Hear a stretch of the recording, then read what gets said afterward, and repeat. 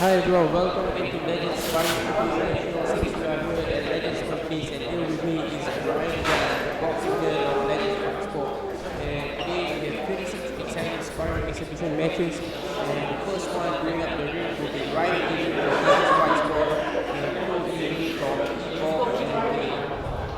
I think in the application that most of them are under 18 years old, so it's going to be exciting to see the young guns coming up and stepping into the ring to spar.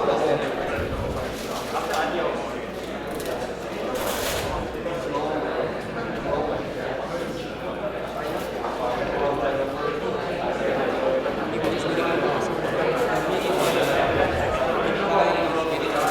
making sure that the boxes are Looking forward to this round of Legends Sparring Invitational.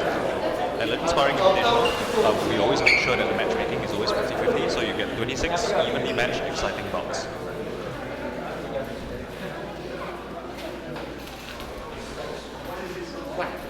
Wan, kita tak taruh mana paket. Dia mana paket. Sekarang kita tak taruh mana paket. Taruh pil.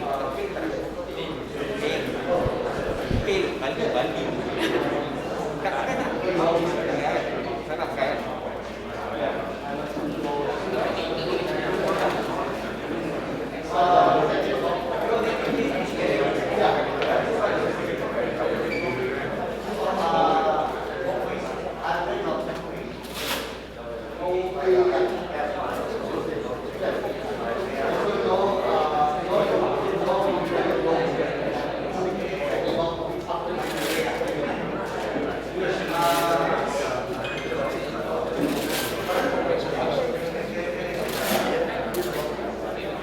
Take a creep in and the cornerman just waiting for the signal for the boxer to step into the ring. Here we have Coach Bruno from UFC testing the ropes. Such an interesting guy in the boxing scene.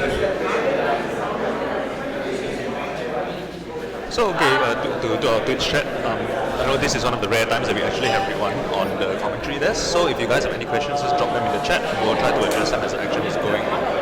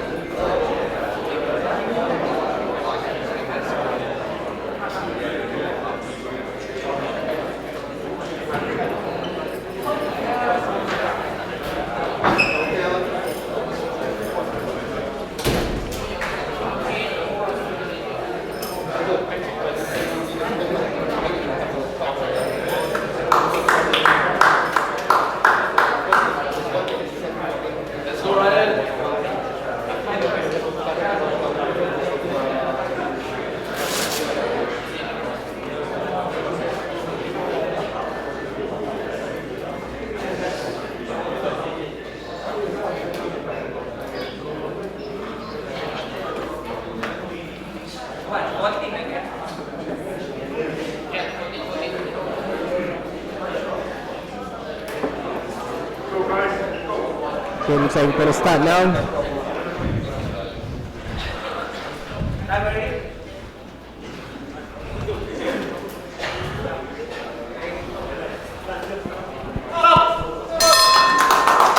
There we go, Southpaw versus Orthodox.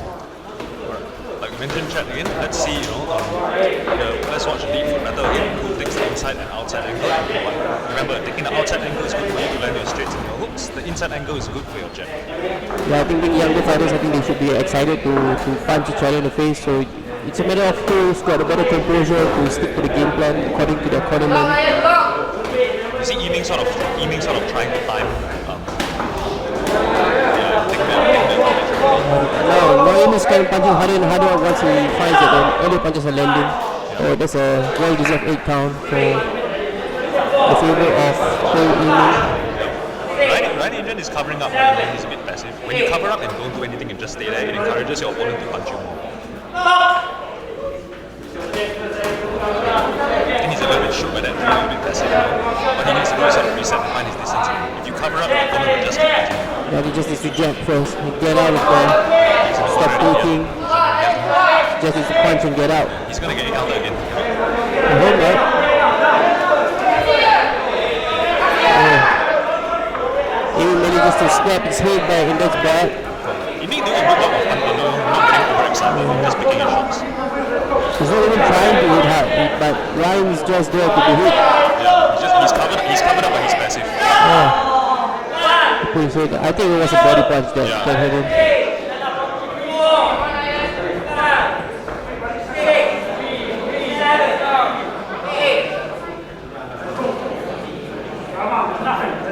There's a second time. He cannot get counted for the third time. He needs to move and not just cover up instead.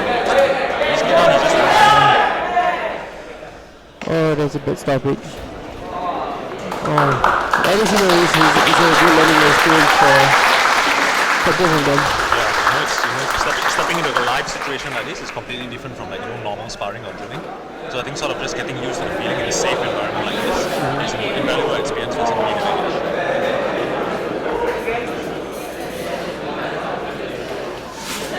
Ryan will learn from this for sure. Nothing to be ashamed of. He's just sparring. Yeah. For those of you in the chat who know, how this fight went out was pretty much like Ritwan's first bout also. Anyway, Ryan was a last-minute replacement for this sparring match. I mean, not an excuse, but he just stepped in like maybe 2 or 3 days ago. Because the original sparring partner for Ko Yiming couldn't make it because he sprained his ankle.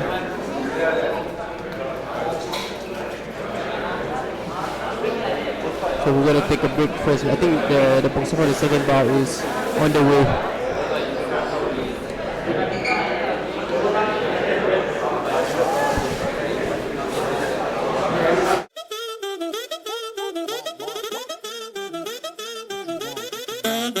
Yeah. I'm not gonna lie, 다들 하지 뻔한 이야기, her brain fried. My lady poppin' Zenny, other lady popping Molly, why she waiting on me? 여긴 나의 area, 여긴 my area. Keep on heading if you want, I drive it like you know. I don't wanna hear you, 지겹잖아 이제 넌 like I'm Bango, cutting my hair. I just keep going though, 소신껏 날 믿고 I fly non-stop, Kelly에서 New York 구름 위로 hop on, drive out and riding birds, honeyberry counting doves. I do what I wanna do, 그게 나의 무늬원. 너넨 꿈꾸지 말만 많지, just do it. Like Nike, just do it. Get to know me and I 내 flow가 짧은 눈이 분위기는 chill. Fendi snakes on my belt, yeah I'm feeling first class. Yo, don't cash flow.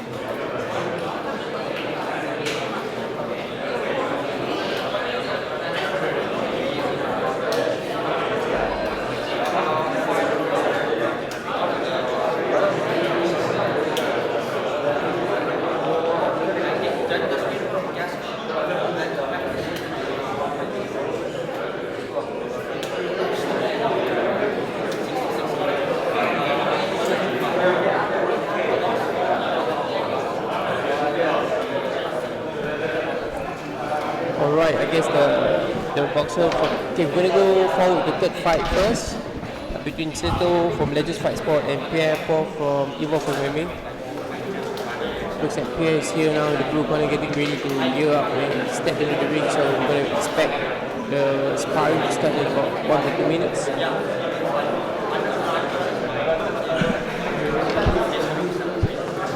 So as mentioned, Chad, if there's any questions that you guys have, since this is a rare opportunity that we have one here on Best with Us, then feel free to drop in the chat as well, along with any of your thoughts on the fight. We'll try and, chat along with you as we enjoy the action.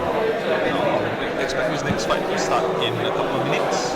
And again, just as a quick tip, how to sort of enjoy it and the experience a little bit more holistically. Try to look for what each boxer is trying to do as the crowd starts. So you like to move forward, like who's the one taking the center, who likes to start, who likes to counter, and then you can sort of see who gets to do what they want to do instead of the other person, and you can sort of see the way that the shape of the fight plays out.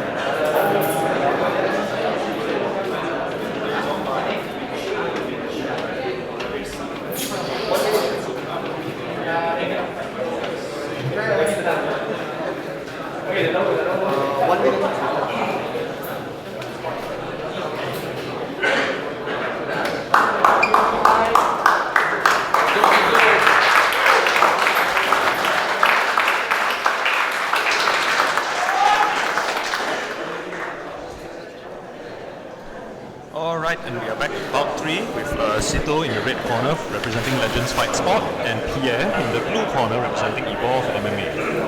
So this bout is contested at 72 kg. So before we start the chat, I'd like to invite you guys to take a quick look when the fight begins about the shape of the fight and how it's going. Who likes to move forward? Who is one taking center? Who likes to start first? Who likes to counter? Once we see with each person, what they like to do, then we can see whether the fight is going their way or not. And here we go.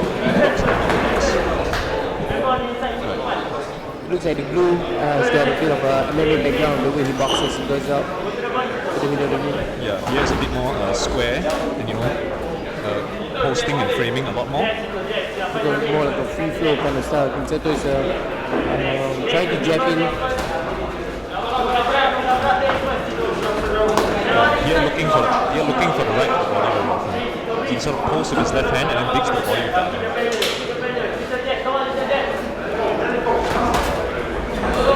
He's learning quite a lot. In fact, I think the last uppercut sort of stunned him a bit. See, those are good counter, but he was not. It was a good hook at the last minute. Yeah, it was a good counter. The thing is, Seto's got a punch. He's got quite a decent power in his punch, so he's got to let it go though. But the uppercut kept landing, he's going to find a way to get around that. How would you look to counter this sort of uppercut based on the stance that Seto is having? He's a bit uniquely vulnerable to it because he leans forward a lot. I think once I figured out the timing for the uppercut, I would block it with my rear hand and also throw a hook at the same time. Basically, I would exchange the uppercut together with my lead hook. So he's got a jab, bro. He's jabbing, it's working. Sometimes it's working, but he's not doing anything. Yeah, Pierre's moving his head, but he's mainly getting the counter without danger. See, he'll sort of dip to his right, then go to the body or go to the right on top. Pierre's got a habit of punching and then falling and putting his weight on Seto, and Seto has got to carry his weight.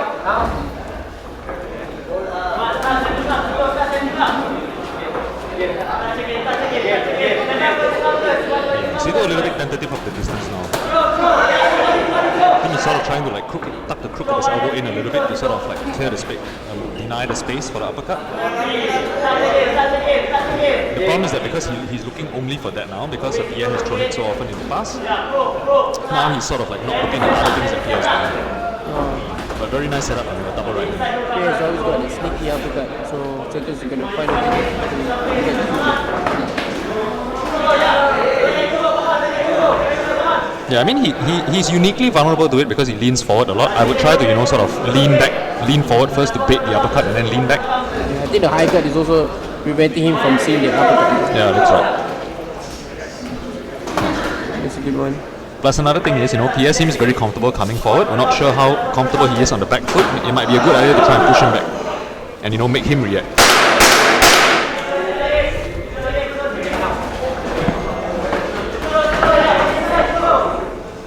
Seto absorbing a lot of punishment on the right side, on his.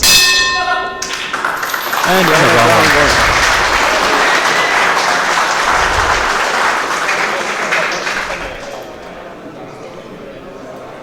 Right, a pretty clear Pierre round, I would say. He has a couple of ideas, but they both play off each other. Basically, he sort of dips to his right to sort of get the entries for the uppercut as well. So, and then once that is set up and once he's gotten Seto reacting to that, then that sort of sets up his other left side punches. So we'll see how Seto deals with that. Yeah, what about you telling Seto in the corner though? Seto looks a bit lost right now. I think he can come back. Seto got to get aggressive like he's used to. If he's aggressive, I think he should be able to do something. Yeah, basically when he feels the uppercut on his left elbow, then just throw that left hook out. Same side counters. Let's get it on. Round 2. Plus, it helps because Pierre keeps dipping to his right, so he's open for that left hook if Seto can time it properly.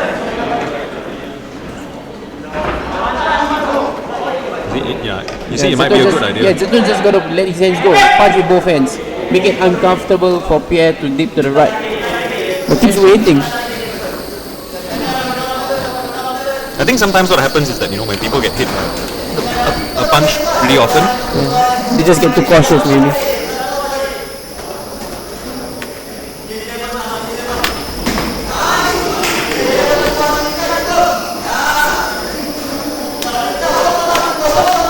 Pierre is free.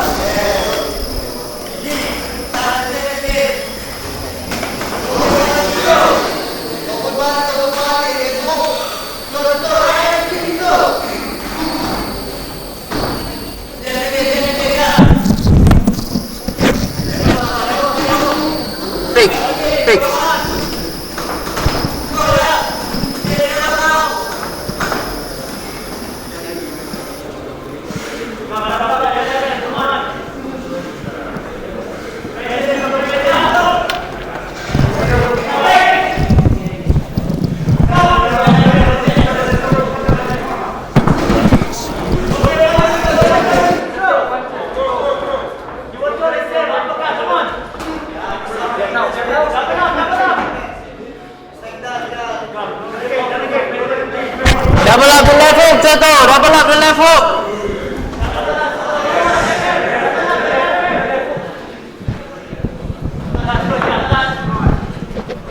Alright, Sito. Oh, that's a nice right hand. He's got to let his hands go. Yeah. You know, this Pierre is a lot less comfortable when he's the one forced to react. So Sito maybe just needs to take the lead for it. Yeah, he just need to initiate. He just got to punch back. Sito's got to start first, and he's got to end. A lot of MMA-based background guys tend to be very comfortable on the offense and not so much on the defense. Yeah, they all seems to like leaning to the right and throwing from that position. Yeah, nice on Sito double up from that side. He's basically doing what Pierre's doing to him. Pierre is a much more explosive, snappy fighter. I would get Sito to double up his left hand though. Double up the left hook, double up the left uppercut to the body, double up the jab. Even though single jabs are working already. Pierre's punches are quite predictable actually. Left, right, jab cross, up cross.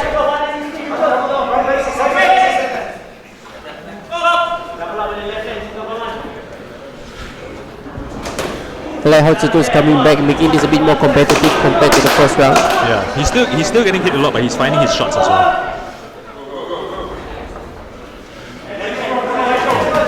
But It's a good shot with body.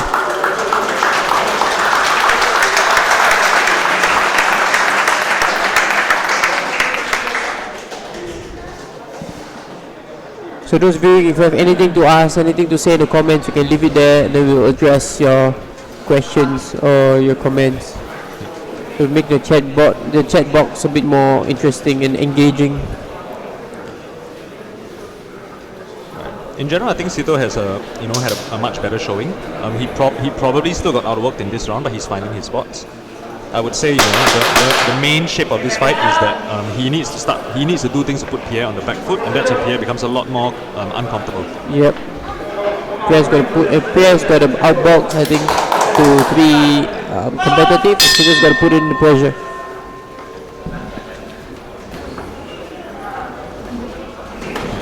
Good start already. Sito's got to double up the jabs, throw snappy jabs instead of just lunging jabs. I think part of it is the distance also. He's jabbing from too far away, that's why he has to lunge. But that was nice. Nice. The jab hook and hook to the body. The work on the inside goes to Sito right now. I think Pierre's much more comfortable when he's completely in control and just bullying the other person. Okay, when Sito takes away Pierre's jab, I think whatever that comes after it works in the favor of Sito.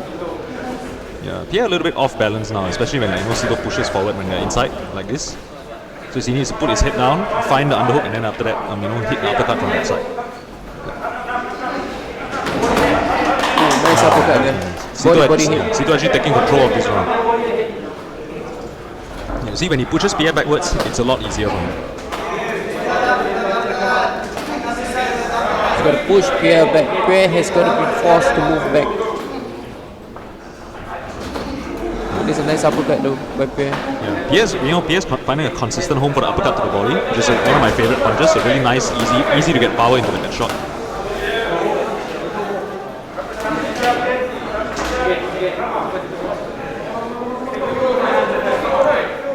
Pierre basically shows his best combos when he's able to sort of set up and flow into his own combinations. That's why Sito has to push him back for it to be competitive. You see, when he's allowed to get creative like that and he has space, then he mostly gets his shots off. Very MMA style. Sito has to take the initiative back. Basically, when they break, then he has to start again first. Now he has to start first. So when Pierre gets to start first, then he's getting off. Quite impressed by the pace of both of these guys as well. Yeah, because really they are not fighters, they are just boxing for as a hobby, as a pastime. It's not bad. Yeah. I'm quite impressed to see Pierre, finding his favorite shot and finding setups to land his favorite shot again and again. Just like that, that was very nice. So lean back and then uppercut to the body. Actually stunned Sito on that one.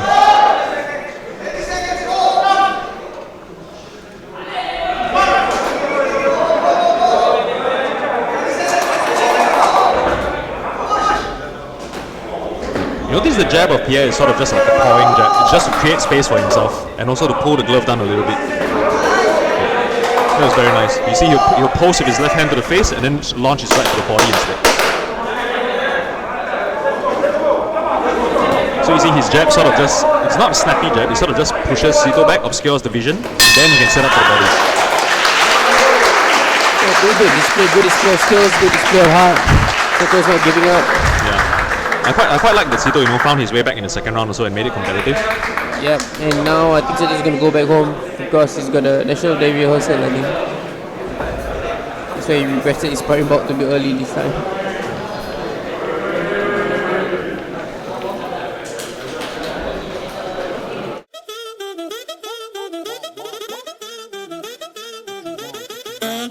Yeah. I'm not gonna lie, daughter had fun on Yagi, her brain fried. My lady Papa's Danny, other lady popping Molly, why she waiting on me? Yogi my area, keep on heading if you want, I drive it like you know. I don't wanna hear you, 지겹잖아, you know, like I'm Bango, cutting my hair. I just keep going though, 소신껏 날 믿고 I fly non-stop, Kelly에서 New York, 구름 위로 hop on, drive out and riding birds, honeyberry counting doves, I do what I wanna do, 그게 나의 문의원, 너넨 꿈꾸지 말만 많지, just do it. Like Nike, just do it. Get to know me and I 내 flow가 짧은 눈이 분위기는 chill. Fendi snakes on my barrel, yeah I'm feeling first class. Yo, it don't cash flow.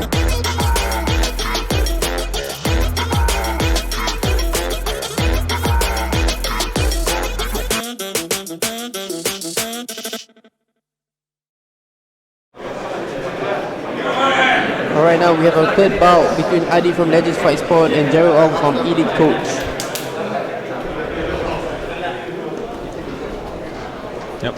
Adi representing Legends in the red corner and Jaro representing Elite Coach in the blue corner. So quite a height difference between the two. As we mentioned before many times on this invitational chat, being the taller fighter is not necessarily an advantage, nor is it a disadvantage. It depends on how well you can use your height as the shorter or taller fighter. So we'll see, who gets to put their advantages ahead of the other person's.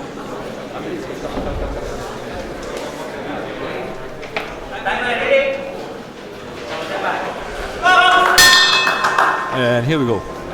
Let's see how Gerald tries to deal with the reach of Adi and how Adi maximizes his reach. Nice jab there by Adi, using his reach.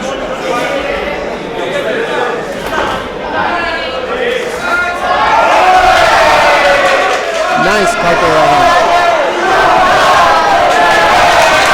You see Gerald trying to put a pace on him already, quickly. A little bit of a messy exchange. You see, as the taller fighter, you want to be in a position where you can punch you want to be at a distance where you can punch and not get hit. And as a shorter fighter, you want to never be at that distance. You're either outside of his range or inside. I think it's quite interesting to see a taller fighter fighting going forward. Yep. I like to see that. Yep. I think it's a common thing for people to say just because the person is tall is going to be fighting from the back foot. Yep, that's right. Sometimes the threat of your height alone can be used as a way to pressure your way forward. One of the taller fighters I like to watch would be Eric Morales in the pro scene. Tall lanky guy, but goes forward. Quite nice movement from Gerald, but these very explosive movements. He might make himself tired later if he keeps doing this. So, nice right hand. I thought that is a standing hit down. Yeah. It's not just about the punch, the distance, the range control. That's the beautiful part about that punch.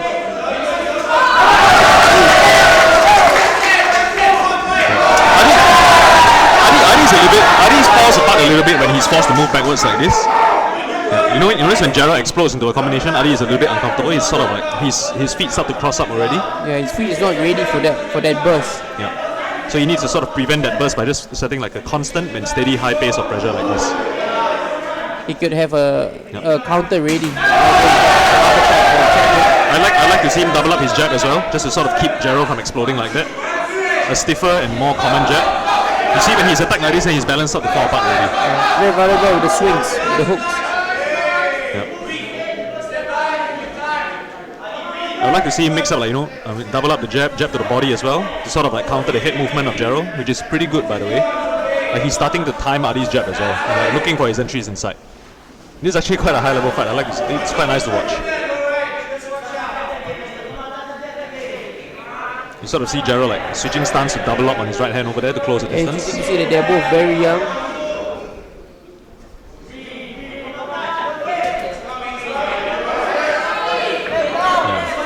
I think Gerald's resting a little bit now because those bursts took a lot out of him. Adi needs to maintain the distance a little bit more. Like when he lets Gerald get inside like that, that's when he starts to suffer. I like to see him jab to the body as well, double up the head jab. Yeah, he probably needs to work behind the jab, rather than just move, stay, then he starts to jab. Nice work by the red corner though.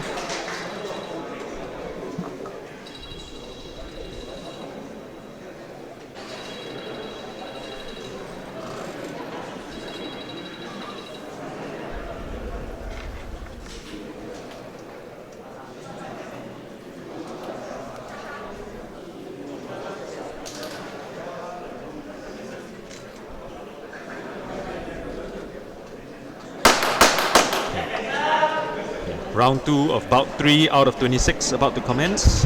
Adi in the red corner from Legends Fight Sports and Gerald in the blue corner from Elite Coach. Now that we've established a dynamic, let's see who can make the most of their preferred ranges. Gerald wants to get inside and start unloading his combinations on Adi when Adi is more defenseless, and Adi wants to maintain that distance and punish him with the right hand once his jab sets up.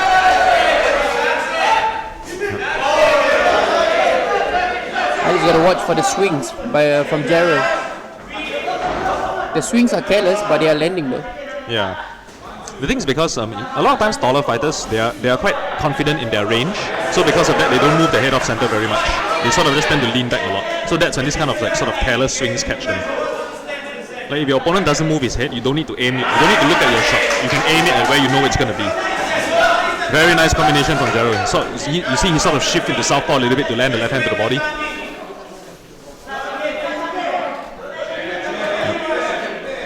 I really like to see Adi start to double up on that jab. Maybe put some of those jabs to the body as well. You see the threat of the range is already pushing Gerald back. He just needs to have a counter ready for when Gerald explodes into him.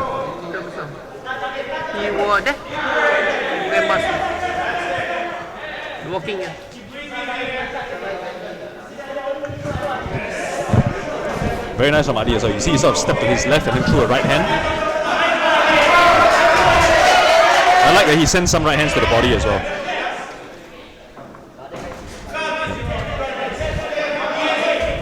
I would love to see double jabs, a snappier jab from Adi.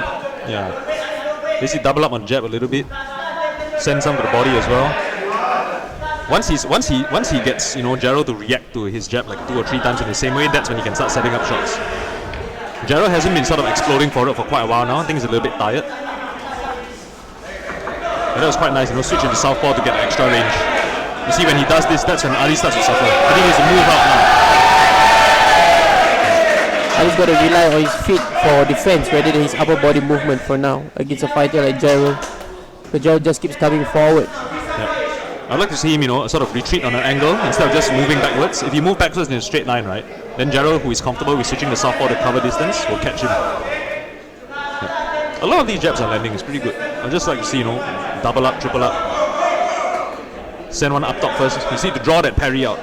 Gerald is starting to use his right to parry the jabs. That's when you can sort of hook from the jab. Oh, that was nice. You see he sort of feigned his jab and then Gerald overcommitted. You see he feigned his jab and then Gerald overcommitted on the parry. Then he landed his 2-3-2. It's quite interesting that Adi knows what to look for. When in close, he wasn't rushing. He knows to pick his punches. the last 10 seconds now. Yeah. He's still taking some shots, but he's in more control of this round than he was in the previous one. And I also like the fact that Adi's family is here. You see his dad standing on a chair, taking a video of his son. Must be so proud.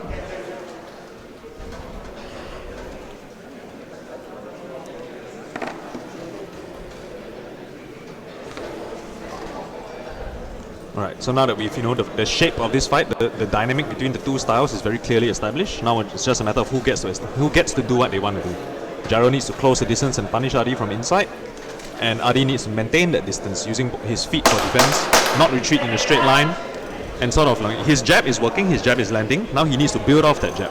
Get Jaro to react in a certain way, and then punish him for that. One of the things you notice, right, is Jaro using his right hand to parry the jab. Sometimes he's over committing to it. You see, he's reaching out for it. So that's when Adi can do something like feint the jab and then hook off that feint. And he's starting to do that. Notice Jaro's right hand reaching for the parry a bit too much. So what Adi is doing now is feinting that jab to draw the parry out and then sending a right hook on top.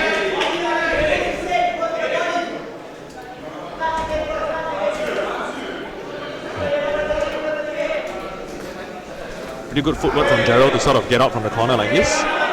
He's not being pressed to the ropes even though he's giving ground. That's pretty good from him. Just that now, he's having trouble closing the distance because of that active jab.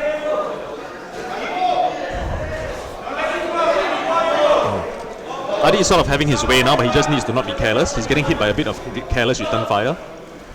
That was a nice step and pivot from Jaro. That was very nice. Nice. That's formation going up, they're going down, they're going back up again. It's quite a mature strategy. Here from Jaro's corner, they're asking for volume from their boxer. Yeah, I think after the last burst, he's tired already. When your opponent is resting, that's when you, in Adi's position, should start pressuring.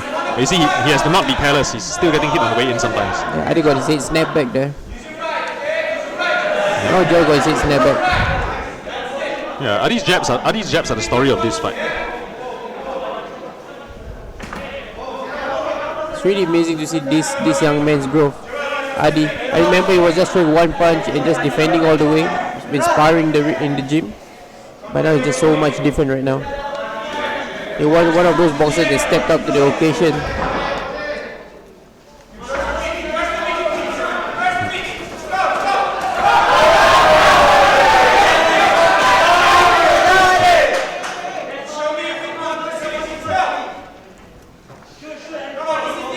Jaro did a pretty good job of he's conserving his energy well when he's on the defense. It's just that his offense is what's tiring him out.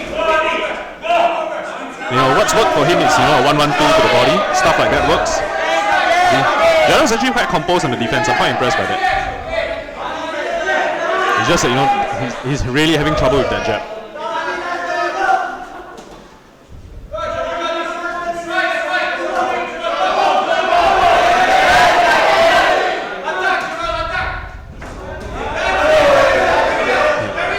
You see, when they're in the pocket distance like this, that's when Jaro can get his spots.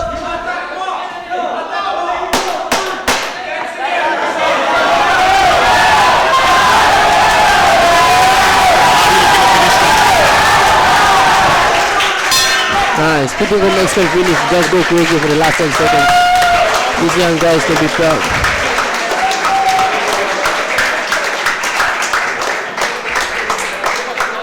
I think they both perform really well. They should both be proud of themselves. Yep.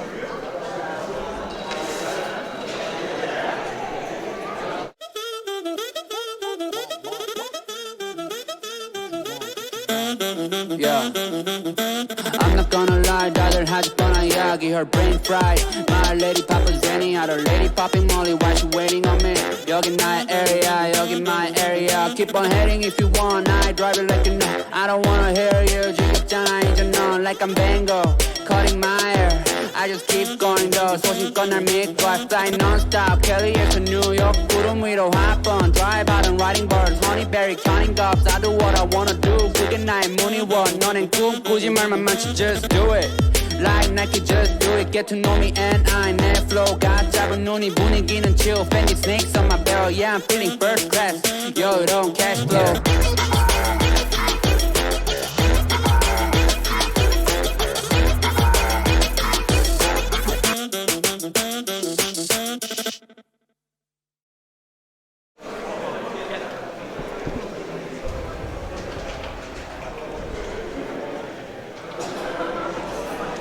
Alright, now about four, we have Siu T representing Legends in the red corner, and Rashan, an independent in the blue corner. Our first heavyweight bout of the afternoon. Rasidan is independent, but he trains a lot at Cadiz Boxing School. So this is going to be an interesting fight.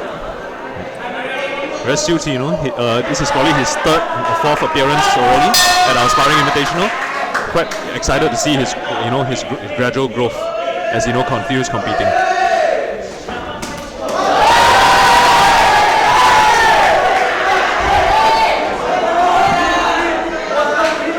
I feel like shouting because I've been training Suchi for this fight, but all I can do is just watch and comment it for now. Yeah. Suchi's doing okay. He has a decent jab. He just needs to not get overexcited and get too eager to swing back whenever Rashida swings at him. We know Rashida is going to be swinging for this spar. So we told him to work behind the jab and maintain the jabbing range. Suchi has a good jab. He just doesn't use it as often as he should sometimes. This is good from him, Instead of swinging, just normal short punches. Stepping into his straight shots. Pace himself because he's got 3 rounds.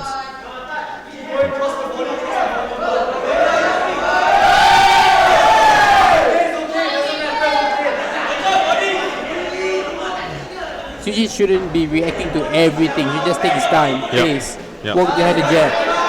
Basically, when he has his distance, there are only a few things that can harm him. So other things he can safely ignore. That's the beauty of distance control. When you're at the right distance, only a jab or only a straight right can hit you, right? So you know that you only need to look out for those 2 things. That's how you maintain your composure. I would like to see him sort of feint a little bit to get his jab in.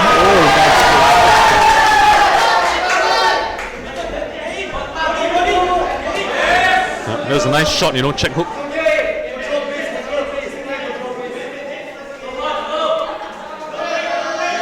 Rashidan seems a little bit tired beyond the original burst already. This is when Suchi should be punishing him. I would like to see him jab to the body as well. I would like to see Suchi jab to the chest or Rashidan, just to get him off balance, get him uncomfortable. The one jab is not going to land, so he's going to double up the jab or finish off with the cross. Yeah, like that. Yep. I like that he's a little bit more composed than just stepping into the straight shots calmly. Nice 1-1-2.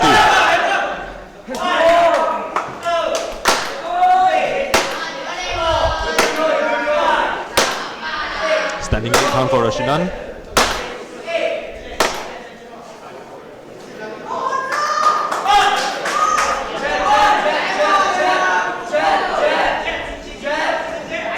Let's see, got 2 more rounds. Suchi is a little bit eager to punch right now. I would like to see him sort of maintain his distance more strictly. He's squaring up a little bit now because you can tell he's really eager to punch. It was good of him to detect that shot and avoid it. One of the things I've been working with Suchi is we know Rashidan's going to be swinging, so we prepared for that swing and to lean back and step back. So the first defense, we are trying to rely on the lean back and step back at the same time, and from then on we're just going to step back and get that range to attack again. Seems like it's been working, so I think Suchi's going to maintain that. Yeah, so far I think he's maintaining his composure because that distance is allowing him to see the stuff come in and know that it's coming in and know that he's safe from it by doing these things. When you see boxers being super calm, when you see high-level boxers being super calm in the ring even though under fire, that's why. You don't need to predict everything that's coming. You stand at a distance or at an angle where only some things can come. Then that narrows the options that you need to be able to predict.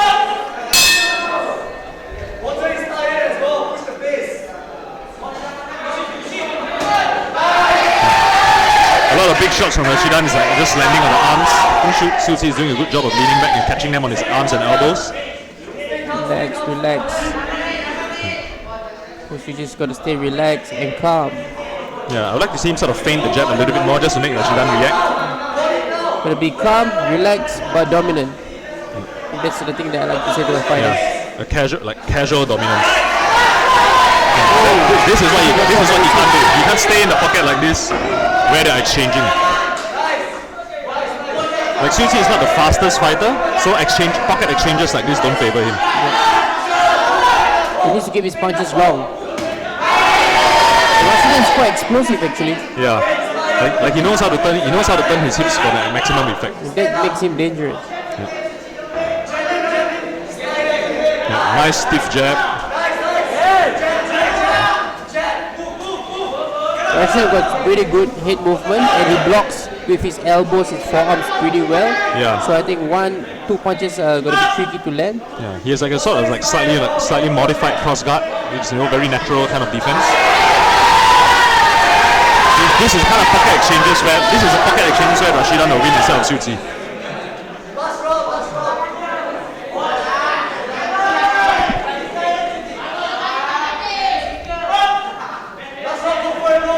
He's just gonna use his feet more, not to bounce around, just step around, walk around the ring, keep changing position with his feet. He doesn't just step around, don't waste energy, don't bounce,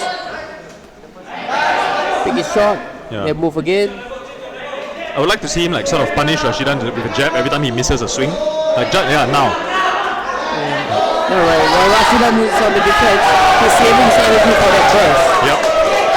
So basically the time for Shu Qi to attack is when Rashidan is saving energy. Yeah, there's the burst now. It's gonna come now.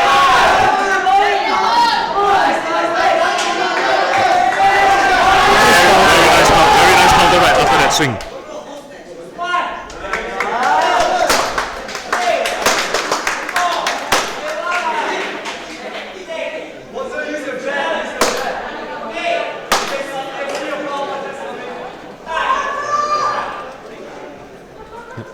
Macharo says Rashidan could capitalize with his entries on Shu Qi's rhythm steps. That's exactly right. If you are the kind of fighter who bursts and rests, you want to burst when your opponent is not 100% balanced, when he's in the middle of doing something, when he's in the middle of stepping. That's when you split their timing.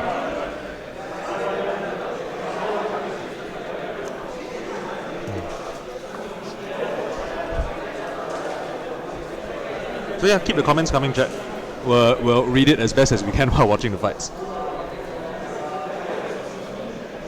So I think, so as you guys can see, the dynamic of this fight is quite established. Rashidan wants to rest and burst, and the pocket in longer extended combinations and exchanges, that's when he has the advantage. Shu Qi needs to maintain the distance and then sort of punish the wild swings.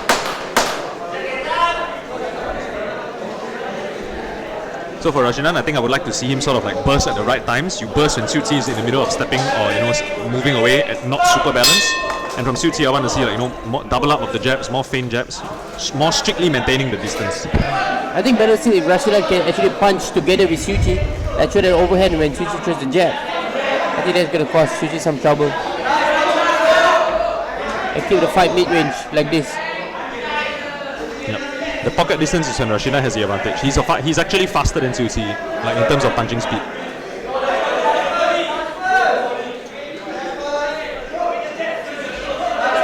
It's in neutral spaces like this that Shu Qi needs to jab and then move, so that Rashidan never gets a chance to set up a big burst.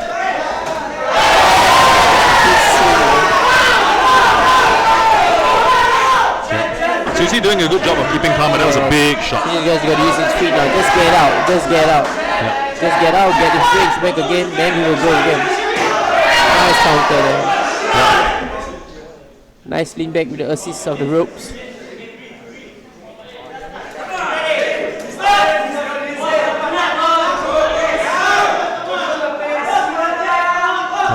She's standing a little bit square. I'm not sure what's prompting that.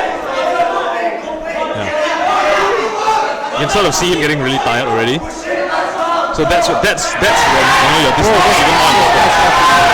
Oh, Rashidan's bleeding from his nose. Yeah, Rashidan's bleeding quite badly actually. It's the jabs from Shu Qi. Shu Qi doesn't have the fastest or snappiest jab. It's stiff and he puts his left leg behind it. There. Is there bloody now? That is a lot of blood. In case you guys can't see, like Rashid, if you guys can't see on the chat, Rashid's face is pouring blood now. That's medium rare. Like his nose is probably broken from the stiff jabs from Suchi. When fighter gets injured like this, and bleeding, to get desperate, they start to swing. Yep. So Suchi's gotta be alert. Rasa shows a lot of heart. Yeah. Suchi's reaching a little bit. I would like to see him sort of step into those body hooks. One of those things you see from like really old school like black and white boxing films is like boxers will just sort of take a big step forward and hook to the body. Rasa nods to it. Suchi asking for more. Suchi says that was a nice counter right. Nice counter right from Suchi leaning off the ropes. Very good.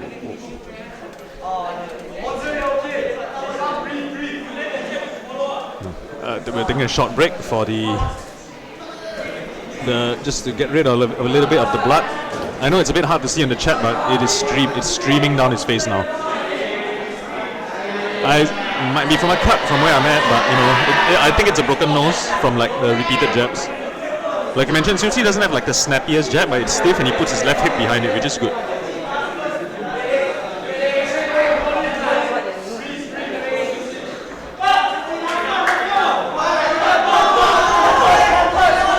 Both fighters are really tired now. We'll see when they're tired, right? What their default basic thing is. Oh, nice 1-2 by Suchi.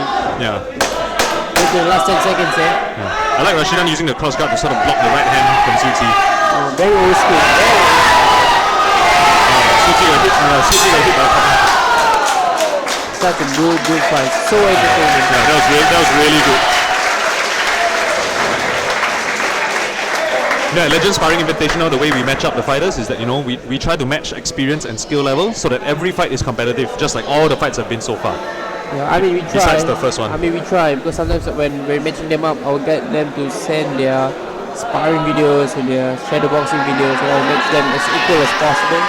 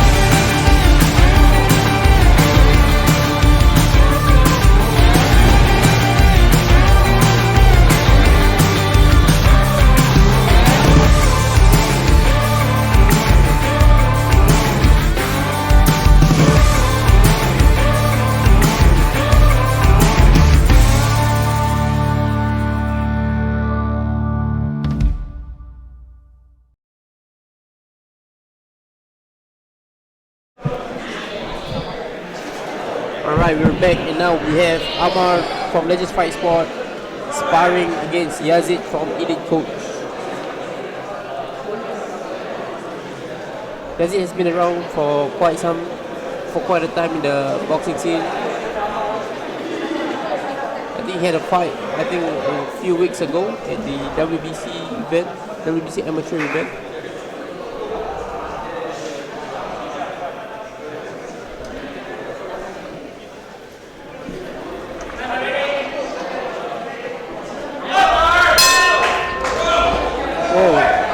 Alright. Yazid literally ran to the middle of the ring to pick up the fight.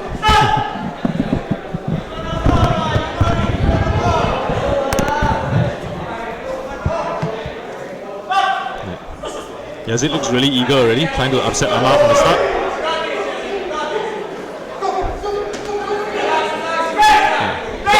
It's not the most sophisticated infighting, but you know, they're really eager.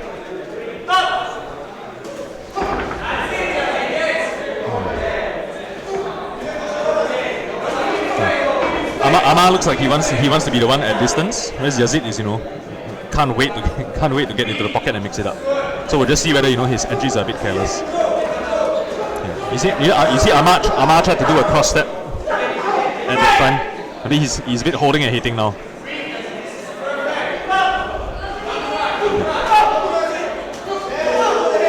This is a pretty high pace, and not to, they are both basically right. They both don't want to fight at this pace, but they are trying to sort of match each other as it comes.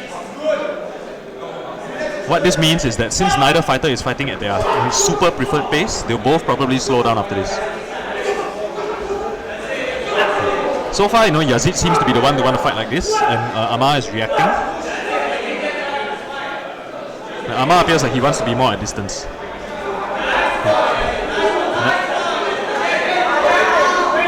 Nice left hook from Yazid coming out. Yeah. Amar is a little bit passive when they're infighting like this. I think he needs to sort of make distance. I would like to see him sort of frame out with his left forearm or his left elbow. Yeah, just like that. Pivot out, re-establish a distance. Well, he kind of walked back into the clinch. Now he sort of needs to bait the rush from Yazid and punish it as it comes in.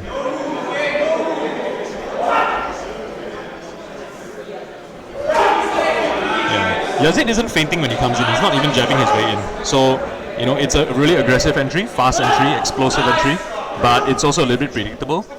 So that's what Amar should be using to counter him.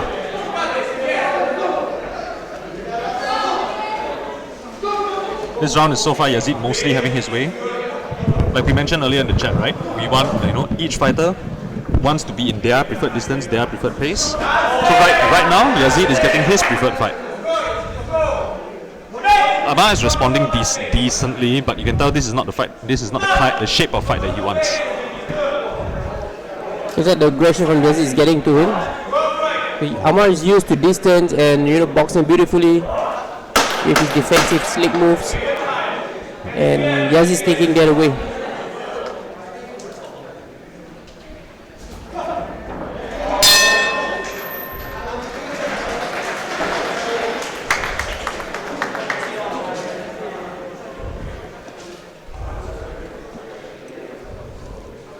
So Halis is asking, in the chat why Amar's not fighting his usual style. I would say the quick answer to that is that he can't. Yazid is not letting him.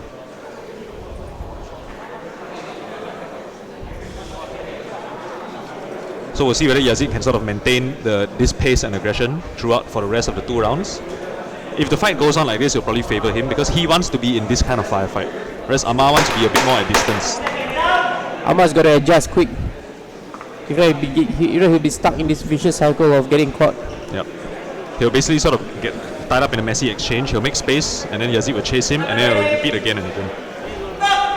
Yazid's entries he's not feinting behind his entries. He's not jamming his way in. So those are the small spaces for Amar to sort of catch him on the way in and sort of punish him for coming in so aggressively.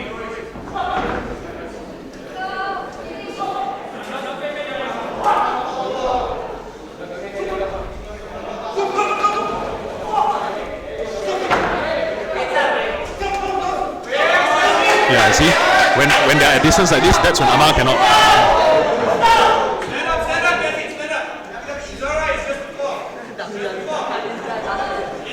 See, Amar sort of had to wrestle his way out of that. Yeah.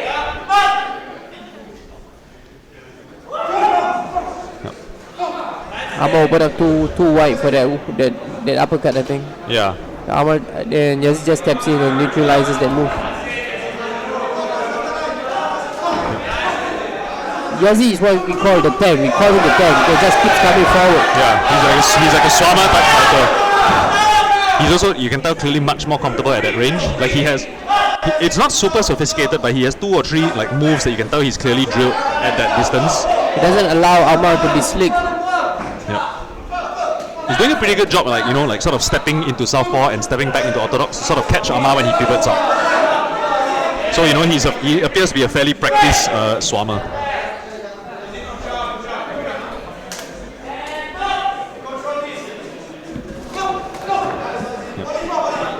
So you see, of the 2 fighters and their preferred styles, Yazid is the one getting his way.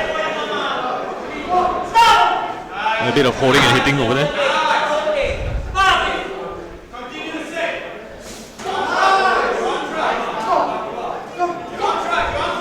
So Halis is asking Ridwan whether is this the same Yazid from back at North Canal? Pretty much the same. Now he's just a bit more aggressive. Can definitely see the improvements he has with elite coach now. Yeah, I like how he's, pulling down on the crook of Amar's elbow to sort of make space for a punch when on the inside.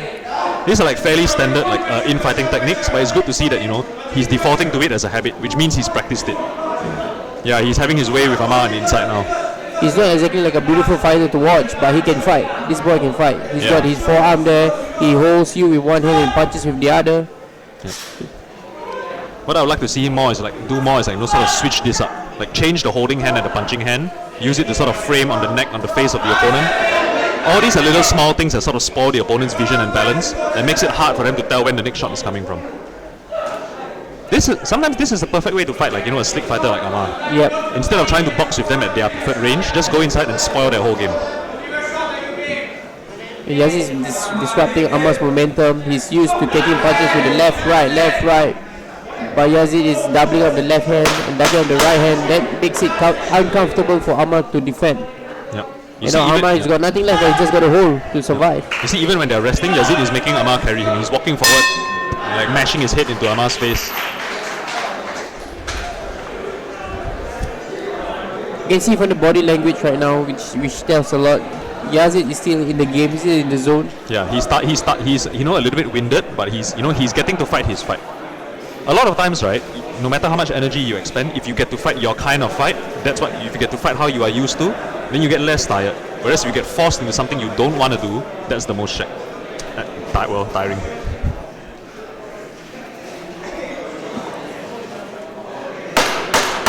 Amar got this last round to change things around. So let's see the kind of adjustment he's going to make. Yeah. Which I believe he just needs to keep punching. He just needs to start punching and not be too defensive. Yeah. If he waits and hangs out at range, Yazid is just going to come in again, just like this. When he has room, that's when he should punch. When he has room, he should punch now. Yes, that's why. But now he's going to maintain that bounce. He's going to maintain that range. Yeah. It's unnecessary for him to get caught here, catching. Yep. He should keep his arms tight and sort of not let Yazid tie up his arms.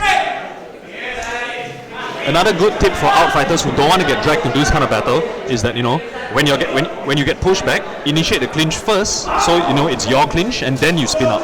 So you start the clinch on your terms rather than be forced into it.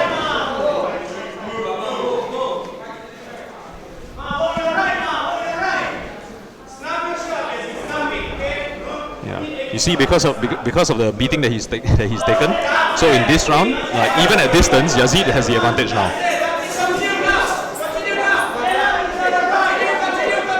Yep, Amar cannot just hang out on the ropes like this. He has to come and make space. Yazid is very practiced at this kind of fight, so he's finding his openings even though Amar is trying to defend. See, that was very nice.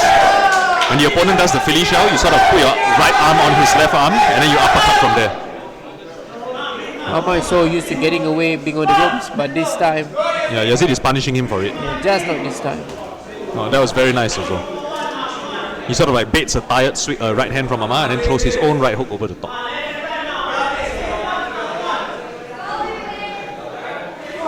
Yeah, that was very nice. You see, Yazid sort of steps to his left and then throws a right uppercut because it splits the angle like this. Yeah. You see, although they're both tired, in this position, Yazid is more comfortable and that's why he's winning.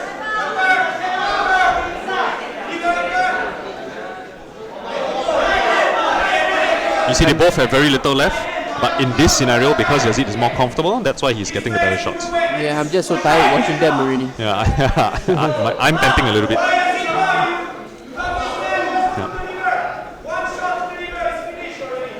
Oh man, you hear that? They're aiming for the left shot to the liver to finish him. Yep. I mean, I wouldn't, aim for single shots like that. Yazid is basically getting to land a lot of shots because he's very comfortable with fighting the hands when on the inside. I mean, it's actually quite nice to see this. I'm quite impressed. That's the thing about guys who like to fight the Philly shell. They don't know how things can get messy when things don't go their way. Yep. So they're gonna adjust. Yeah. The Philly shell is meant to defend against a very specific distance. So when that doesn't happen, then the thing about a Philly shell is that there are a lot of holes that are open if the opponent is in close like that. So you need to have a sort of more organic kind of Philly shell, where instead of holding the position, you have to have an active guard. So you catch the punches halfway, use your elbows. And round 3.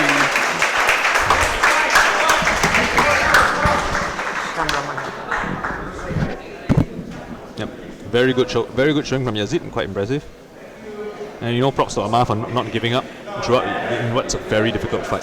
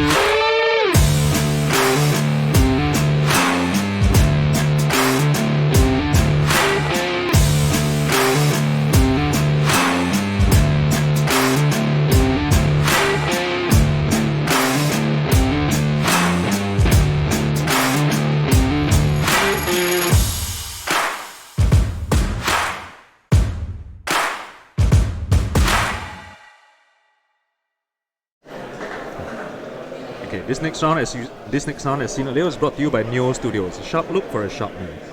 Now, next up we have in the red corner Francisco representing Legends Fight Sports and Boris from Evolve MMA. This is in the Masters category, contested at 70 plus kg. Now, another Southpaw Orthodox matchup. Let's see who gets the outside angle and inside angle for their lead foot and what it does. Just a quick reminder, the outside angle in the Southpaw Orthodox matchup opens up your straight and your lead hook, whereas the inside angle brings your jab closer to the opponent's face. So we'll see who does what and based on what angle they're able to get. Quite aggressive from Francisco at the start. Seems to be working. He's brought his Mexican hideout.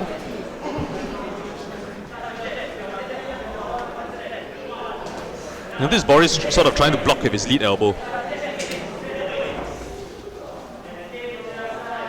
which is fine, which normally is fine, but in this particular case, one thing he has to look out for is that doing that against a southpaw blocks your left eye vision from a potential right hook from the southpaw.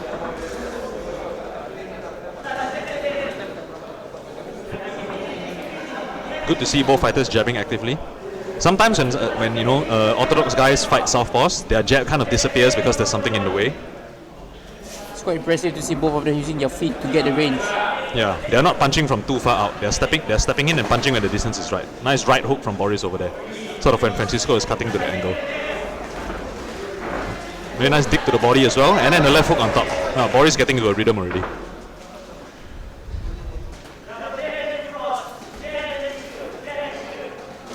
Okay, nice cross to the body there. Take away some wind. Halis asks for tips on managing opponents who are very comfortable moving forward and applying pressure. Ridwan, you want to take it? I think it's either you can land that with a good power hand, a good punch to make them doubt going forward, or you can just be a really good outboxer and be ready to counter them with every move that they take when coming forward. Yeah, to add on to that, I would say that when you want to outbox an aggressive guy, what you want to do is you want to take your angle and your distance first, so that when he chases you and then you punish him or he chases you halfway. Yeah, so even though you are running, you are the one in control of the dance. You move, he chases you, you punish him. Yeah. You move, he chases you, you punish him. You shouldn't be the one reacting to everything that he does. You should be the one setting the traps, initiating. Now these two guys up here in the ring are getting it on. Boris just chasing slowly and surely. Francisco using his feet to get the range. Oh, that hurt him. Very strong, nice right hand. Notice because Francisco was backpedaling, so he wasn't balanced to take that shot. Adjusting his head here as well.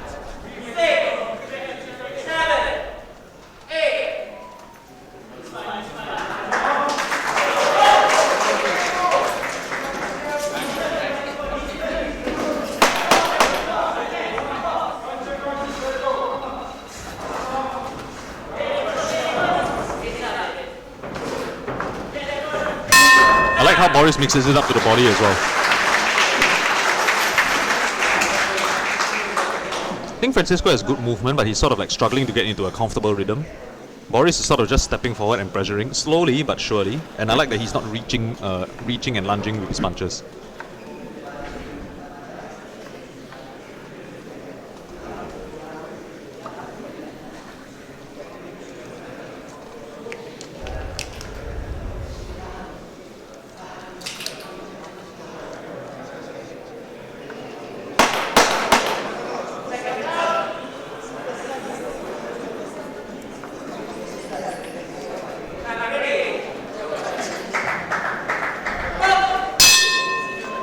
Round 2. So as we can see, Boris likes to be the one coming forward. We'll see how Francisco deals with that. Earlier in the chat, Halis, you asked about how to deal with somebody who's very comfortable coming forward. So we'll see how Francisco is trying to deal with it. So we'll see whether he does it successfully. Very nice shot to the body by Boris. Yep. His punches aren't the smoothest, but I like how, his hands and feet are very coordinated when he comes forward like that. Yeah, Boris has got a very weird style, a very awkward style. It's not a like, typical boxer style, he's just like flying all around. Yeah, it's like his psychomotor is a little bit weird, but like I like how his right shoulder and left knee is connected when he punches. Like that's how he stays balanced overall, even though the technique is not the most textbook. You notice he's quite comfortable stepping into southpaw, so just to sort of cut the angle. That's making it difficult for Francisco to just pivot out. Francisco got to work that left uppercut, I think, as he steps back. See, he bends down, he should come out with a punch. Yeah.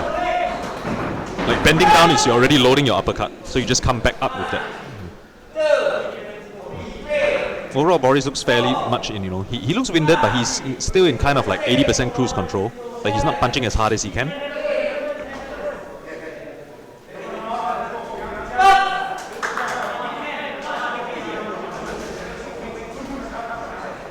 Francisco got good left hand, but he just got to find the range to land that shot.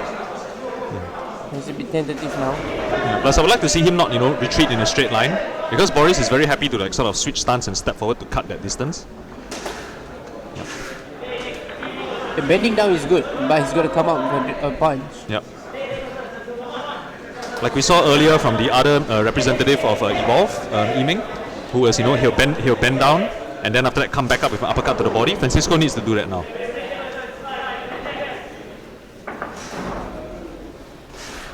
Yeah. You notice because he's balanced, right? So Boris is very comfortable to punch regardless of which position he's in. Notice he's been able to throw his power hand from both southpaw and orthodox position just now. Boris just leaning forward, I think, getting Francisco to carry him up. Joel is asking how Francisco can stop Boris from getting the outside foot angle of every exchange. Well, what you can do is to take that angle first. When you're at distance, small steps towards your right, so that you take the outside angle first. So that for him to take that outside angle, he has to take a really big step, and that's when you can punish him. So it's all about starting first. Like rather than wait for him to take it and then you try and take it back, you take it first.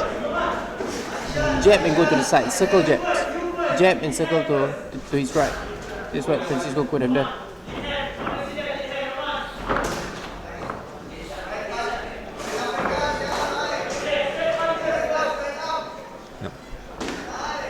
Francisco is constantly caught with the inside angle. I'd like to see him jab a little bit more.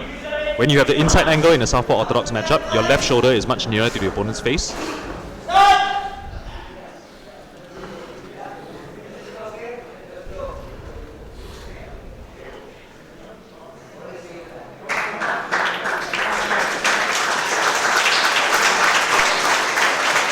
Amazing to see the crowd very supportive.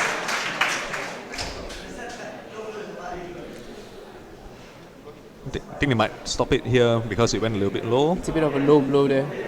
Yeah, we'll give Francisco a couple of minutes. Alright. Okay, Francisco showing a lot of heart, deciding to go on. Yep. I would like to see him jab a little bit more, jab to, just below the chin to the chest a bit, just to sort of upset the... And that's the end of round 2.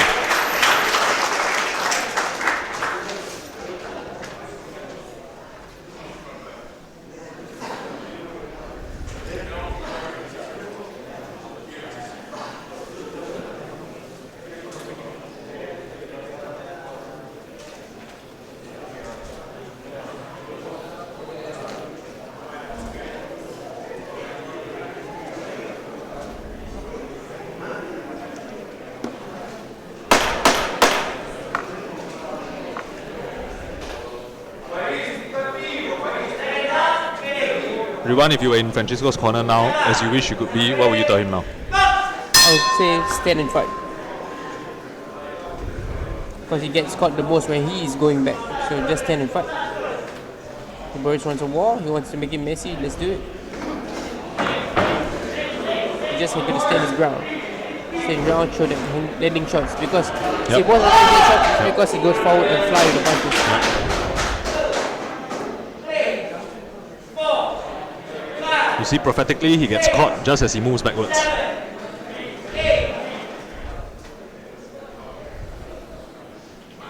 Alright, and they're stopping it.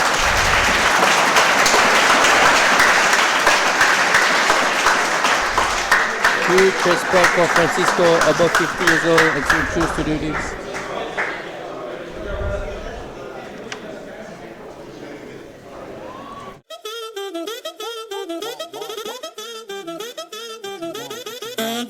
Yeah. I'm not gonna lie, daughter has gonna yagi, her brain fried. My lady poppin' Zenny, other lady popping Molly, why she waiting on me? Yogi my area, yogi my area. Keep on heading if you want, I drive it like you know. I don't wanna hear you, just know like I'm Bango, cutting my hair. I just keep going though, 소식건 날 믿고 I fly non-stop, Kelly to New York, 구름 위로 hop on, drive out and riding birds, honeyberry counting gobs. I do what I wanna do, 그게 나의 문의원. 너넨 꿈꾸지 말만 많지, just do it. Like Nike, just do it. Get to know me and I 내 flow가 짧은 눈이 분위기는 chill. Fendi snakes on my barrel, yeah I'm feeling first class. Yo, it don't cash flow.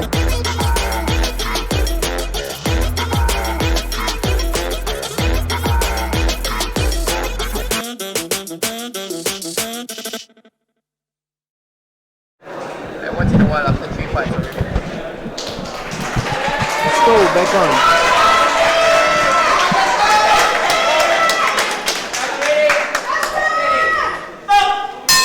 Alright, our next bout we have Justin Koh representing Legends Fight Sport and Alan Quinn representing Elite Coach.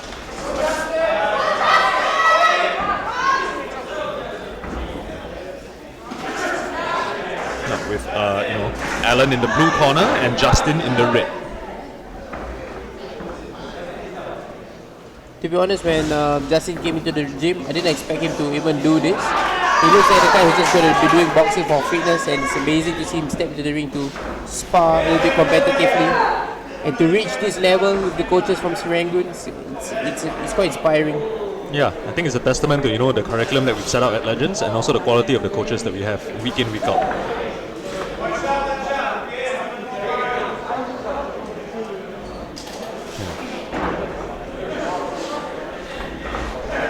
Justin's chin is in the air a little bit, but I like that he's not overextending with a lot of these punches. That was a nice left hook on the break as well. Yeah, Alan seems a little bit like thrown off by the pace or by the speed. Like you notice just from the speed of their bouncing that he's probably used to like a slower rhythm.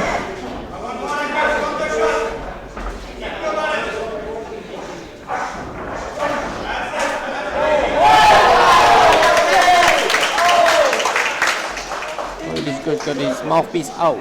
Yeah. Should probably rinse it a little bit before it goes back in. Are they going to rinse it? Oh, are they not going to? They are not going to rinse it. Oh man. It's got to taste funky right now.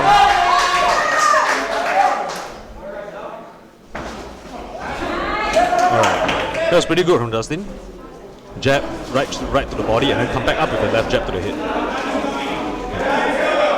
Alan seems a little bit thrown off by the speed of these exchanges. He's sort of swinging without aiming. That was good right hand to the body. Yeah, Alan's standing a little bit square, quite open for that. I think Alan's got a bit of the Muay Thai side. I'm not sure if he trains a bit of Muay Thai at his gym. Yeah, it looks like he's standing really tall and a bit more square. So what happens is that they are very open for stuff like that, jabs to the body. The feints from Justin are beautiful though. Yep. Just got caught back there. That was pretty good. I like that he sort of just caught it on his guard and then just went back with a 3-punch combo.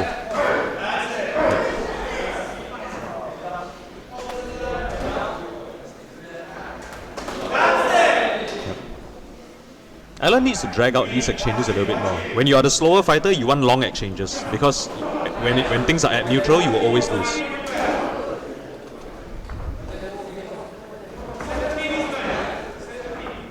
Good on Justin not to overextend on that right hand. If it's not there, it's not there. Oh, nice weave. Very nice weave and counter.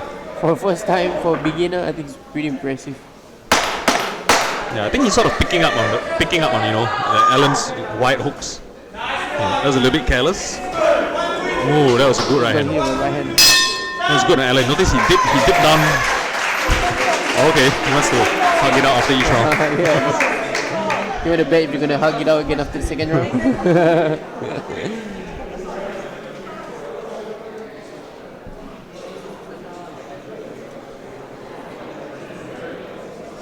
I hope you guys are enjoying the show. We are. I mean, I think the crowd is too. I think there's some more people creeping in. It's quite a good crowd today. Oh yeah, definitely. You know, the standing area around the backs is also starting to get more packed. What do you think Alan needs to do to take this fight back?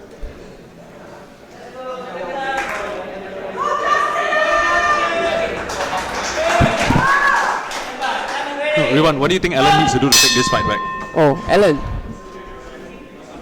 I'm not very focused on him right now, but now looking at him, I would say he's got to work his left hand. Keep his lead hand busy. Give Justin something to think about. And when Justin becomes tentative to throw, that's when he should throw his combinations. Yeah, agreed. If you are the slower jabber, it's okay to just jab back. Like your opponent will jab first, but never mind, just jab back. Or jab together at the same time. Yeah.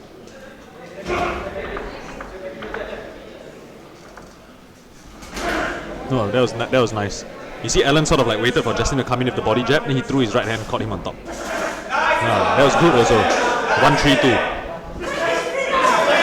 Yeah, now Alan's finding a space for his right hand already. This is a bad rhythm for Justin. He needs to reset a little bit instead of trying too hard to get it back. Yeah. Alan's a bit more mobile. Justin is more, Justin's more mobile, but Alan's the guy who just stays and uses the upper body to move. Yeah. Sort of threw himself off balance with the right hand, but he landed. Maybe Justin making this competitive.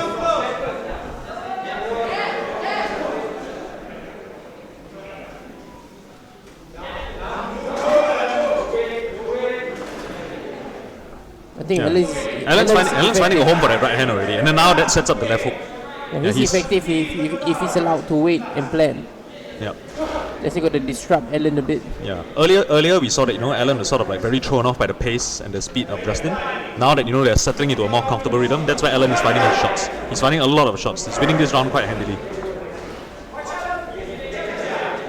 So if I were Justin, I would sort of use the feints, use the jabs to just sort of disrupt the rhythm again. Just don't let Alan plan out what he's gonna do. Yeah. Nice dub from Justin.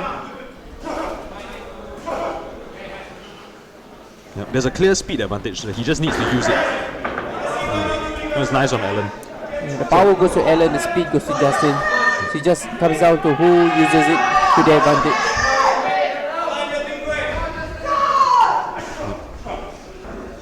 I think Justin got to throw more than one punch. Yeah. Alan's looking for Justin to throw one punch before he counters, so if Justin keeps him busy with a combination of punches, then Justin gets the control for the fight. Yeah. Alan's stance is a little bit weird. He sort of stands in almost like a Sadia kind of position once in a while. And he poses after that right hand misses. Yeah, like he'll sort of leave it out there. You see there? I would like to see Justin sort of take angles on that. Against a more static power puncher, you want to just cut angles. Then while they chase you, then that's when you punch them.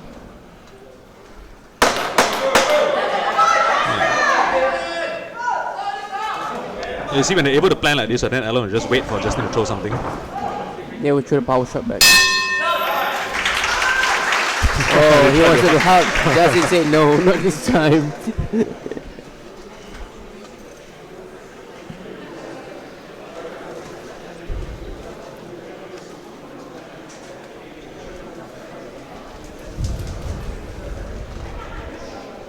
Alright, so third round, let's see whether the speed or the powerful counters work out. Basically, both fighters have their preferred style, and it's up to them to make it work within the context of this particular style matchup. No chat. Hope you guys are entertained. Tell your friends, spread the link to your friends. Also, we have a lot more bouts coming up next after this.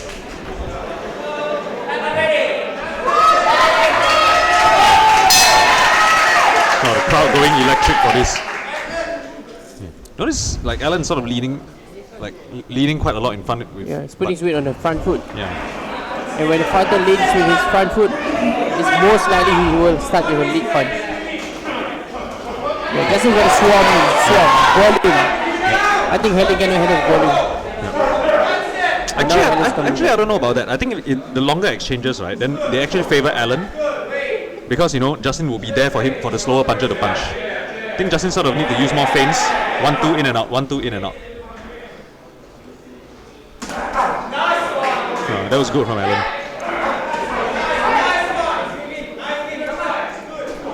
I'd like to see Justin go back to the feints and the jabs a little bit. Now that he's gotten hit a bit, now he's a bit more just looking to land his own power punches. Nice right hand to the body. Jab upstairs, cross downstairs.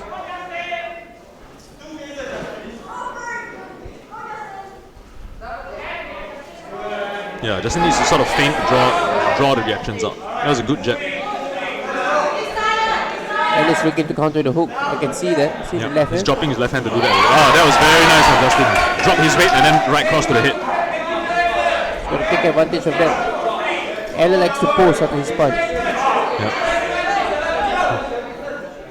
Justin's jab is really fast, but he has to make sure he doesn't throw it from too far away. Good to fake upstairs and then land to the body. Allen's counters are still getting there though. I like how he's remaining composed enough to just aim them. He looks like a very experienced fighter. Yeah, that was very nice of Justin. Duck under the jab and right hand to the body. And he throws his right hand in good form also. Like he really whirls the shoulder. This Allen keeps looking for that. He uses his left hand to pull down the block. Good quick burst from Justin. I like how Justin puts his head to the left when he throws his right hand as well. We got about 45 more seconds to this bout.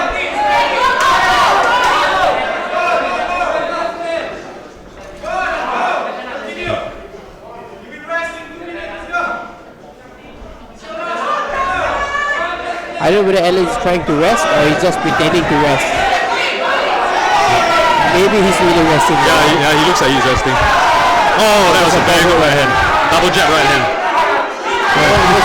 Okay, Allen's fine now. Now Justin gonna pick it up. Got the last 10 seconds. The crowd asking for more. The crowd asking for more. Justin replies. Allen replies with his own punches. And then he comes. The last shot goes to Justin. Yep. Beautiful, beautiful shot. A lot of respect between these two. That was a really good fight. Really nice style matchup between the two styles. Very competitive fight. That was great. You're welcome, guys. Thank you. I'll take the credit for matching these guys. Really good. It feels like it's just your Olympics right now. So happy for them both. Really good. Yeah, I think both of them had nothing to be ashamed about. They, did what they came in with something they wanted to do. They did it.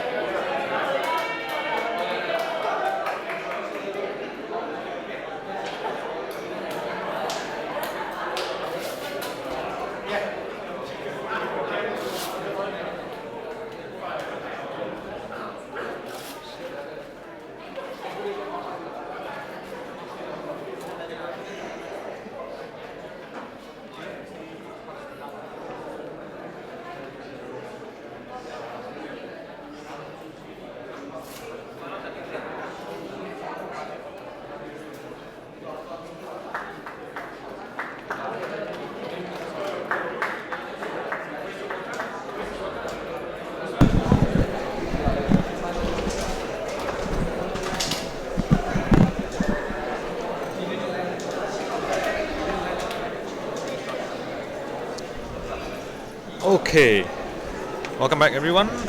Right up next we have in the red corner Will Karen from Elite Coach and Sebastian Loh in the blue corner from Evolve MMA.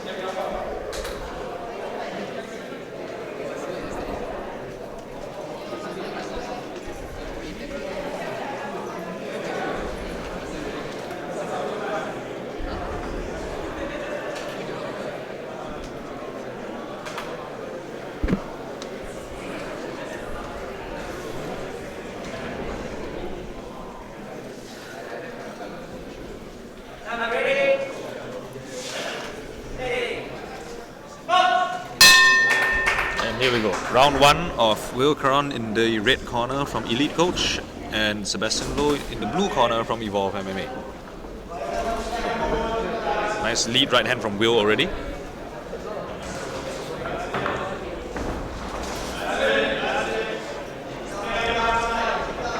Sebastian circling a lot to his left side. Yeah, nice double jab from Will. Like he seems like the slightly less explosive or slick fighter. So that's a way to sort of make up for the speed deficiency. Like if your first jab is not super snappy and can't instantly land, then just throw 2, throw 3.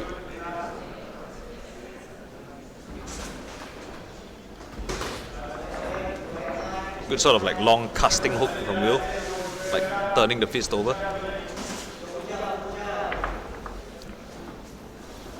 Sebastian is just following Will. He's not trying to cut off the ring. So you see Will is like very comfortably like circling to his left and like escaping and not being cornered. He's controlling the pace right now, controlling the distance. Yep. His left hand, his lead hand is all setting up for the cross.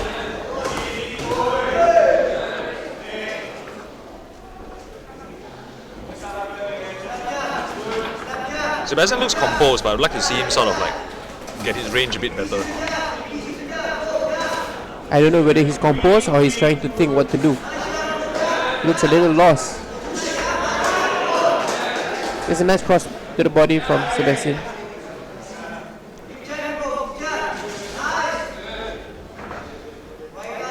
I think Will has got a commanding jab when he uses it right. Yeah, he sort of like leaves it there for a split second just to sort of push you back after the initial snap. Oh, that was very nice from Sebastian. Duck underneath, right to the body, left to the head.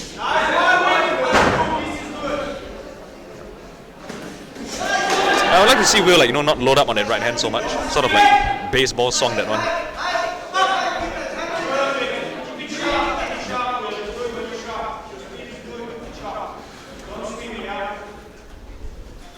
He's like Will is circling to his left so that his jab can cut Sebastian's center line. So just like just like that. But by doing that, right, you circle into the power hand just like that. So he needs to be wary of that. I'd also like to see Will like throw his right hand straight instead of around. That was pretty good from Sebastian as well. Yeah, Sebastian looks better in the pocket now that he sort of found his rhythm, found his range. Yep.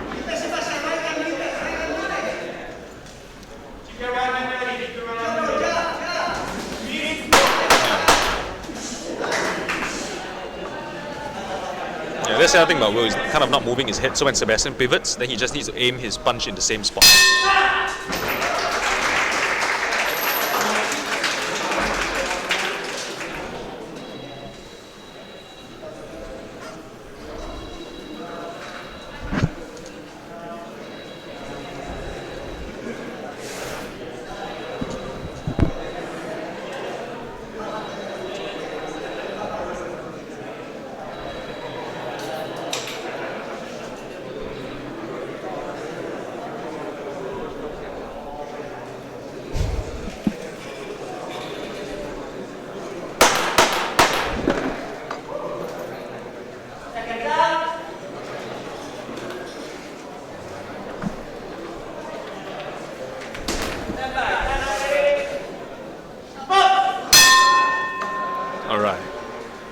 Will started off strong in the first round, but Sebastian sort of like found his counters and found his counters already. Super right hand was Sebastian.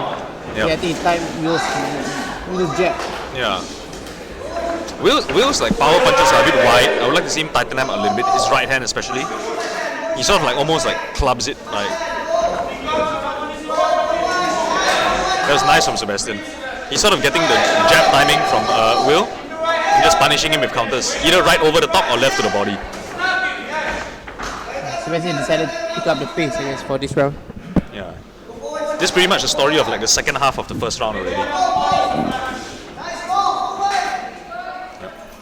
Yeah, from the corner you can hear that they're just shouting for him to go forward and not to wait.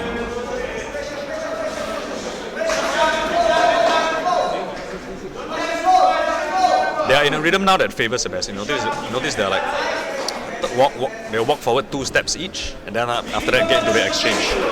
So Will sort of needs to break that up because he's eating a lot of punishment, especially the left to the body. Keeps landing.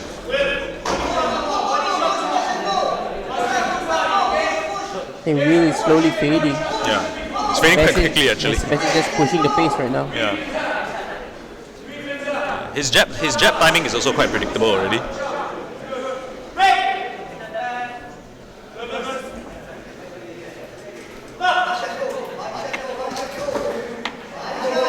You're gonna go for the body shot again. That's a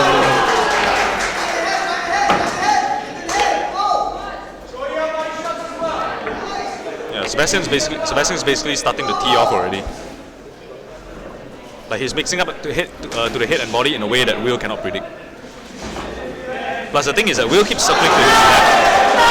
It puts him in position for Sebastian's right hand, but it also squares his. When you circle to your left, you square your body up for the opponent's left to the body. So that's one of the dangers of that.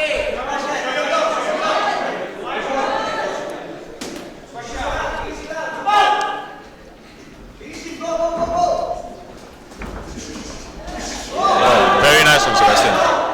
3-punch combination to the body and then the final one up top. stop.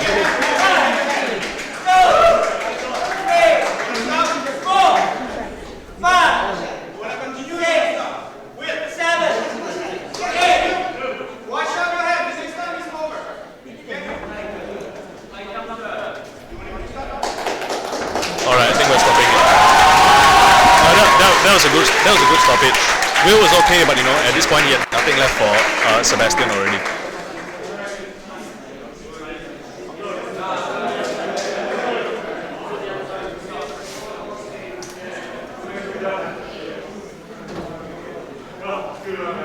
There's a credit to Will for stepping into the ring because he wasn't feeling very well this week.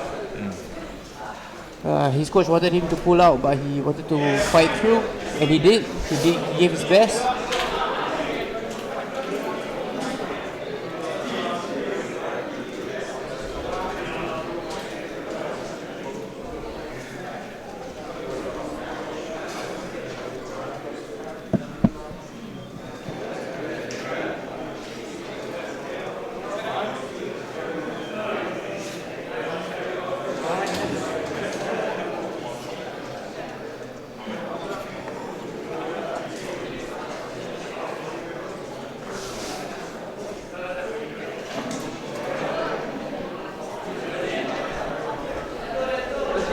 Yeah, for the next bout now.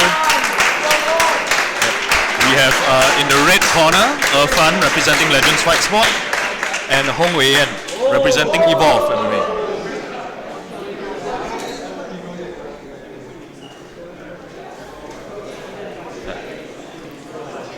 Once again, Irfan in the red corner representing Legends, and Wei Yan in the blue corner representing Evolve. I've trained with Irfan quite a bit in the past couple of months, so interesting to see how he brings that into the ring today. Bounding into the middle of the ring. Irfan is a lot of a mover, but sometimes that movement tends to be a bit excessive and inefficient. So we'll see if he can, do that well today.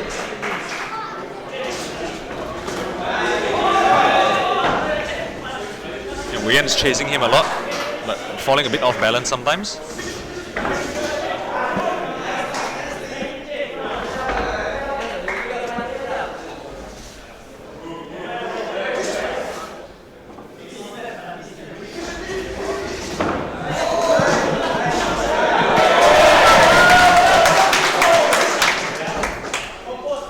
it's clear by now that the evolved guy is gonna try to come forward with a burst. Yep. Whereas Irfan, wants and is very eager to make a lot of space. Irfan's gonna use his feet to defend and counter. Yep. In this style of outboxing, what you want to do is to make the opponent chase you until they take a bad step, and then that's when you split the timing if you want to. Irfan's gonna walk using his jab, gonna walk behind the jab. Yep. You cannot just move back like that. Jab, make your opponent rush, catch him with the counters.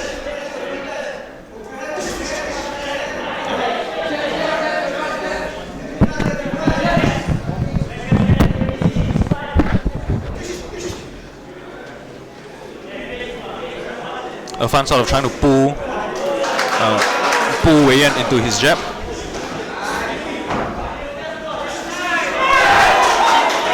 Wei Yan doing a pretty good job of closing the distance fast, but the problem is that he is not working behind his jab or feints.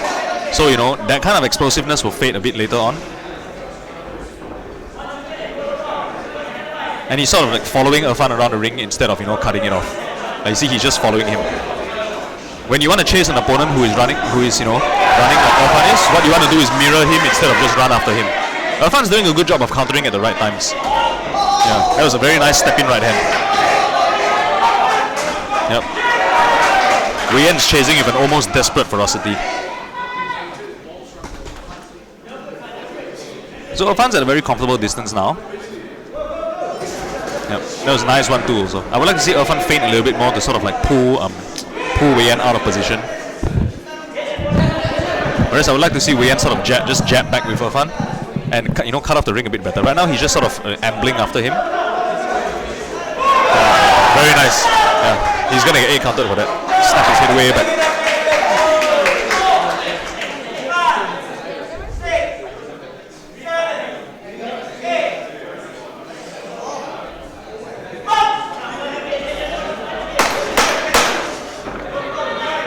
Yeah, Wei Yan is just sort of just walking in a circle after Irfan. He's too heavy on the front foot and he only just keeps leaning forward, so it's easy to lose balance and not come out with effective counters after that. I think one of the misconceptions is that to be a come forward fighter you have to be heavy on your front foot. Actually, it's the opposite. If you're heavy on your front foot, you have to pick it up every time you want to step forward. So it's actually worse for you. This will be like the bull at the matador.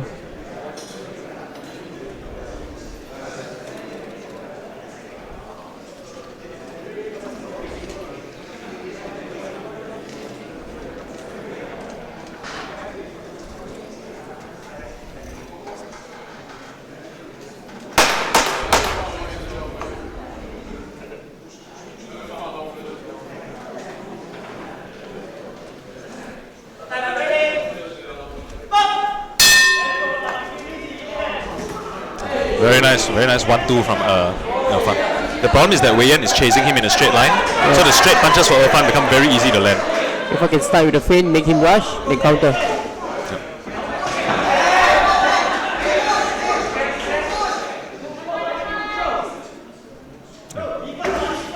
Irfan is being pretty good about being very insistent with his distance. When they are in close, no matter what, he will just force a separation. Very disciplined footwork. Sticking to the game plan. Yep. I like that he isn't breaking his stance, when he retreats like that also. He used to do that a little bit. Nice to see it getting better now. See, he's very insistent with his distance. Every time the distance gets to something that's not comfortable for him, he will just get out. Like, rather than get stuck in there, he'll just get out. Earlier, I think somebody asked about how to, deal with a come forward pressure fighter. This is one of the ways. You be the one to move first, you pull them into your distance, and you never let the fight get into the pocket where they want it. You see, when they get nearby, Irfan disengages immediately. He's very insistent about that. You have to just tell yourself that I will not participate in this no matter what. Starting to flow nicely also, getting counter ideas for when Wei Yan rushes in. That was very good. You see, because Wei Yan's balance is spoiled when he charges in like that, then even like a cursory left hook from Irfan can send him off balance.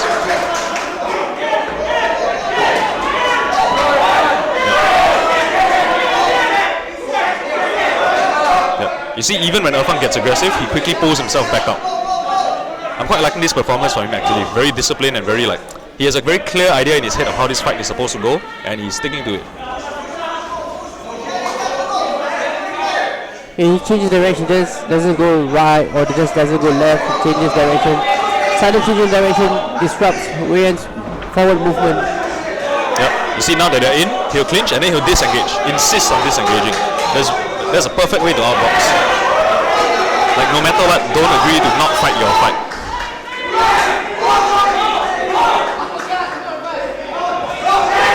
I would like to see Wei Yan try and cut the ring off. Right now he's just walking after him in a circle.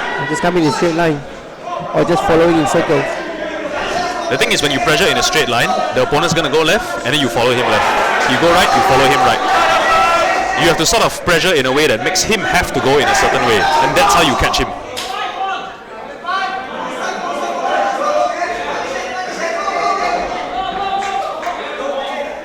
Yeah, the constant chasing and punishment is sort of tiring Wei Yan out. You can see him breathing heavy and like dropping his hands.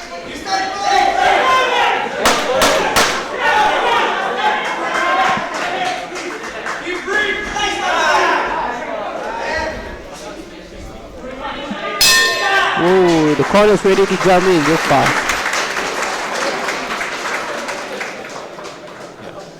Only issue I have with Irfan's style is that that's a very tiring thing to maintain. I would like to see a little bit more efficient footwork, but overall the shape of the fight is going exactly like how he probably envisioned it in his head.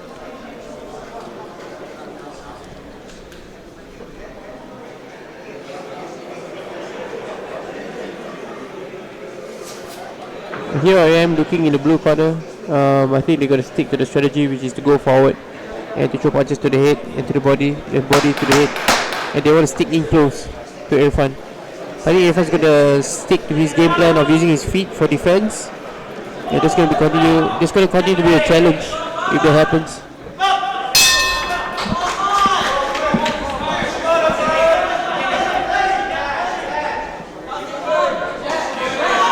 It's very heartwarming for me to see Irfan stick to the plan like this.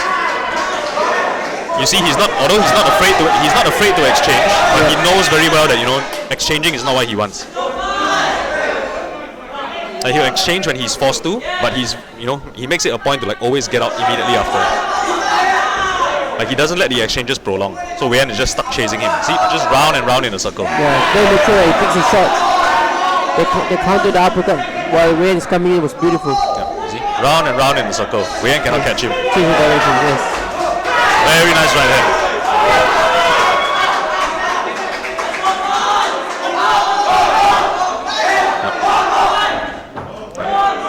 You see, even when he's caught in a bad position, Irfan just very insistent, just circle up. Use the whole space. When he gets too close, he clinches and turns, and then he fights again. Yep. We mentioned earlier how one of the secrets of outboxing is to clinch actually. When things are not going your way distance-wise or space-wise, clinch, turn, move, and then reset. Yeah, I think most outboxers like to panic when the opponents come in too close in mid-range or long range, in short range. Yep. Actually, the trick is to rather than wait for them to clinch with you, you clinch first so that you initiate the clinch on your turns, and then you can move. Yeah. Walk forward, close the distance, smother them, then clinch, turn, and go again.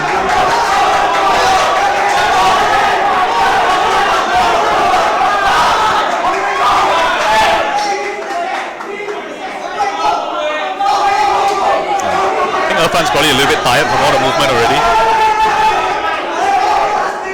But he's still catching Wei Yan a lot when he comes in. Because Wei Yan doesn't move his head when he comes in, he keeps walking into right hands and jabs. Although you see as Irfan gets tired, Wei Yan is starting to land with a bit more success. He just goes through again, hoping something will come. Although Wei Yan kind of ran right into a straight right again. He's starting to have more success as Irfan gets tired. That was nice.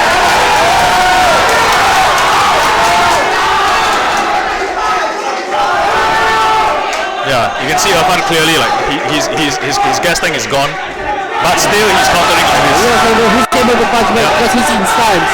His feet positioning is there, so he can punch when he wants to or when he's ready to punch. Yep, exactly. When you are in stance, even though you are tired, you can just punch. He's southpaw now, back to orthodox. Very nice sort of small uppercut and then pivots out. Irfan's not running back to run away. He's moving back to lure Wei Yan into his traps. He's pulling Wei Yan into his punches.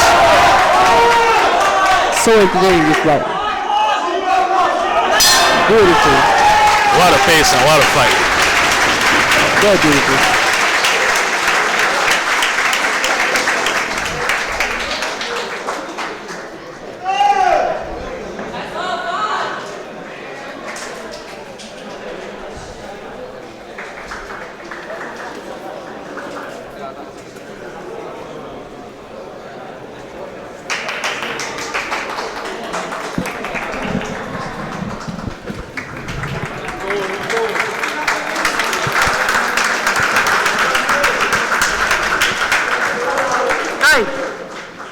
Kai.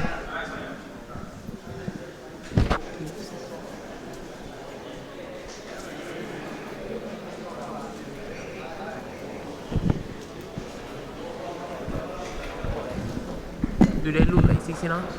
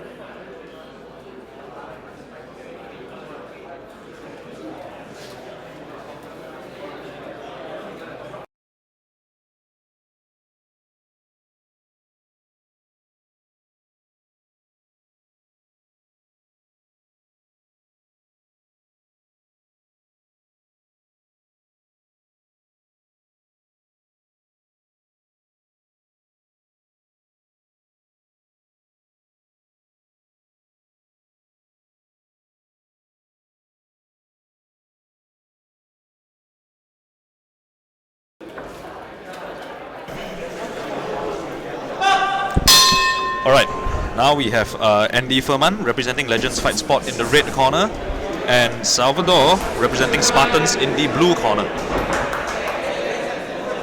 So basically Graylon Salvador in white and Andy Furman in black. Andy Furman in white. Getting to a high pace already. I think Andy Furman is naturally a swarmer. Yep. He needs to stick to you to punch. And he punches pretty hard. One of those annoying awkward southpaws that can punch. Becomes a bit like a wrestling match right now. A lot of pushing, shoving. I think Andy's dedicated to not let Graylon use his height or the jab, which is a good plan. And he's pretty slick too.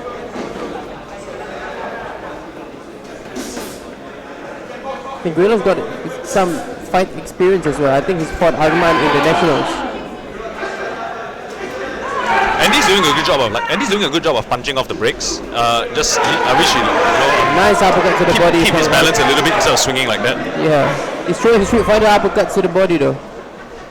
Yep. That's one of the things about those Street Fighter uppercuts. If you must throw a punch like that, at least aim it at the body.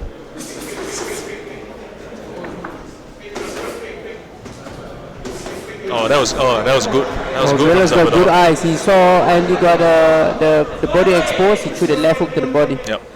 Very good eyes. Yeah, very like organic kind of punching instead of like predetermined combos. I like how Graylon's very snappy with his punches as well. The jab is beautiful. He's going back to the body again. Notice Andy is heavy on his front foot and he keeps a high guard. That's what makes the body open. So Graylon's picking up on that. But Andy's going to change to the orthodox position as well. He's going to change to the body again. Yep. Andy's also going to the body, but with like an uppercut instead of a wide hook. Actually, I prefer if when Andy kept it a bit more chest on chest. Even though he's moving his head a distance, he's letting Greylon control the distance of his jab. This is better for him.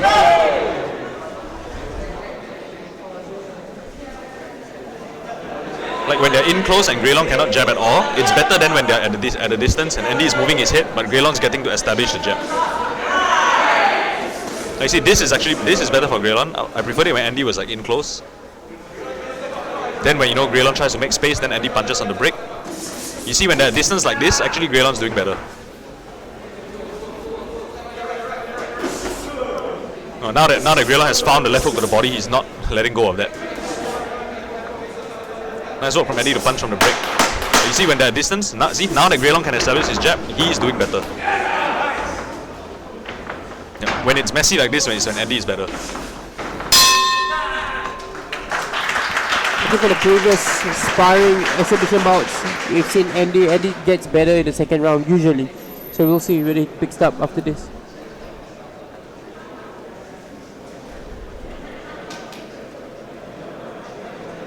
We have a lot of supporters coming in right now. There's more coming in. I think they are supporters for Danny Shiman and Martin mostly.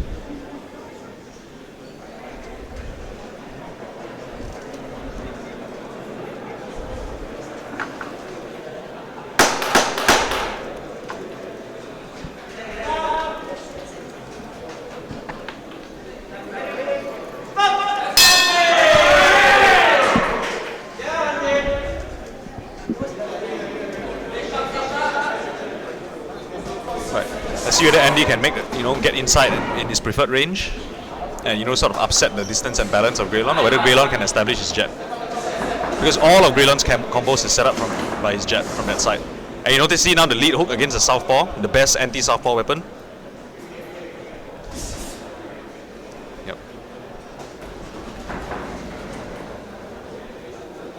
Andy is well balanced and slick at a distance, but doing this is much better for him. Because when Greylon cannot establish his jab, then a lot of his options get taken away. Although his left hook to the head and to the body is he's consistently doing that. And the gazelle hook by Andy can be quite dangerous, but he's just got to find his block. Yep, you see when they're at a distance like this, then Greylon's winning. Like Andy needs to sort of close the distance. Like he's pretty good at when they are close and Greylon is being forced back. Then Andy can do his shifting combos. He's pretty good at that. Yeah, but when they're at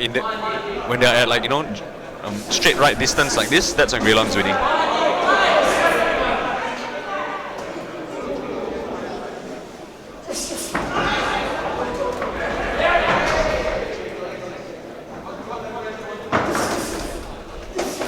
Look for that hook to the body as well. Now that Greylon's found the hook to the body, he's not letting go of it. I think that's taking a little bit out of Andy as well, the shots to the body. Yeah, in fact he's getting a little bit passive now.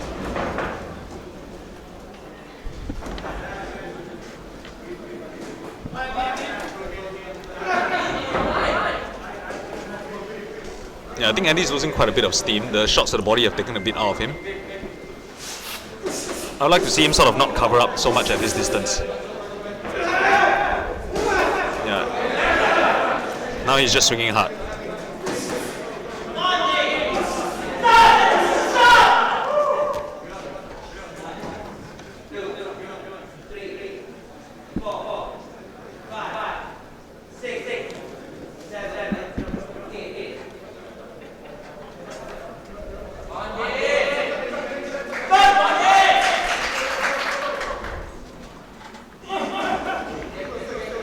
Nice again, the left hook against the southpaw. Those of you who have been on the chat before and watched our live stream, you notice that I always talk about the left hook as an anti-southpaw weapon, because as a southpaw, your shoulder blocks your view of that. I think Greylon chose very beautiful left hooks to the body. Yep. Basically, Greylon sort of found that early in the fight. He saw that it was exposed, and now he just keeps going back to it. That's actually taken quite a lot out of Andy. You can see his pace slowing a lot because of that.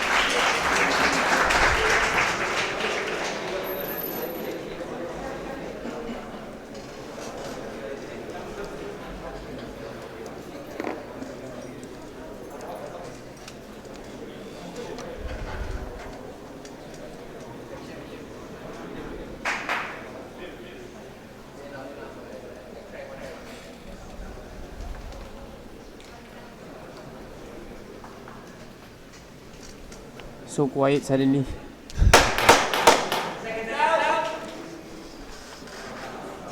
Okay, let's see if any can turn the tide in the third round.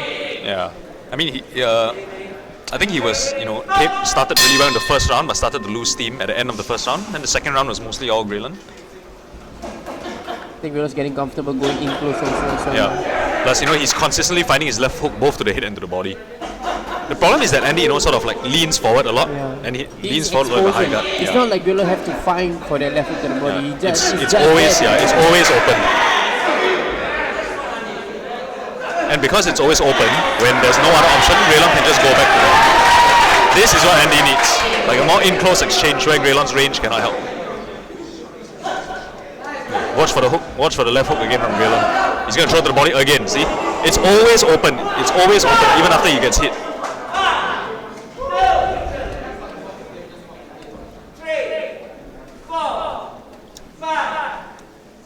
The issue is kind of because of Andy's stance. You see, he leans forward a lot on his front foot, and he brings his hands up to cover his head, so his whole rib is exposed.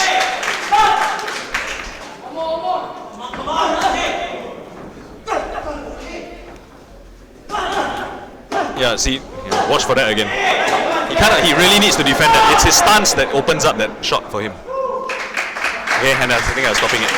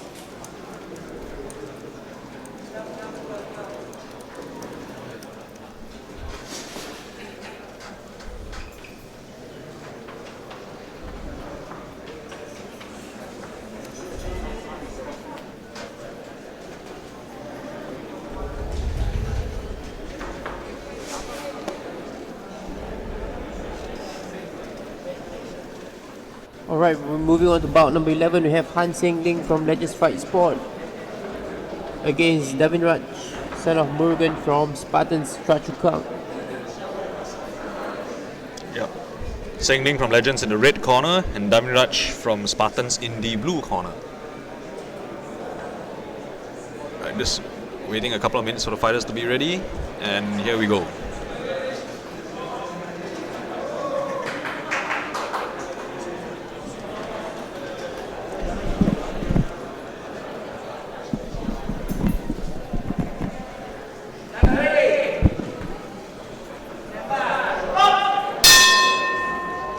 Alright, here we go. Again, chat, let's look for what styles each fighter is, and what they want to do, and whether they can do it. Those are the general ways you should look at a fight. Do they want to go forward? Do they want to move backward? And if they want to do it, are they getting to do that? Is the opponent spoiling it for them? Davin Raj is in his early 20s, Han Seng-Ling is in his late 30s. So this is an interesting matchup.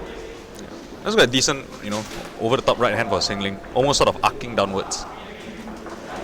Nice feint up top and then shot to the body. Then he feints down and then shot to the head. It's quite creative with all the jabs to the hooks. Yep. Against a taller fighter, I would like to see shorter fighters that hook off the jab, get them used to leaning back from the jab, and then you convert it into a hook. So it's sort of like an overhand left.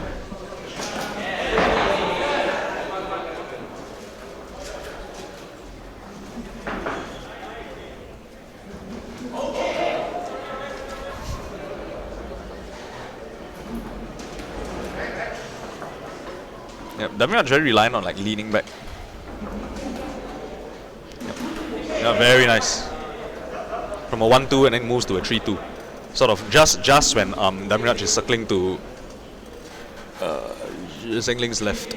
Sometimes I wonder what these guys are feeling. You know, you have your first sort of like a fight. I mean, this is a sparring, but this is like a fight to them, I guess. With so many people watching, are they gonna remember the plan and stuff like that? How do you feel when you first did your first?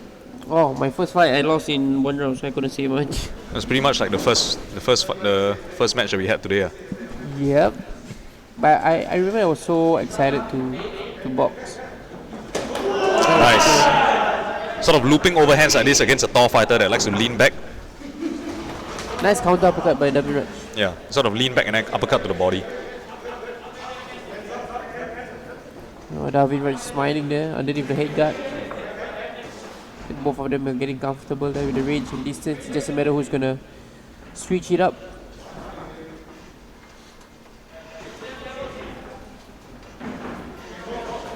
Yep.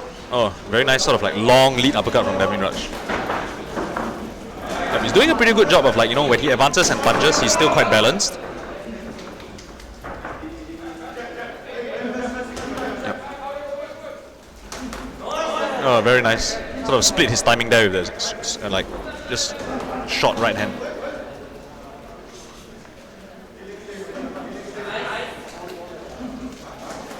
Sengling is a bit of like the slower jabber. I would like to see him sort of double up on it. He's got a veteran style of fighting. I like the chopping right hand though.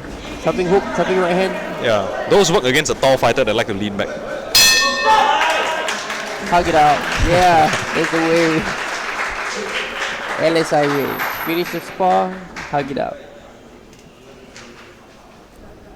How are viewers doing? Do you say anything in the chat box? Nothing much. Right, so once again, chat, you know, this is one of the rare times that we have Ridwan on the desk, so if you guys have any questions or comments, just throw them in there. We'll do our best to answer them where we can. And yeah, share the link with your friends.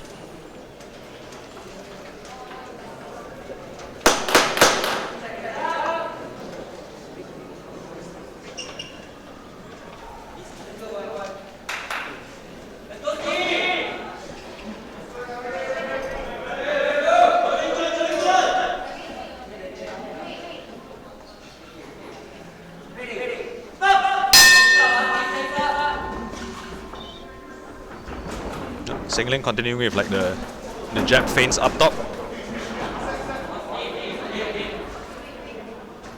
Feint high, go low. Feint low, go high. Double up.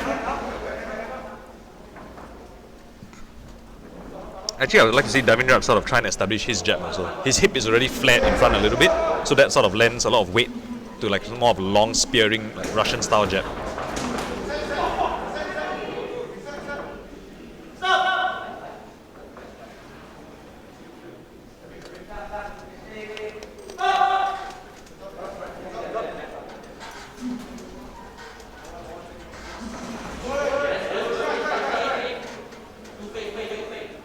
Davindrap is now kind of like waiting for Sengling's jabs, then countering with like 2 shots. That's pretty good. I also like that, you know, Sengling is doubling up on his jab, 1-1-2 entries.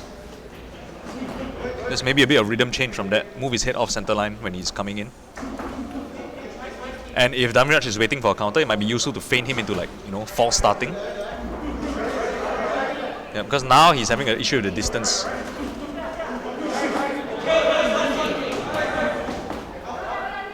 Davindrap goes a lot back to that like long lead uppercut. That's a good shot also against somebody with like a shorter guy who has to get into your range, who keeps his hands up. Now you see that shot is helping him take over.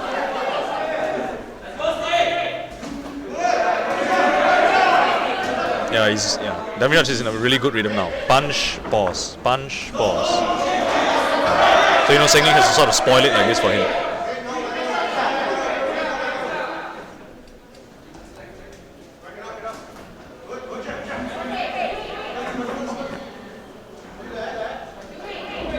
I would like if I was Sengling to close, now that I'm having issues with this distance, I would sort of like, you know, use those jab feints to sort of close the distance and then throw a long combo to the body and hit.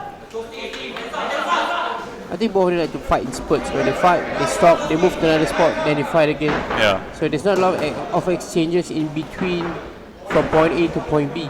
So there's no disruptions. And right now, the way this rhythm is going, it seems to favor Davindrap.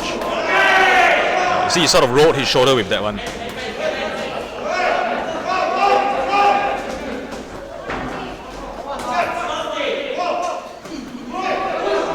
No, that was a tricky shot. Sort of step to his left and uppercut down the middle.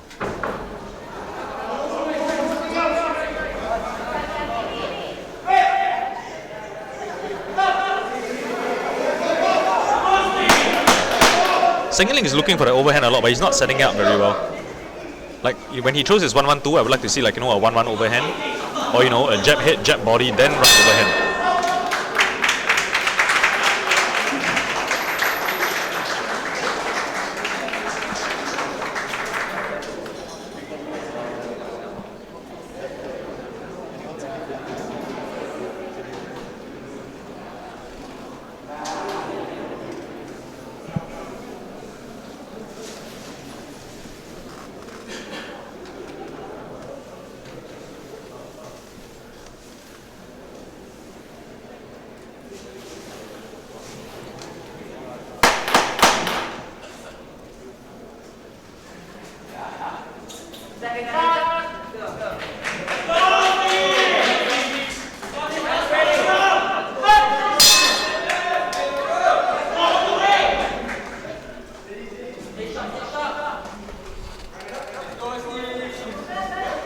Alright, we have a question from Pocky Pop Pop. Is not sitting down between rounds a power play?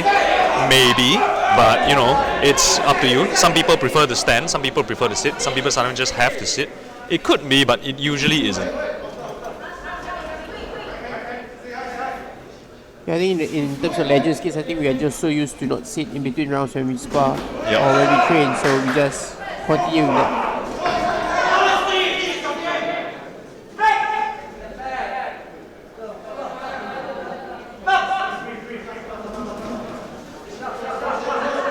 They say you gotta land the jab first before the right hand's gonna land. Yep.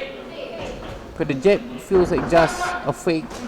Yeah, like basically Damiraj can ignore Singling jabs because he knows that they are just setups. If you want to throw setup jabs, you have to throw real jabs so your opponent can't tell which is which. If you only throw setup jabs, then people just ignore your setup jabs because they know the big right is coming.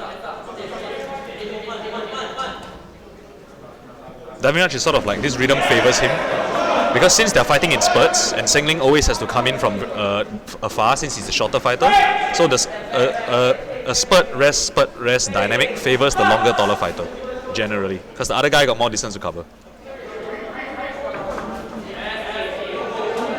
See, again, that lead uppercut, the long lead uppercut from Damiraj.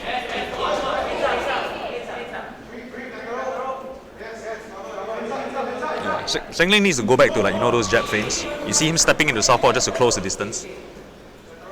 I'd like to see him just jab high, jab low again to set up his other shots.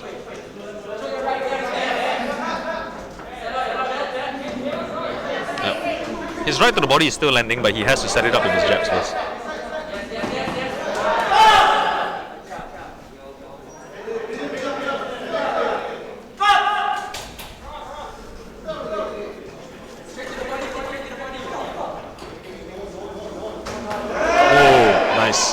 You see, when you throw only setup shots, not only will your opponent ignore those shots, they can even interrupt those.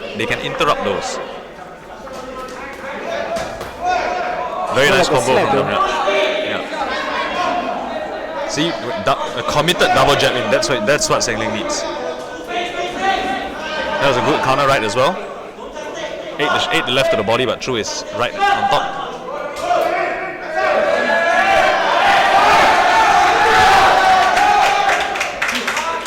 I don't think Singling is tired, but he's a little bit running out of ideas.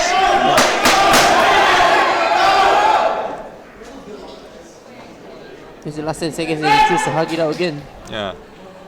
It's more just a frustration.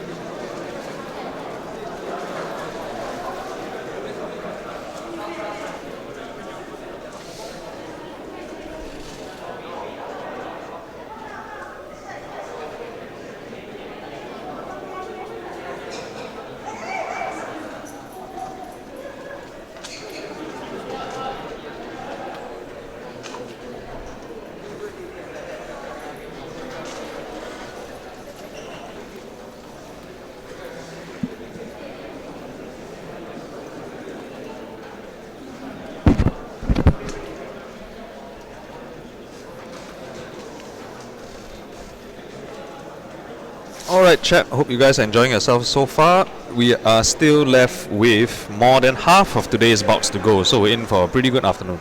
So far all the fights have been mostly very competitive, good matchup of styles and like how different styles match up against each other, how people solve problems when they are faced with a particular style. Quite a lot of momentum shifts also in the bouts, which is always what you want to see. And once again, since we have Ridwan on desk this time, drop any questions or comments in the chat. We'll try our best to address you guys. Share the link with your friends of this, the 6th edition of Legends Sparring Invitational. One of the best and most worth it boxing events you can ever get to, around here at least.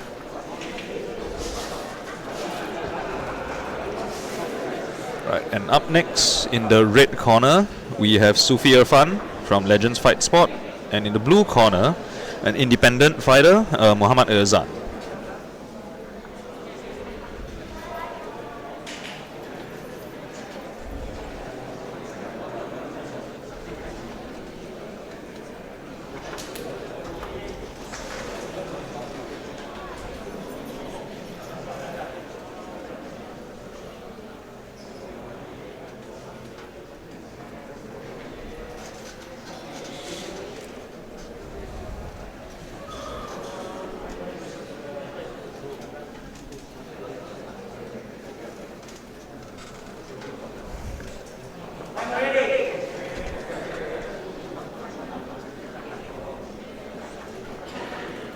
Right, once again, red corner representing Legends Fight Sport, Sufi Irfan. Blue corner, Muhammad Irzan representing himself as an independent fighter.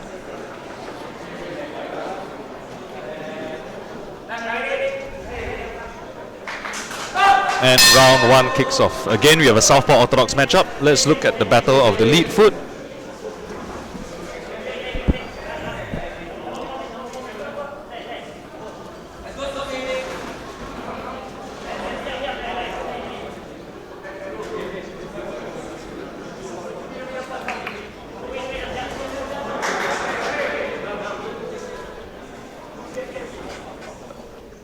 Pretty good from Muhammad Irzan already. Low jab, high cross.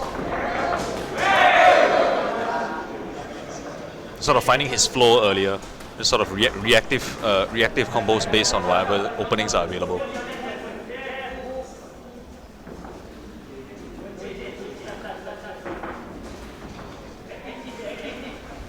I think the blue has got a bit of more of a professional boxer style.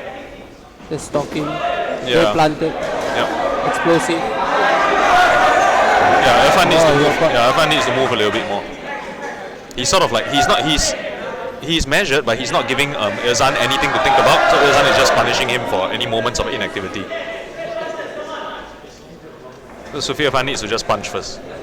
Sometimes it's okay to just punch and see what happens. You know, because if you do nothing, your opponent gets to think about what he's gonna do to you.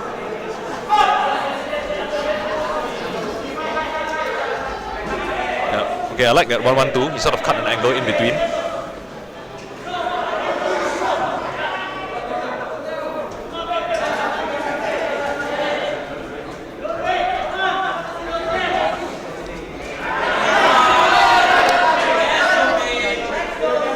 Muhammad Irzan is fighting a little bit like when he pressures sometimes. It was like in the earlier Andy Furman fight, where he sort of like has a high guard but leans forward a lot, so his body is open for the left hook. So we'll see if Sufi Irfan is able to pick that up. Right now he seems a little bit tentative and can't find his rhythm yet. Although for today we've seen a couple of fighters who struggle a little bit at the start of the round and then find their rhythm and then perform great for the rest of the time. So we'll see if that happens here. Yeah, that's quite good from Sufi Irfan. This Sufi is quite slick when he wants to. Yeah, like he'll step and cut an angle. They're just like that. Just to let his hands go, you gotta attack with 2 hands. You just attack with 1 hand, you just become very predictable. Plus he's sort of like, Irzan is taking the angles first, so Sufi is kind of just turning and following him. Oh, but that was nice. You see, I think he caught on that Irzan is leaning inside to his left a bit too much, so he uppercuts over there, and when his head pops up, left hook.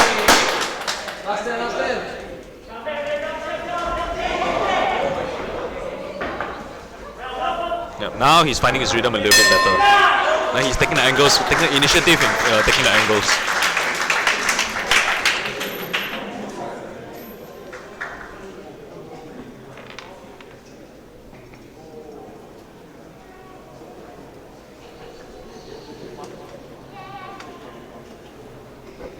Both boxers in both corners are not sitting down.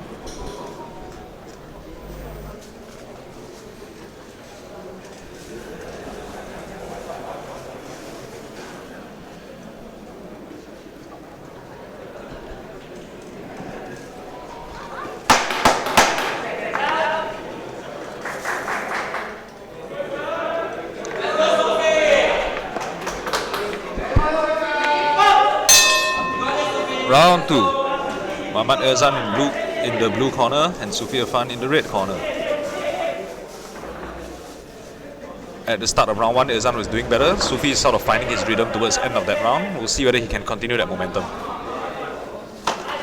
When he gets into his flow, then he seems to have the better of it. But he's more creative with his timing.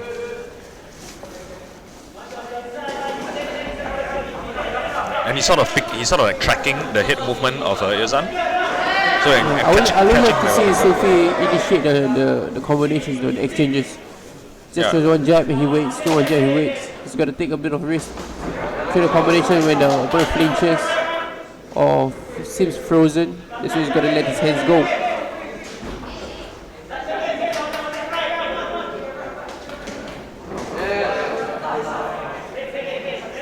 Yeah, Irzan keeps leaning his head to his left, so like Sufi's picking up on it and throwing a right uppercut to catch him there.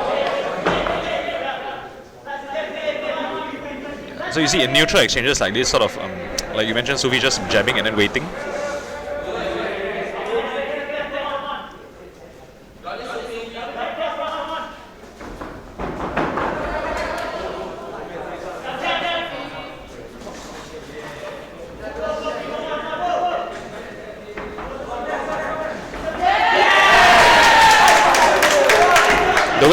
The way Muhammad Irzan's stance is, his body is actually quite open for a left hook also. I would like to see Sufi like sort of pick up on that. Like throw a couple of non-committal punches up top to make him cover up, and then there it is, the body shot.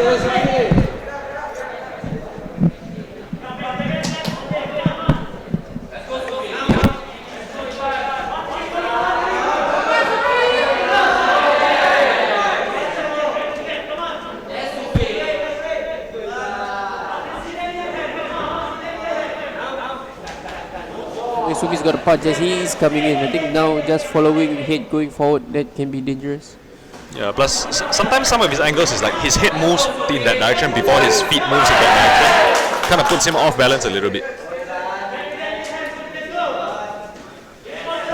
Like you see when he cuts angles, right, it's like his feet follow his head instead of the other way around. Okay, that was pretty good. He cut an angle and then punch from the break. Nice, this is what we want. Defend and counter. Not with just one punch, but with a few punches. Yep.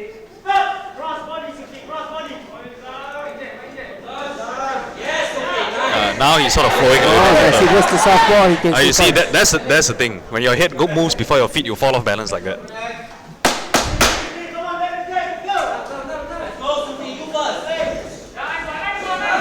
Now he's being passive. Yeah. But you think he's got a bit of more rhythm now? He's got the timing down and things. Yeah. Now he's flowing better, being more creative also. I think he has an idea of what he wants to do. Just need to sharpen up some of the fundamentals so that his balance doesn't suffer so much.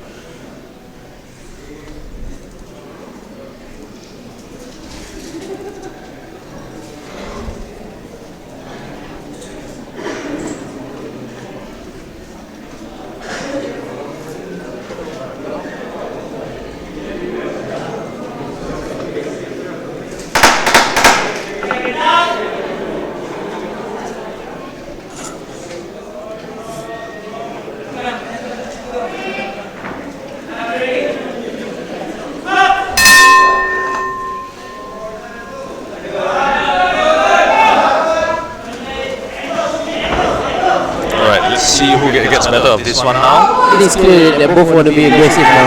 Yeah. Usually I think the start of the third round is when people start a big burst like this, then we'll see whether it fits with their plan, whether it can maintain.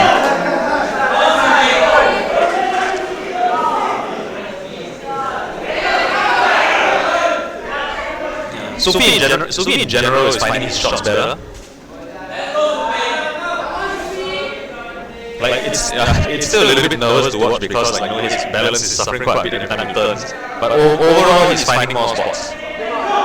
seems to be in a bit of like a more comfortable rhythm as well. Whereas now it's Erzan that tends to be fighting in a bit of spurts. Yeah, so he needs a bit more sense of urgency in his punches and the way he moves. He's going to let his jabs go. Yeah. And to set up for the. I wish you would cut him off a little bit better, so instead of following him. He always allows Erzan to rest. Allows Erzan to reset. Yes, then lets his opponent reset again. Now when Erzan's resting, now is when you go. Instead of, slowly. He's just walking in slowly at a very predictable rhythm. Very easy to read. Oh, this is 1, 2, 1, 2, jab. So go again. That's how you want. Yep. Punch during the break. So now 1. Now again 1, 2, 1, 2, 1, 2, 1, jab.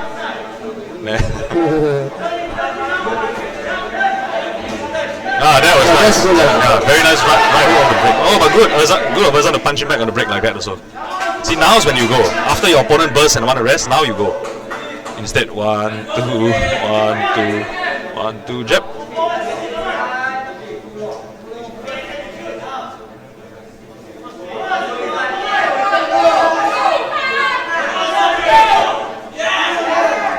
So I'll try the pull counter over there.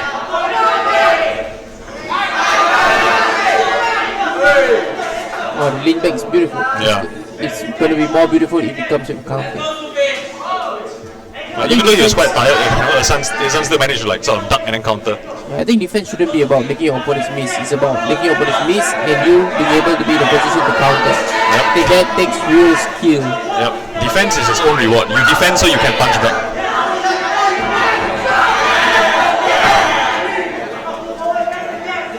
I like how Suki can be composed and at the same time he brings out the dog in him to make it a fight. I think he needs to make it a fight now, especially in the last 10 seconds.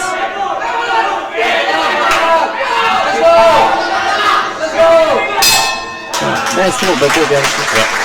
Yeah, pretty good fight. I think they both did well.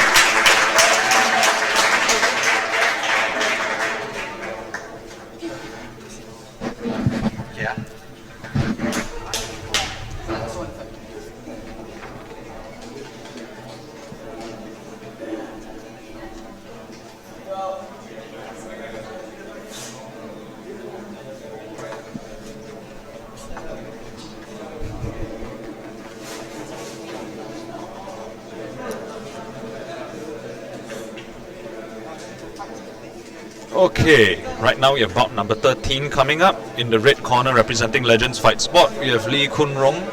And in the blue corner representing Spartans Jurong, we have Eden. Eden. I'm sorry, I'm butchering that.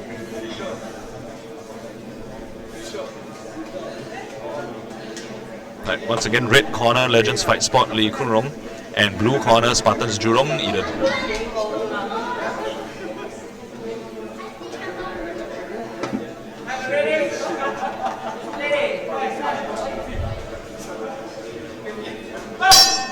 Again, we have the Southpaw Orthodox matchup, so let's see what they do with the lead foot. Oh, we have a lot of Southpaw Orthodox matchups today. Kun Rong is wearing the same t-shirt as you. Oh yeah, he is. Okay. Right now looks like Kun Rong wants to sort of, catch and counter. Aiden in a very wide stance.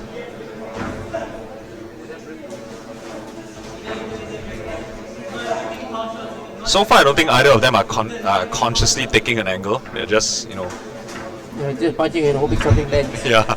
And they're just gonna follow up from there. That's very obvious bullfighting feint.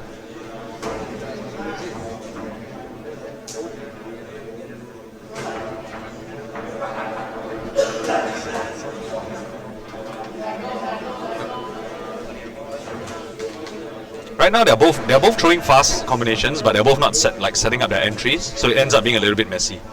Nothing really lands properly yet.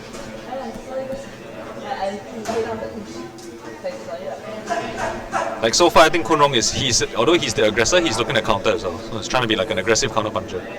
Good that his guard is quite active. I would like to see him sort of just do a bit non-committal jabs. like come in on jabs, come in on feints. He's trying. See, at least he's trying to do a bit more of that. And you see, he's getting a reaction out of Aiden when he does that. Needs a little bit more.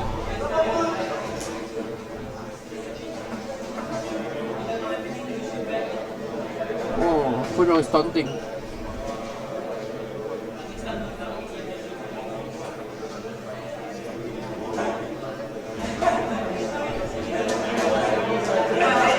Yeah, he needs to be a bit more active though. He asked for it. Yeah, maybe he gave Aiden the wrong message.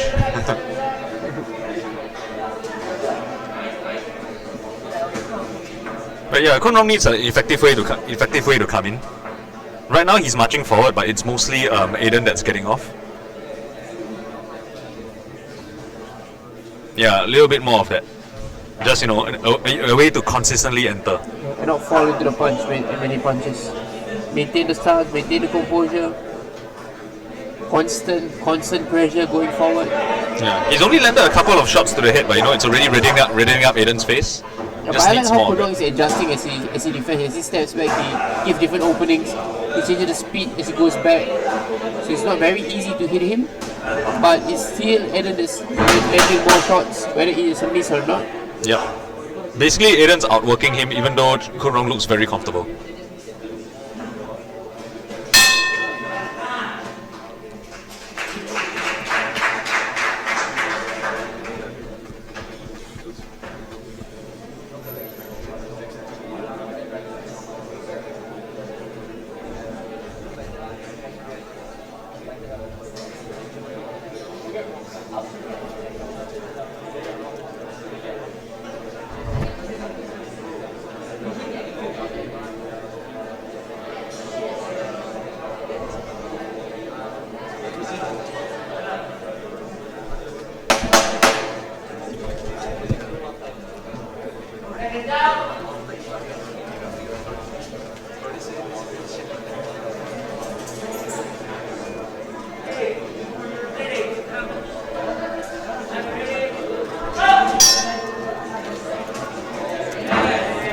Round 2.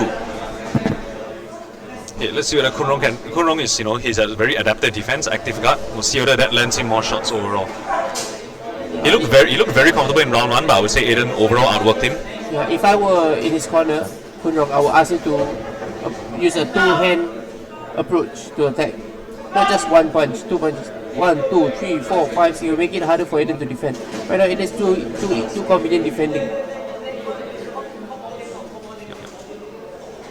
Because, you know, his constant feinting is pushing Aiden back, but at the same time Aiden is not afraid to throw when he needs to.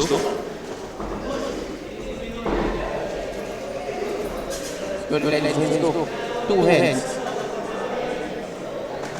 No, that was good. Two hands from 2 different angles, 3 different angles. Hit body. Yeah, Kunrong's defense is better when he's coming forward and can sort of like force Aiden into a few particular shots. When Aiden can push him back and be more creative, then that's when he's landing more effectively.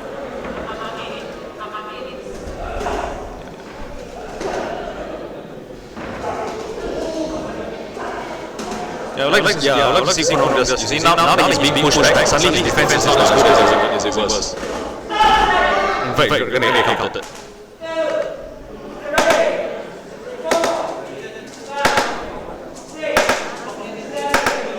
I like Aiden's composure. He's being pushed back by the feints and he's clearly nervous, but he's still just being disciplined enough to just punch his same few combos that he's confident in. I like to see Kunrong just, you know, more activity, more variety.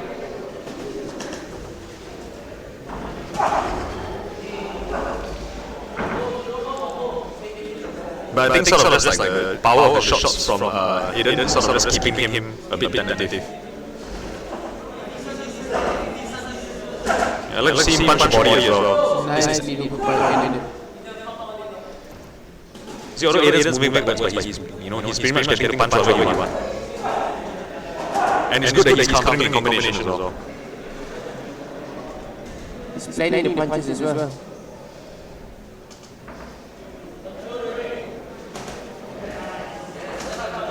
Yes, Kunrong can feint his way in and it works to push Aiden back, but his attack is just 1-2 at the same rhythm.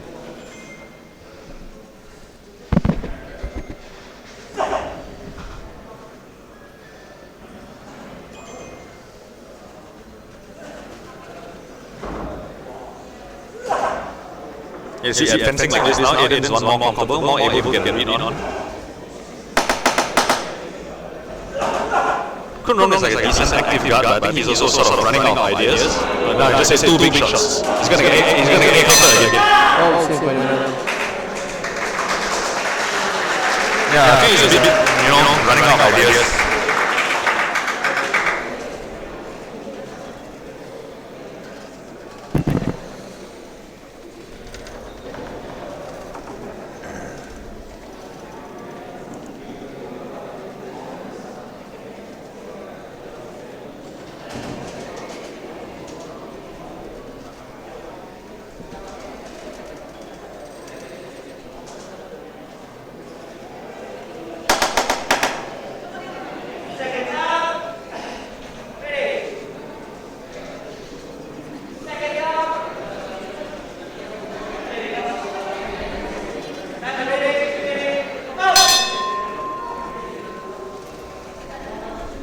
Alright, round 3.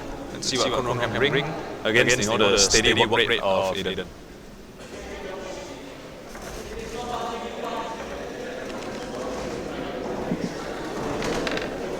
See, that was okay.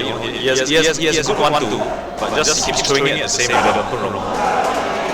Now Aiden's sort of just letting his hands go already. Basically, he's realizing that when Kunrong comes forward, his defense is not as good. He's gonna get counter, just from inactivity. Although, that was a bit of adrenaline rush, took a lot out of Aiden.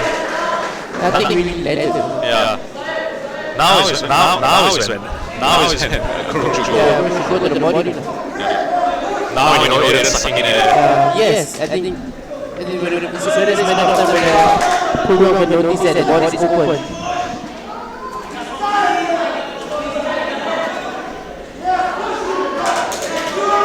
Yeah, he's still headhunting mostly, and it's mostly the same shots. Better now than in the previous 2 rounds. Still getting hit a lot on the way though.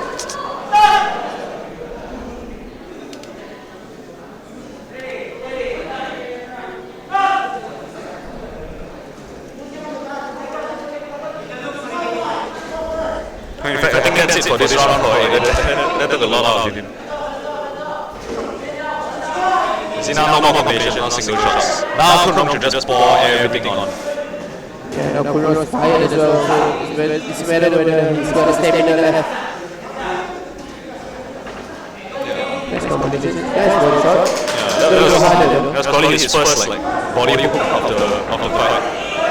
Or maybe he's gonna get the second hand.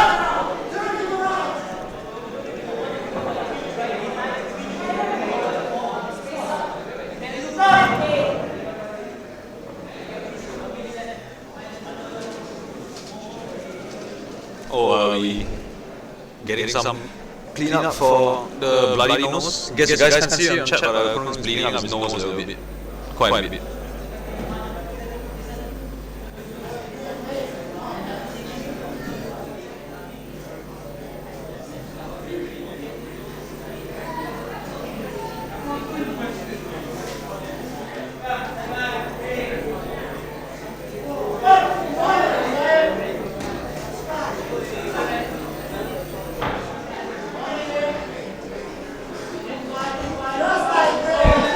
There's a nice hook by Kunrong, but there's so much follow-ups to make it just go back.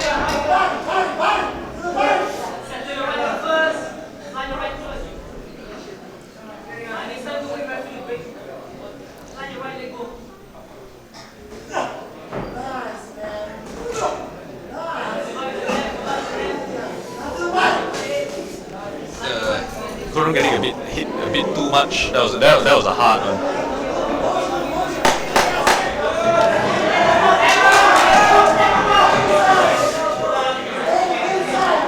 Quite a good job from here to punch on the break from that.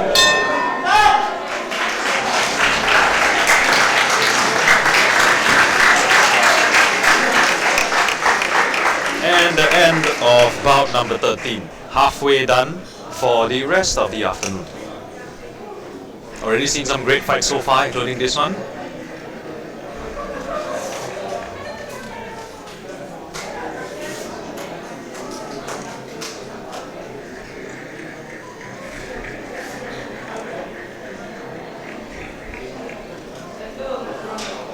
once again, chat, we hope you guys are having fun this afternoon.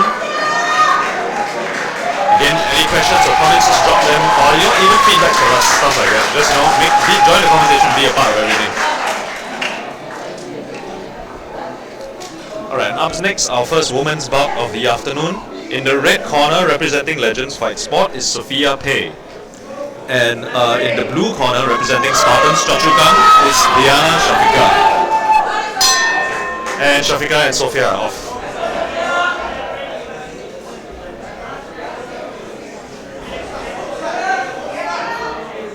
The plan for Sophia is to basically just walk forward and punch and force a fight. Diana being a taller, lanky fighter, is probably going to work behind the jab. Yeah, seems to be working so far. The jab is setting up her right hand as well. Just, wish she would jab with her right hand in front of her face because she's getting hit in the return fire. Might be a good idea to put her head off balance as well, to sort of slip jab. But this is a good pace and, good rhythm for her. I like how Sophia jabs, but I don't like how she defends after. She just lifts her chin up, hoping that Diana wouldn't be able to reach her. No, that was nice. Right and left to the body with the head off center line. She needs to do that a bit more. Good activity, good activity from her in general. Maybe a bit more feints. Good jabs by Sophia, using her feet to get out of range and get back in again. I think that's the biggest problem with Sophia. She likes to reach with her upper body, and we've been working on getting her feet to move together with her body as she punches forward. Nice slip and we find that. A lot of looping shots from Diana, not serving her well. I'd like to see a bit more straight punches. You see her right. She needs to establish the jab first. And the right is like looping like you said. So it gives Sophia time to bend down and whiff under the punch. I think a straighter punch would benefit Diana at this point. Diana's having a bit of what I like to call like tall fighter syndrome. Sometimes taller fighters really don't like it when shorter fighters fight them at their jabbing and shorter fighters' jabbing range, because it feels like they're too close but not in fighting yet.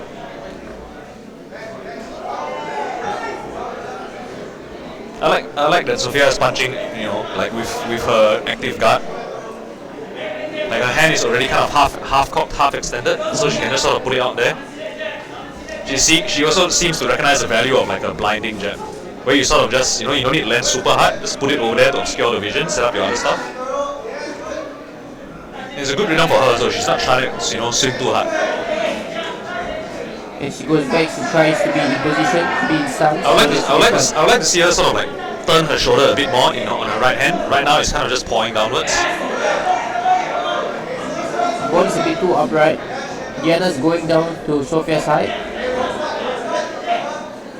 Yeah, so Sophia could use a few body shots now. Like now that she's established her jab to the head.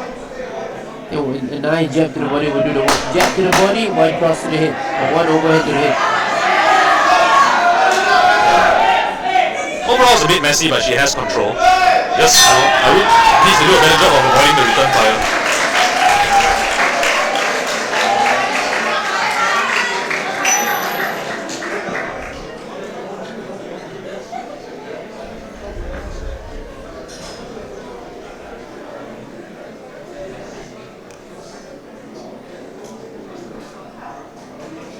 And for Diana, fighting a very active shorter fighter, I would like to see her sort of just straighten up her punches, aim at the chest. Like a lot of her long looping rights is just, even if Sophia doesn't dodge, they're kind of already not gonna hit the target.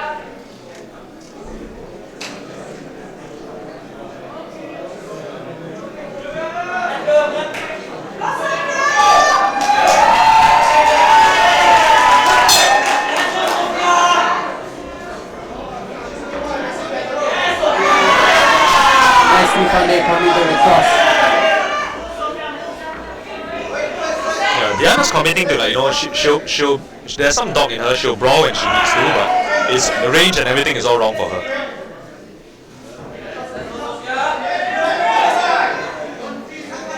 That's quite good from Sophia, ducking under those.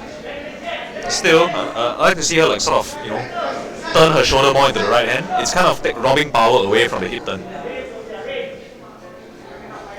Sometimes I feel the cue for this can solve by teaching them to step with the right hand as well. like right hand punch and right hand step, that forces the shoulder roll. I think a cross to the body would be good for Sofia. Nice split the timing with the jab.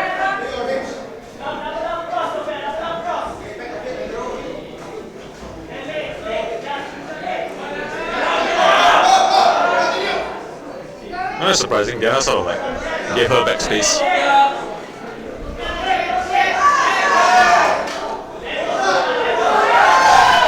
This Diana's getting out jab, so now she's just posting with her left hand to stop that from happening.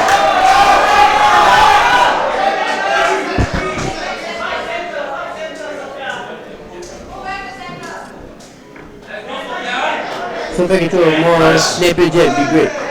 Snapper jab, a nice cross to the body, followed on the left hook to the head. If you notice, Diana's right hand is always at the chest level, so he's always open. The chin is there for the taking. So the cross and left hook at the same time.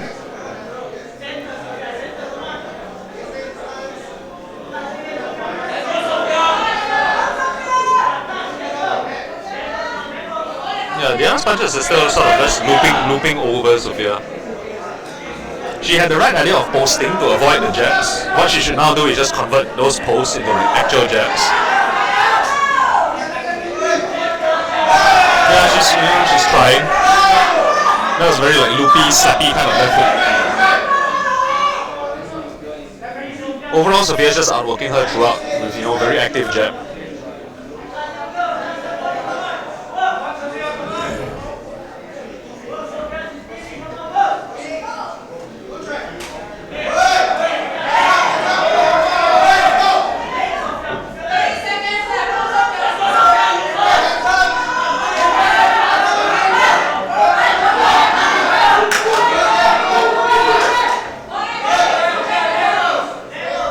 Diana's legs starting to get a little bit wobbly already, like in terms of just the balance suffering. That's also an indication of fatigue.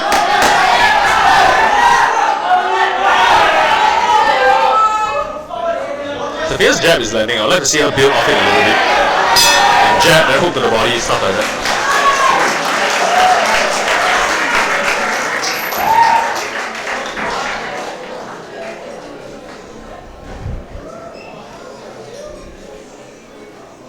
We're coming to the last round. I think there's not going to be much changes in the strategy. I think it's a matter of who's going to continue to maintain the punching distance to land the more telling shots.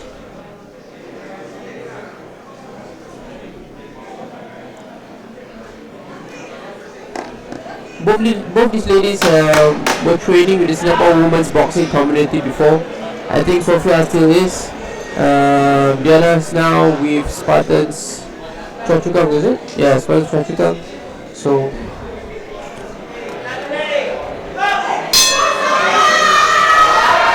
they both came out strong there.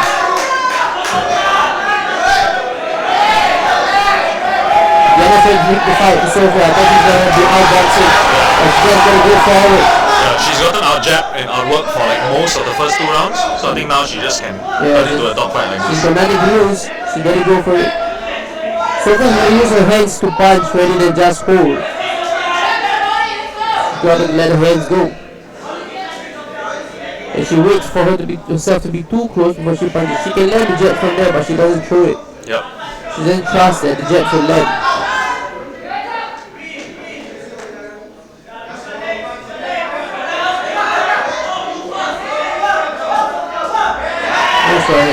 Yeah.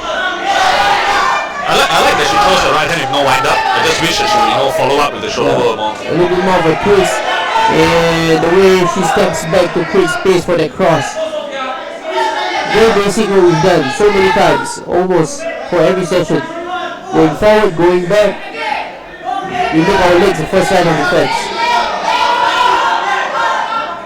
To give some context to that comment, for those of you who don't know, right, the viewers, Ridwan here next to me has just been appointed like the co-coach of the national team, and is also the head coach of the Singapore women's boxing community, of which Sophia, is a proud and current member.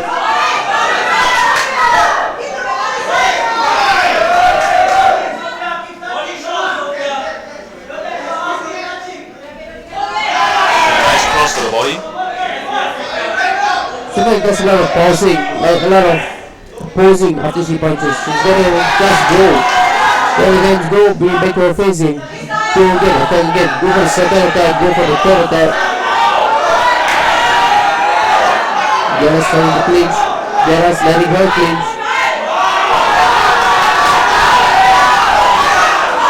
I'm not even talking very much now. The crowd here is like deafening.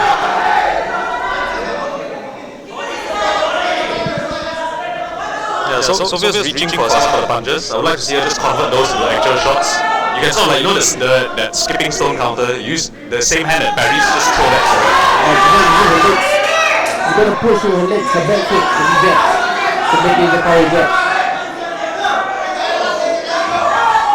Because the jabs are landing at the wheel, but with not much impact. So they're getting pushed back now in the final seconds. Landed a nice right hand on the way out. Every time British to say that full jab, you know? So you have to get out of the range. Because you got just there to be hit for free. But these two girls really punching. Trying to out punch from the last 10 seconds.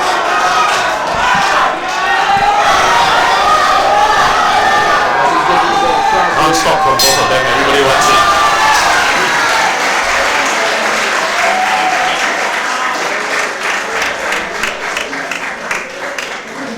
They are both friends outside the ring, so for them to go at this pace, at this intensity.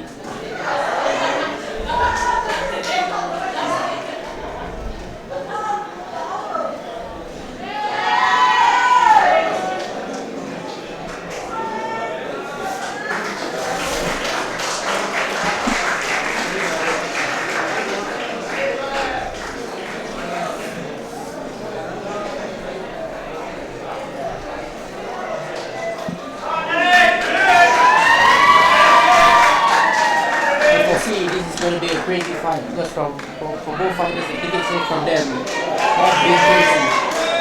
Right. In the red corner, Danish Iman from Legends Fight Sport, and in the blue corner, Martin from the Fight Garage. As Ridwan mentioned, the ticket sales from these two individuals have been quite crazy, so a lot of people in the house are here to see these two.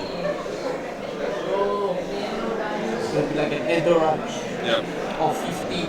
I've been training at the Tampines outlet with Danish a bit. He's improving really quickly, but we'll see, you know, just by how much.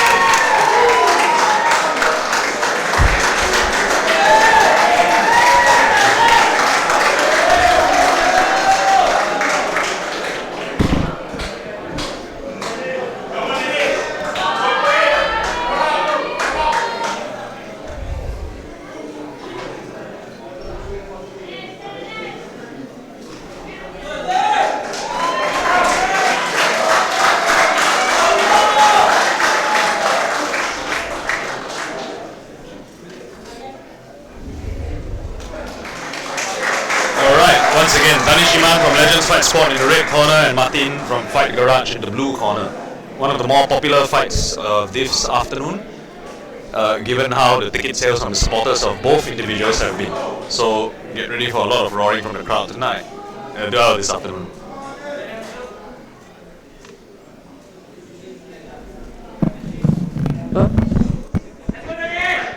Very thin, Thin. Thin or thick? Thin. Change same.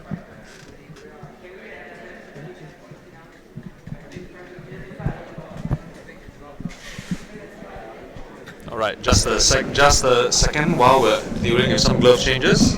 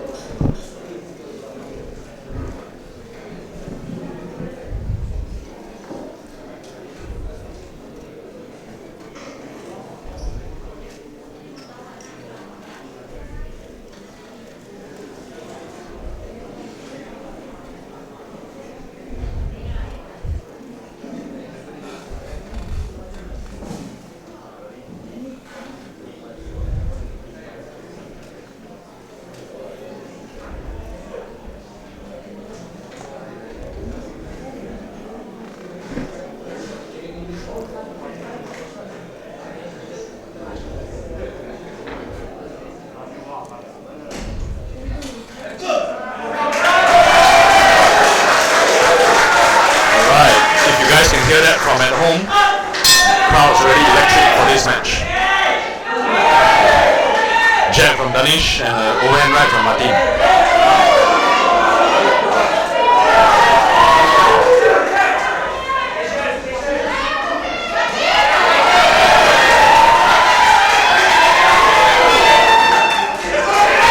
Already right hand, right cross and right uppercut there from Danish.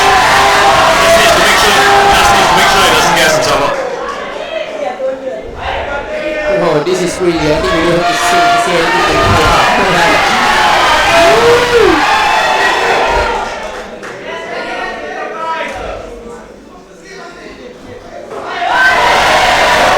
Danish is fairly new, but he's been drilling at Legends, with under the guidance of great coaches and training with a lot of our better members.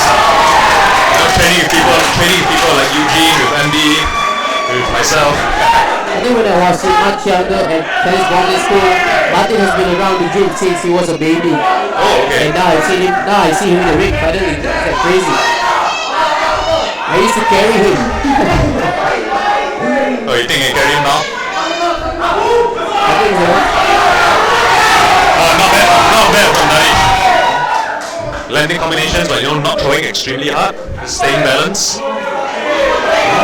Very nice to sort of just step back and avoid the overhand right. I think Martin's got good bounce in his feet, but I think when Danish comes to throw more than one punch, he's got some problems. Yeah. Basically, he sort of lets himself get jabbed out of position.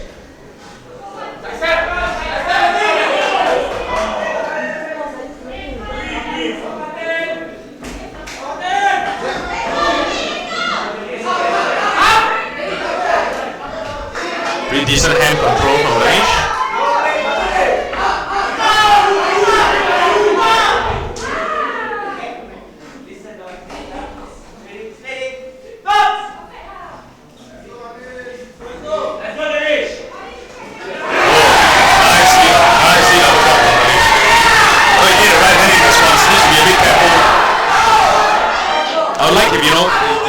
Didn't put his head so much in the center like that. But he's relying mostly on leaning back, being the taller fighter as his defense.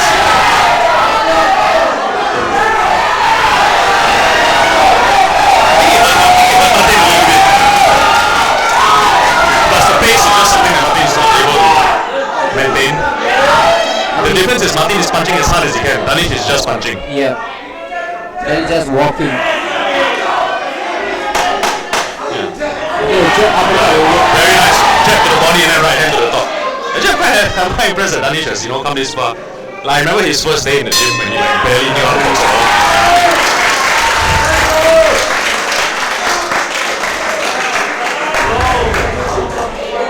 I don't know if you guys can hear in the chat, but the whole room, the whole gym is pulsating with noise. It's like one of those things like, when you fight in school and the whole school is like saying fight, fight.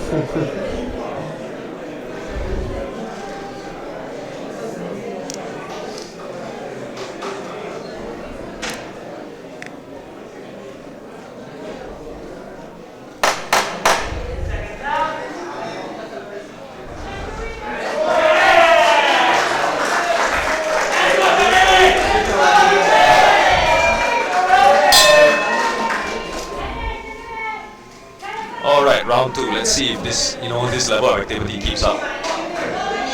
Danish is just walking forward. I hope he doesn't smother himself through the follow-up combinations. Yeah, he's very comfortable coming forward. And he's throwing quite comfortably as well. Martin is really good movement. He had nice upper body movement, the slip, the weights. But he got stuck in that. And he becomes a business cycle, he has a good counter. It's too comfortable with slipping and reading. Yep. You see now when he retreats like this, he's on balance, and he just gets hit again and again.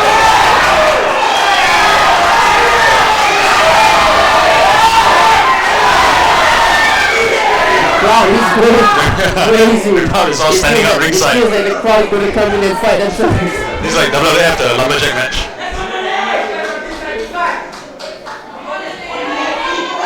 I like to see Danish sort of feign his way inside. Got a little bit careless with the return fire. That's the right idea. Now he's stepping back, making Martin miss a bit. Very nice uppercut. This Martin keeps weaving down.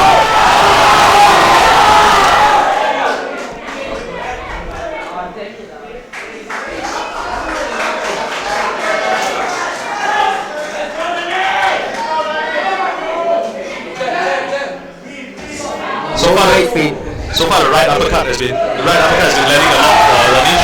Yeah, the right uppercut is a kryptonite for Martin. Yeah, just keeps ducking into it, right? And his slip cross, his roll cross is beautiful. He's only 13 or 14, I think.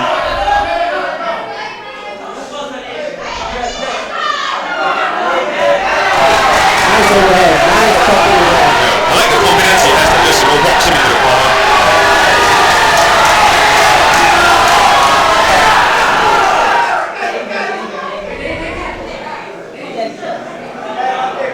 I think Martin is frustrated now.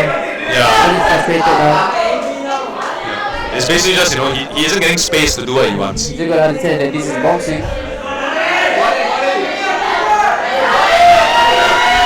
The phrase is, don't get mad, get good. Yeah. You see, he's kind of walking himself into a corner already. Yeah, Danish wasn't exactly trying to push him to the ropes. Yeah. He brought himself In fact, Martin sort of walking. You see, he's walking himself to the corner now. Yeah, now he's getting guy. You see, Danish fades a bit and left, right hand. Nice target by Martin there. Guys, you cannot hear this. Uppercuts, yeah. Uppercuts are beautiful. This is deafening. The right idea to go to the body.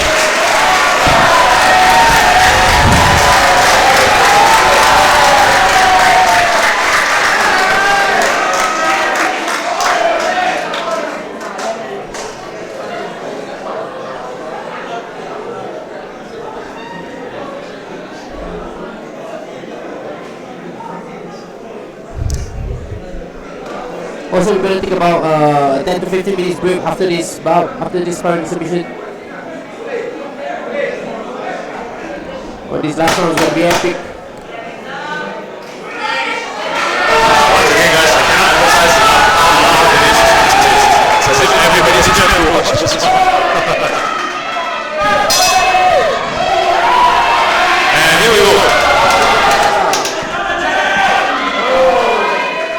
Martin looking to come out with fire. This is a bit long.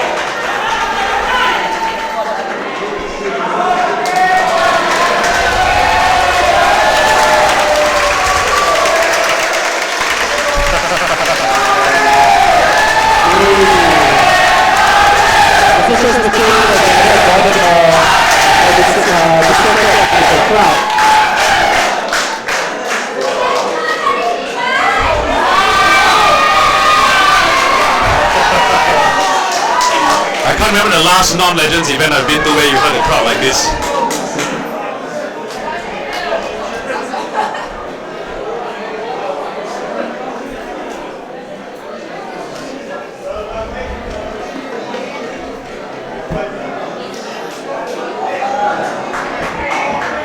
Oh man, now the crowd's gonna clear. Let's see who's left. Okay, we're gonna take a break now. And we'll be back in about 4:30. See you guys.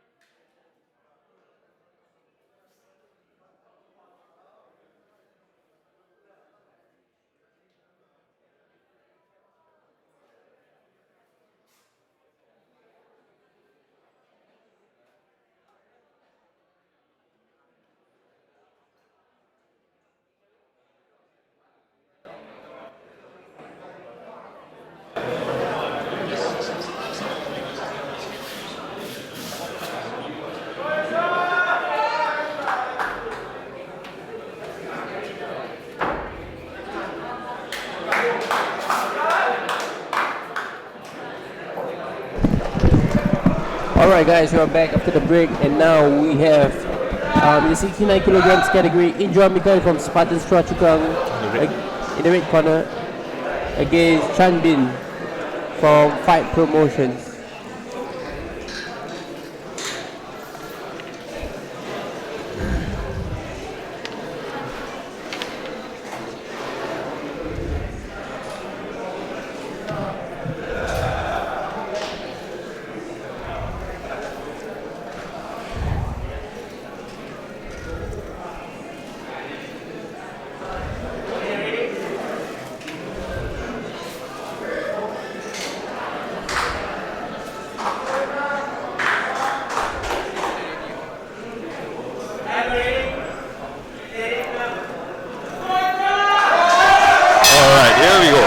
Round 1, Indra Mikhail in the red corner representing Spartans Chua Chu Kang, and Chanbin in the blue corner representing Fight Promotions or FPM.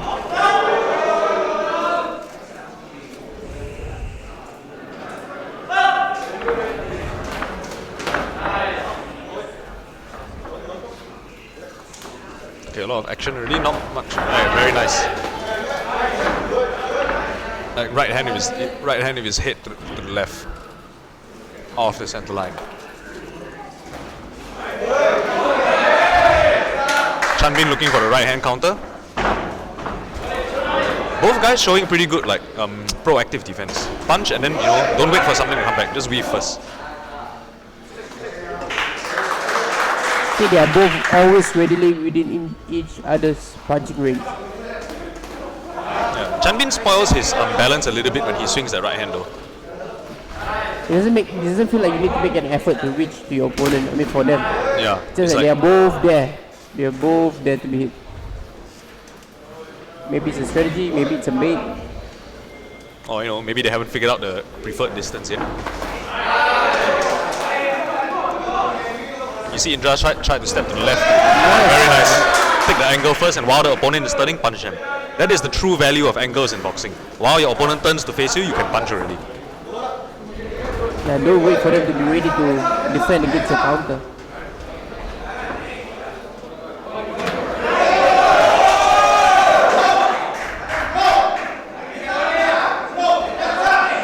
That's a nice one. Dagada, clinch, hug.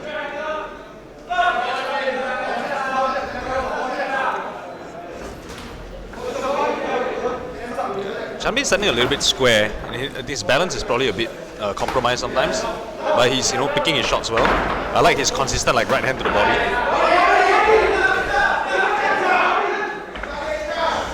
And positionally, he's in terms of ring space, he's probably putting himself in better positions as well. In fact, Indra is starting to show a little bit of discomfort already. Like just by being bullied against the ropes.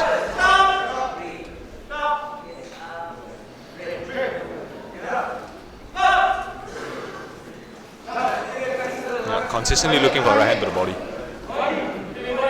See, he's quite good also. Basically, once he chose his right hand, then he just puts his guard up and crashes into the clinch.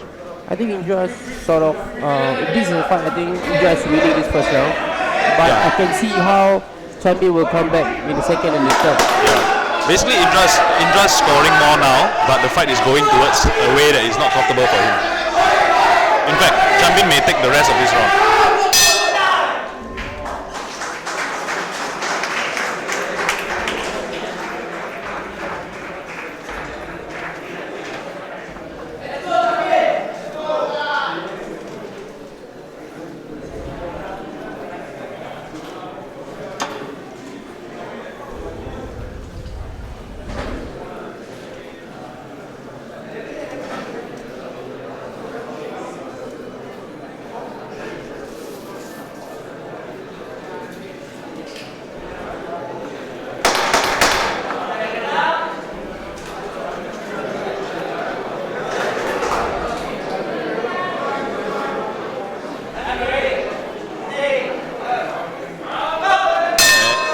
Round 2.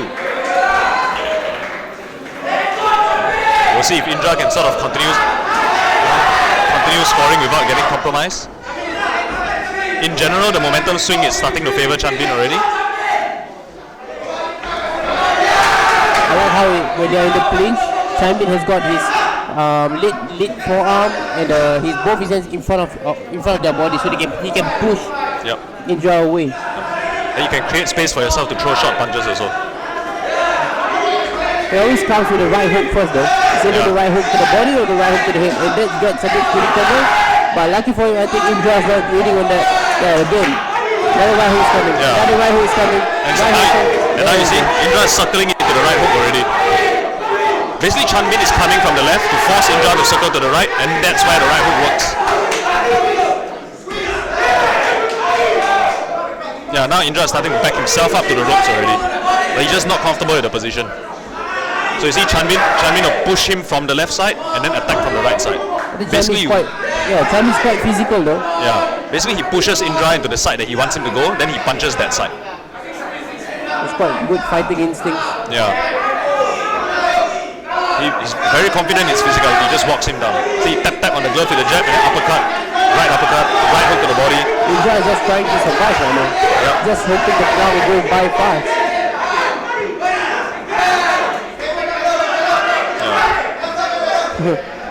Simon literally just walks him down. He's just walking without doing anything and just letting him.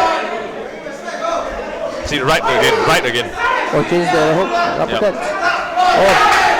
I think it's 10-8 count. Yeah, he might get 8 counter already. See, he comes from the left, force Indra to circle to the right, then punch on the right.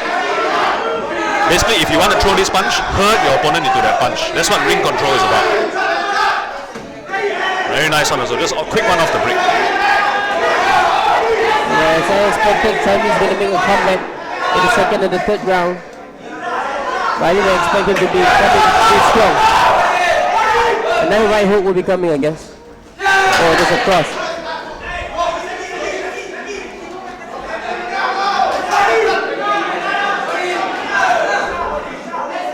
See, Chamin sort of just muscling him towards that side. Yeah, Indra looks spent, man, his legs. Yeah, he just looks like he just doesn't want to be here. His body language tells a different story.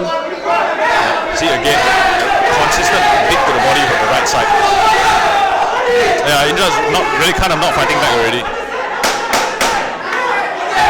Yeah, he's very hurt in the body. I think it comes down to stamina more than anything else. Yeah. Basically, those body shots have taken his gas away already. And the 45 seconds rest in between rounds is not going to help him now. Yeah. For those of you at home watching, our new rule is our sparring is 3 minutes and the rest in between rounds is 45 seconds.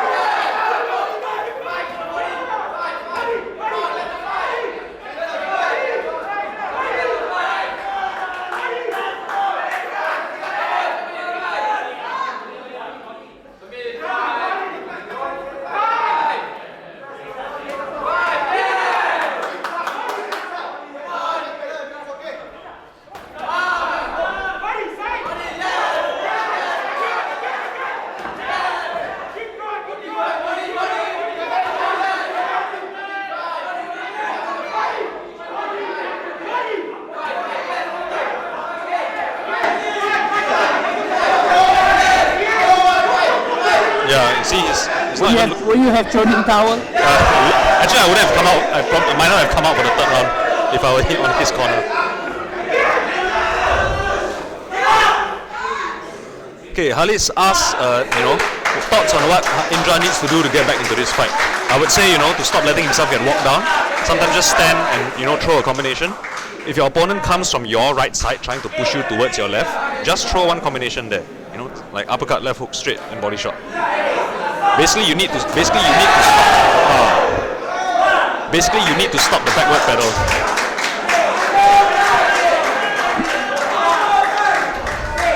I think he's done. He doesn't want to fight. He doesn't look like he can. Okay, and we're stopping it.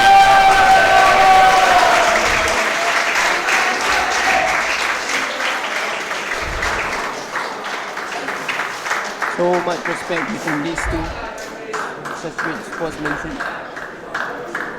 Yeah, that was very nice from Chanbin. Got off to a little bit of a rough start, but then imposed his will. He did what he was supposed to do.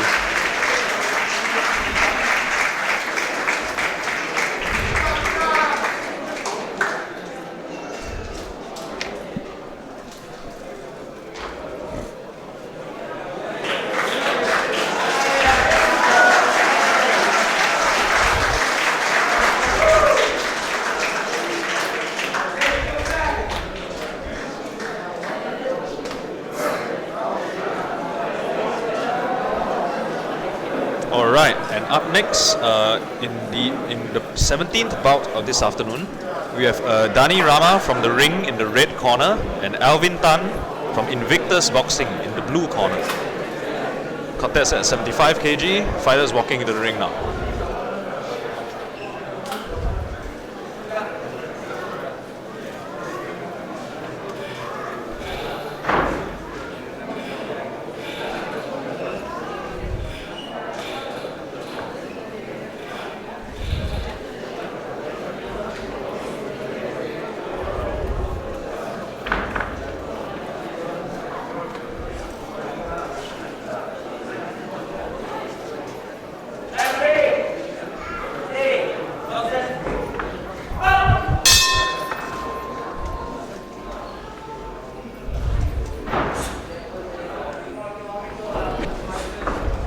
I've seen Dani Rama around in the boxing circles. He lost his last fight in the WBC Masters, I think they on what I call it, on the WBC amateur fights. So now this is his fight after that. He's looking to make a statement here.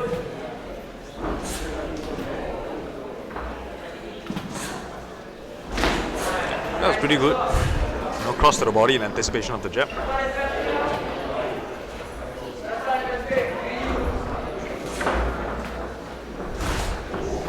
Alvin Tan looks like a bit like those this a bit herky-jerky kind of fighter, like sort of awkwardly steps into range. Yeah, so you can't keep reacting to everything that he does. You have to just when you want to throw, just decide. Okay, I'm gonna throw. I'll throw. I like how Alvin mixes it up, the jab to the head and jab to the body, and couple it that with his weird upper body movement, his awkward movements. It makes him really unpredictable.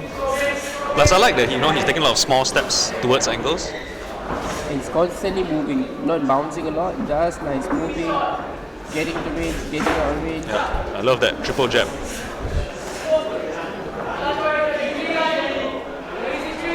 And the rhythm of the jabs is beautiful. It's bam, bam, bam. That's pretty nice. Bam, bam, bam. That was pretty nice. 1-1-2 and body shot. Head still kind of on the center line though, there for Rama's counters. And then he threw a beautiful left hook to the body just now only. A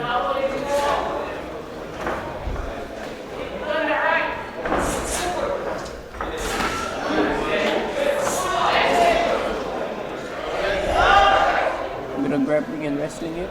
That was good from Dani, I think. Just sort of, if you're in a bad rhythm, just do these kind of things to break up the rhythm.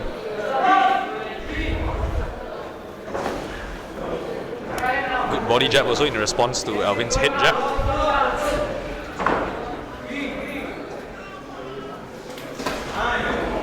Good, sort of lead right from Dani Rama. He's stepping with his left leg and then throw the right cross. That was a decent slip jab also. Just throw a regular jab but put your head off just a little bit.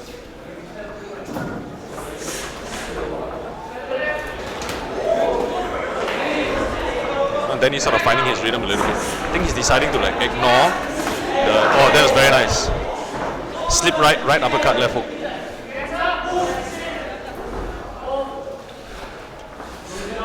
He's kind of deciding to ignore some of the, Alvin's weird feints and then just deciding to punch. another good lead right. See, he sort of steps across. Like he'll step diagonally to his 10 o'clock with his left leg and then throw a right cross. That's a very old Russian kind of thing to do. Like it risks putting you off balance a little bit, but it makes sure that your cross goes down his center line.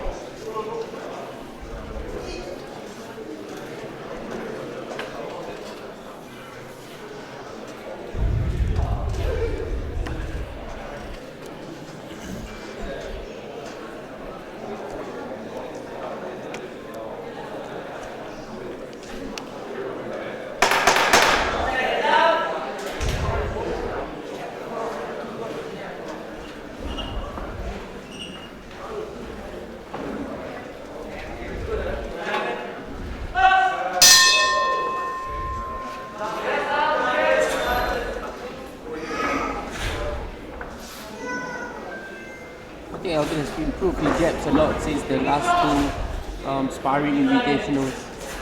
Yeah, now he's kind of mixing up the rhythm, using them to set stuff up. Oh, very nice double left hook. Double left hook from Danny that hurt him. He looks a strong right hand. Alvin took it well.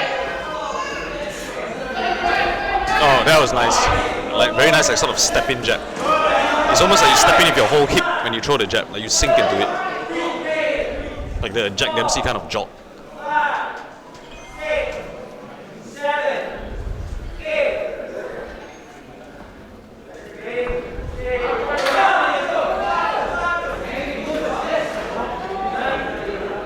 Danny's finding a home for the straight punches to the body quite often also. I think it's because of how tall Alvin stands. I think Alvin getting a little bit desperate now to let his punches. So he's starting to overcommit. Trying to reach out. Yeah, previously, the first two punches he threw is not meant to land, just to get him in distance. Oh, that was nice. Danny leads to the left a little bit, only then he can be right.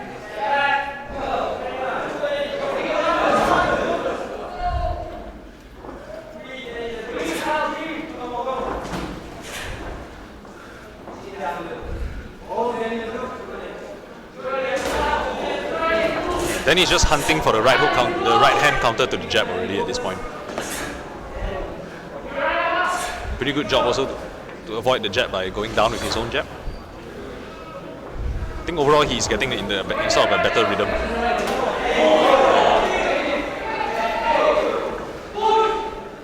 His lead rights are quite solid, so he basically close the distance by stepping left.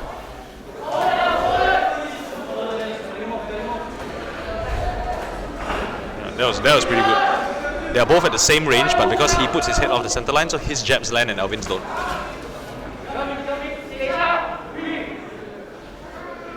Look for the lead right again, the step in lead right. Oh, that was nice. Slip body hit.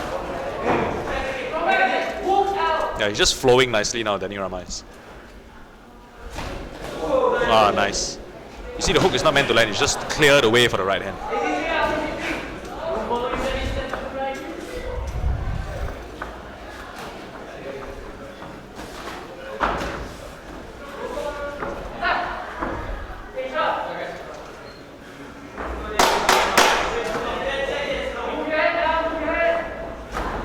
Danny's getting really comfortable. He's not reacting to every of Alvin's face anymore. In fact, Alvin's reacting quite bigly to Danny's stuff.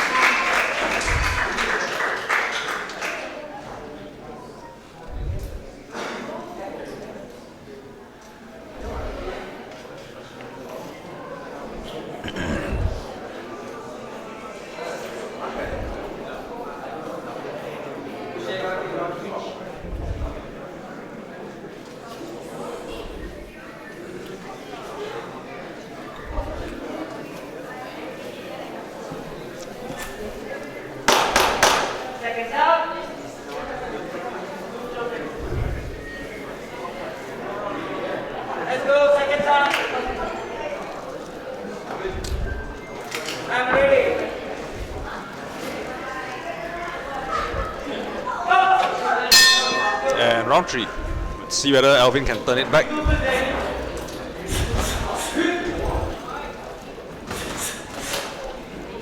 He's kind of losing, the pit up, the unpredictable jab rhythm that he had at the start. Now because he's getting a bit desperate, so he's punching the jabs harder, and so the rhythm is becoming more predictable.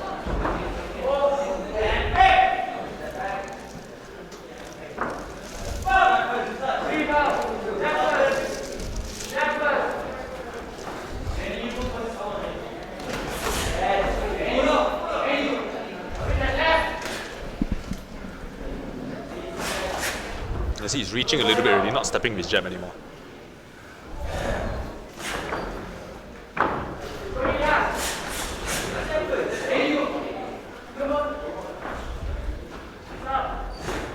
Oh, that was nice. See, he waits for the jab and then jabs to the body. And then that sets up his next right hand, and this one also. Then he's just flowing very nicely, you know. I like how Danny sleeps on the jab and just walks forward, smothering Elvin. Yep. So, like, you know, the next punch is smothered already, regardless of what it is. Very nice, like, you know, right hand over the top of the jab.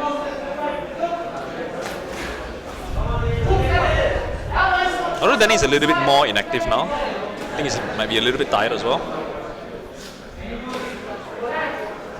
One thing that I think is useful for viewers, you know, to take note when you're watching boxing, sometimes to tell whether people are tired, right? Sometimes they can mask the body language. The real way to tell if someone is tired is if their activity level drops from below normal. Then you know they're actually tired and not putting on a poker face.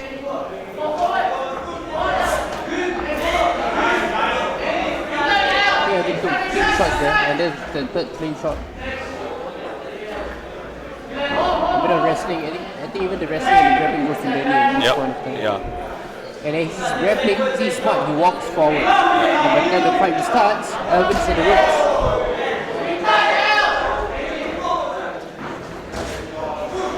Yeah, he walks forward. Oh. Yeah.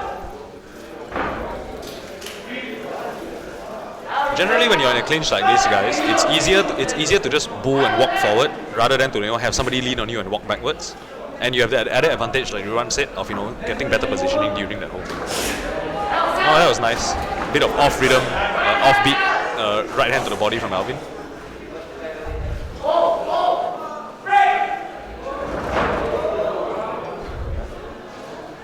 Yeah, I'm just kind of tired, loss of balance.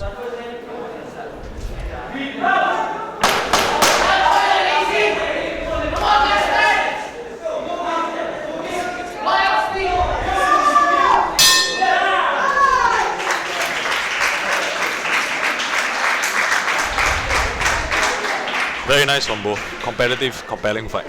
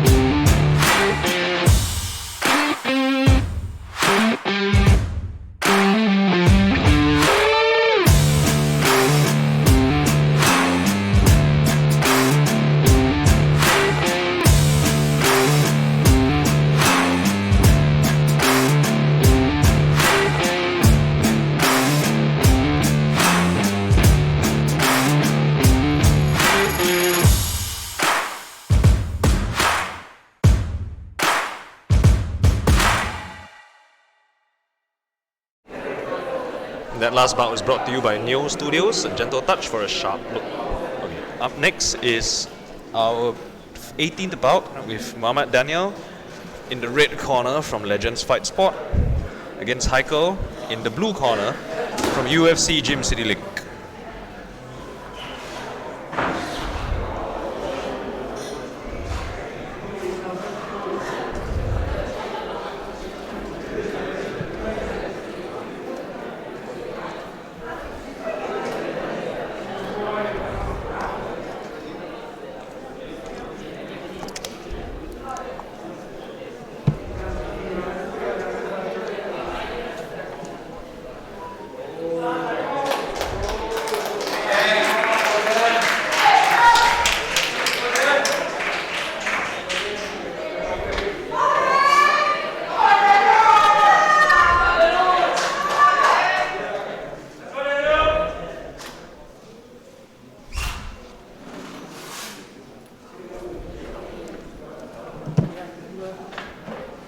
Alright, once again in the red corner, Muhammad Daniel from Legends Fight Sports, and in the blue corner, Heiko representing UFC Gym Series.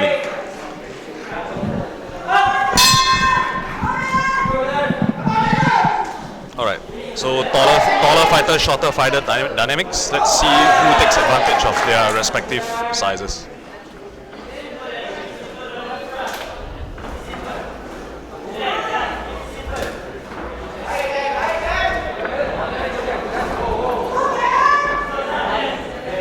Heiko, the taller fighter, sort of like jabbing Daniel out of position. Daniel, you can tell, is looking to weave under and counter. Look.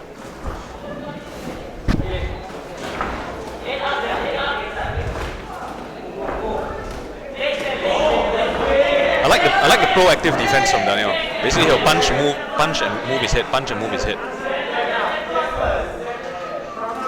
Really both very anxious right now. They're just trying to figure each other out, trying to get the distance, trying to see what the other guy is going to try to throw, and also at the same time listen to what the respective coaches have to say before their respective turns to go out to the ring. Daniel's landed the body a couple of times nicely already. Sort of weave on the, but that was a very nice, like, sort of shifting uppercut right hand. It's important to remember that these two guys are above 30 years old, they have got careers, and they still choose to box leisurely. And to challenge themselves, they decided to step to the ring and spar at Legends Sparring Invitational. So massive respect to both of them.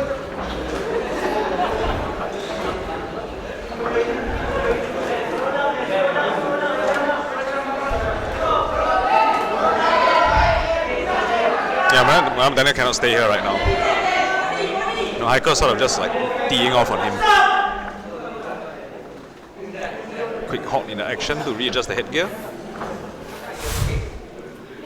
think nice strategy to get extra 10 seconds rest.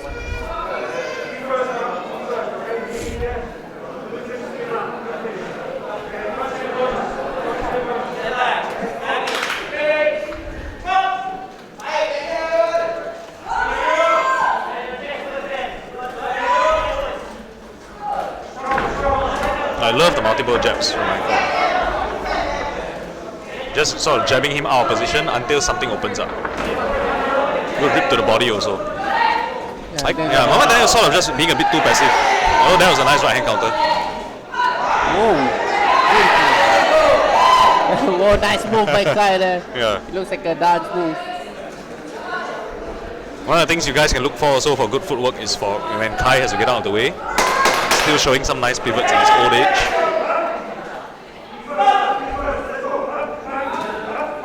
I think it's clear by now the UFC's strategy is to move forward, to walk forward. Yeah, basically working behind a very active and stiff jab.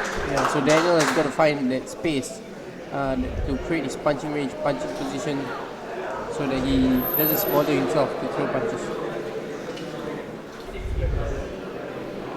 Yeah, he has like decent, like, you know, proactive defense, but you know it takes a lot out of him because they're very big explosive movements, and it's always nerve-wracking because, you know, when you do that, you're not sure whether you're gonna get hit or not.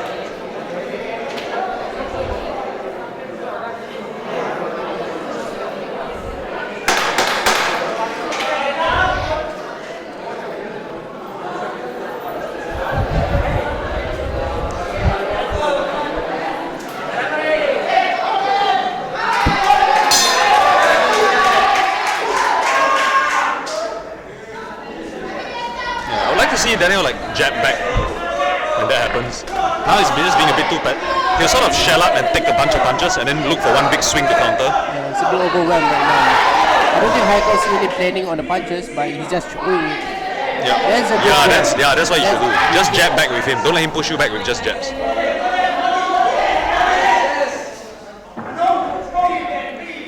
At this point, both the techniques are not really 100%, but I think what makes the difference is the strategy. Yep.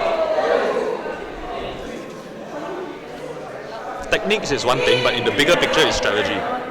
Right? Techniques is like, you know, how am I going to push it back? Where am I going to step? What punch should I throw?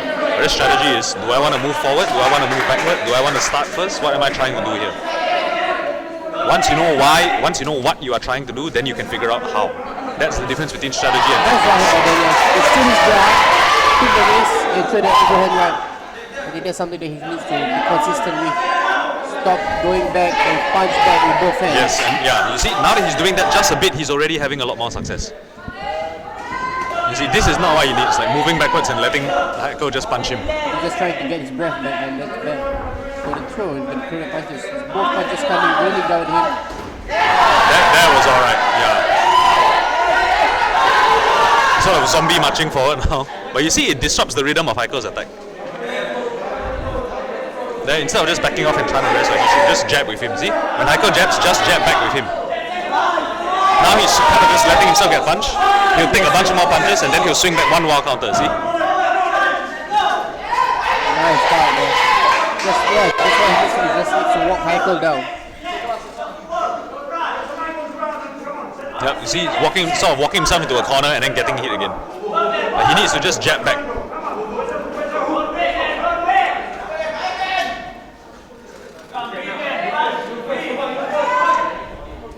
I think Daniel's thinking how he's going to get through the fact that Haiko is showing non-stop punches from all angles. He tried to go away with his feet, but Haiko's still there. Tried to punch back, Haiko is still punching down. He just keeps getting caught in these cycles of, like, you know, back into a corner and covering up, taking a bunch of punches. Then when he cannot take it anymore, he'll swing back one hard one. Nice uppercut and hit from Haiko to open up the guard.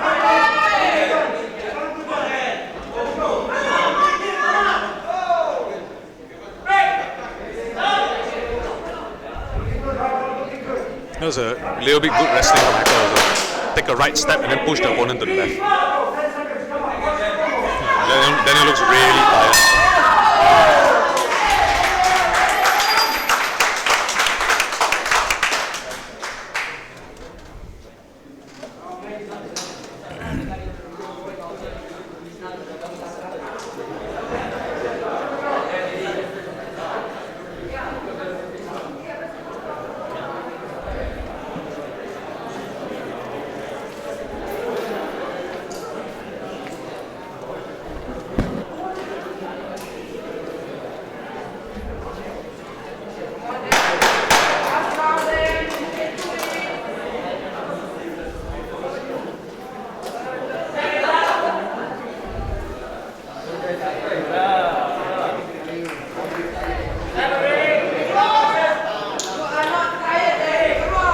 Here we go, third and last round.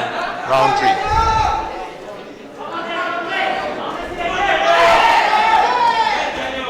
So we'll see whether Haiko can continue to push Daniel back into a corner and then just punish him while he shells up. Haiko just moving his head. Haiko no Chi Ippo style.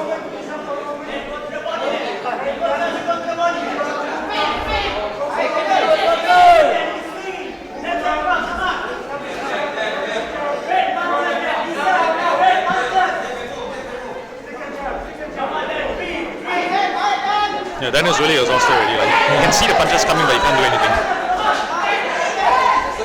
I'm so funny, but that's a good thing. I like his upper body movement.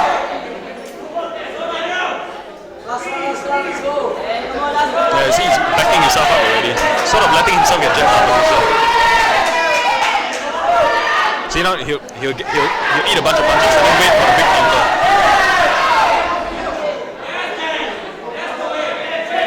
But the Haiko's getting tired already. Like now the combos are not very thoughtful anymore. Just tapping and touching, but then Daniel's all spam. That's a half decent right hand. Oh my, they're just moving together. It's like a dance. Yeah. Both their heads are performing like figure How eight. it says, Daniel just standing. Yeah, just standing there and taking it.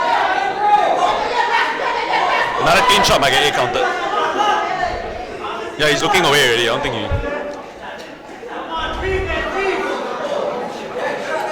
Yeah, he cannot stay. Yeah, he cannot stay here. Yeah, he turns away. He doesn't really.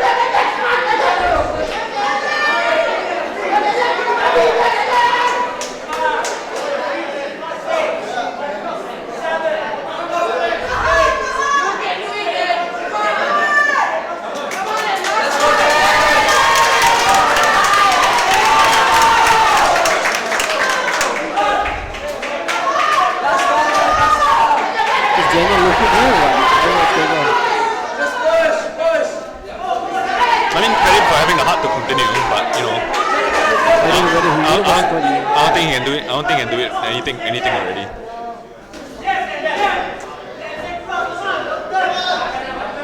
Hackers only throwing to the body now that he knows for sure that Daniel's tired. I would have done that from the start.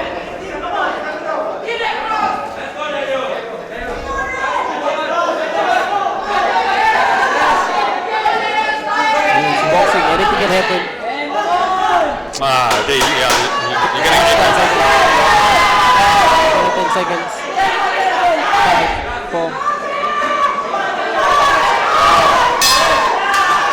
Beautiful. Both of these guys are really, I think they're going to discover something about themselves. I mean,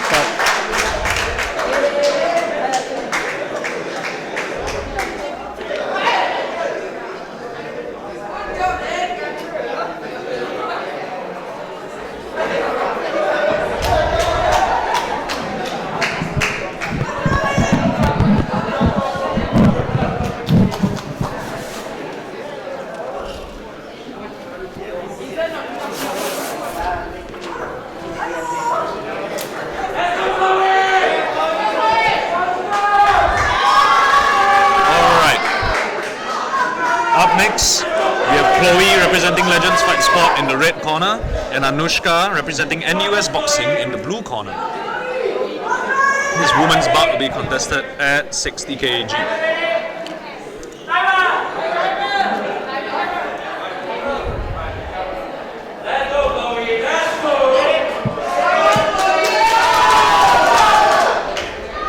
And another southpaw orthodox matchup. Once again, I hate to sound like I'm nagging, but let's look at the lead foot placement and how each fighter takes their angles. Already, the outside step has helped Chloe to land her straight left. See? Notice Chloe's leg is outside, and that's why her straight left is landing easier. Straight hook, straight hook. These, a straight and a hook. Your rear straight and your lead hook are the main punches that are opened up once you take the outside angle. Chloe is consistently taking the outside angle, and that's why those two punches are landing easier.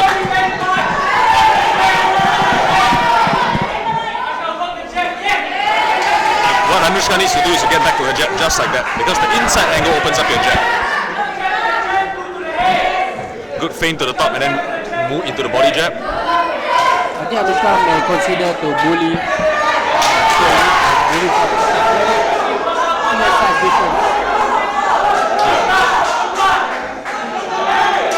Yeah, this is a good way to sort of break up the good rhythm that Chloe established at the start.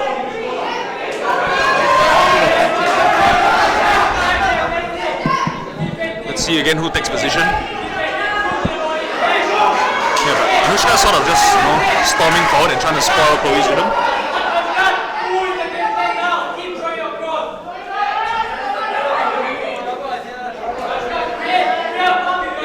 Anushka's corner is telling her to keep throwing her cross. The problem is, if she doesn't take the outside angle, then she's going to have to sort of contort her body a little bit for that to land.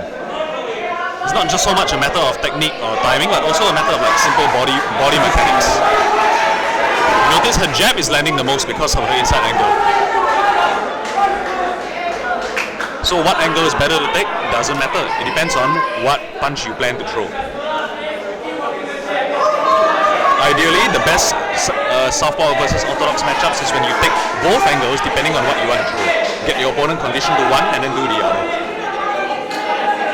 Right now, Chloe got to stay calm again. Let Anushka fall into her own punch and then counter.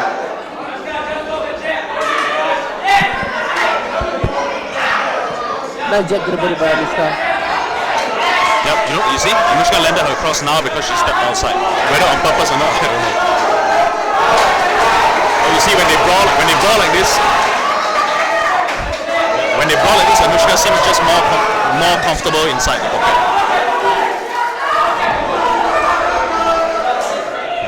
No, not much thought for defense, but she's a bit more composed in that kind of firefight. She should kind of straighten up her right hand when she throws it. Right now it's a little bit looping. See? Just like that. At first Chloe was dominating the round and Anushka came back and did pretty well for herself.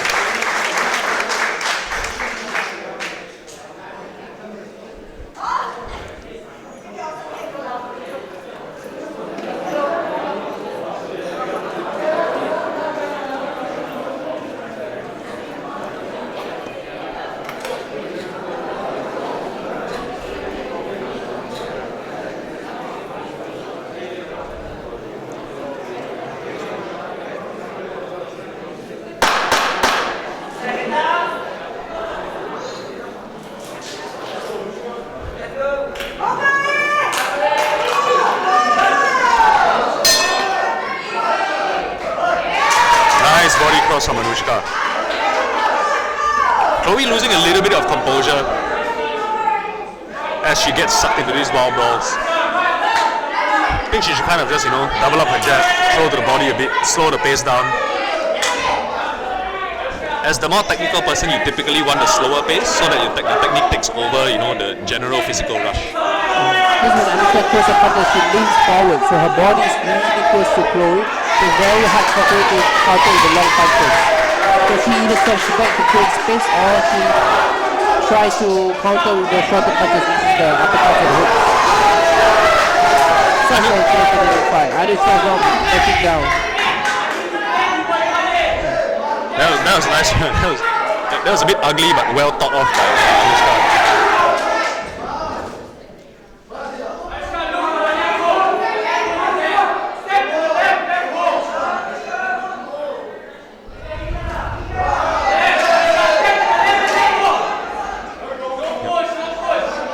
One of the things that happens when Anushka collapses into a punch is that her balance is also spoiled. This is a good time to catch her. Chloe needs to look for things like, frame off with her lead hand and throw an uppercut. Yeah, just a short uppercut on the inside. Throw the uppercut at the same time, Anushka throws the right hand of hers. That works also. Short, real hook.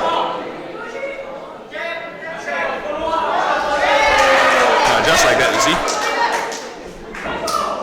Just short rear shots to the body, to the head when Anushka collapses in like this.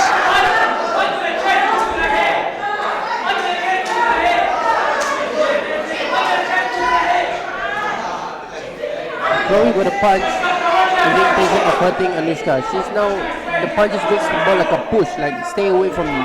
You got a punch. A bit more intention in the punches, I would say.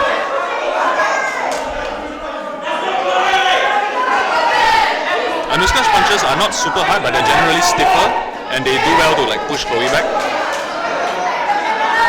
Yeah, considering the difference in weight, 4 kilograms.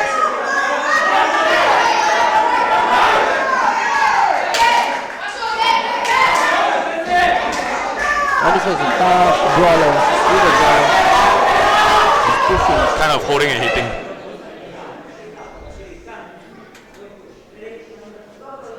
Kai had to say, don't push.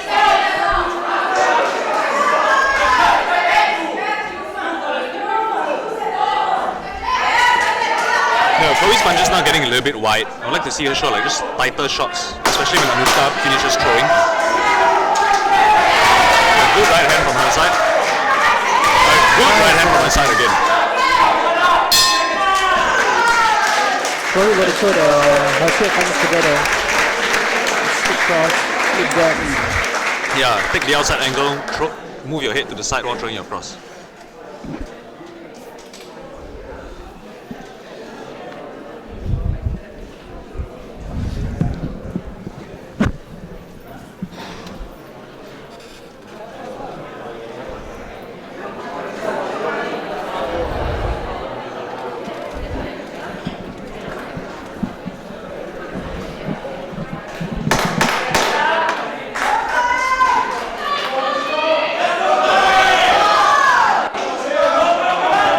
Chloe will get to hear me. Step back cross.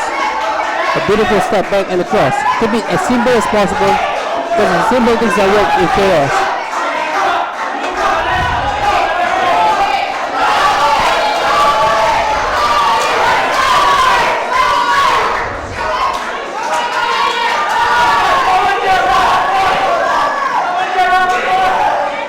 Chloe's winding up a bit too much on her swing. She should just, when you throw in from tight, the only way to get power is from your hips, and that's when you have the discipline to, put the mechanics inside.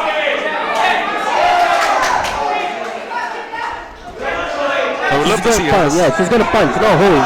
It feels like she's holding Anushka in place before she wants to throw the punches. I think it's the same for Anushka as well. But I guess Anushka gets a bit more explosive. Yeah, I would say not even more explosive. She's just stiffer and puts more of her body into it. Yeah, I got a good green, but the punches come directly from where the head is.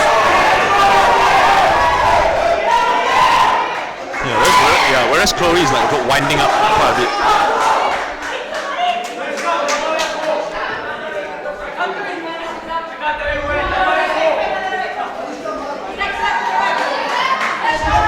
See, Anushka will sort of step into neutral or even southpaw when She throws her right hand. I would love to see Chloe just dig her lead uppercut into the body when that happens. Good like stiff straight right from Anushka.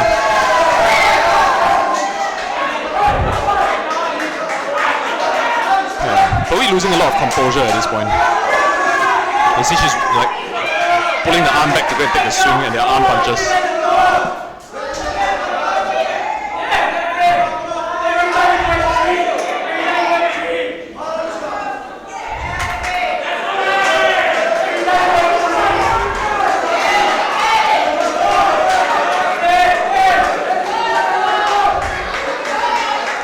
These are fairly neutral exchanges, but I would say in general like 65-35 Anushka's coming out on top. Just from, the slightly better punch quality.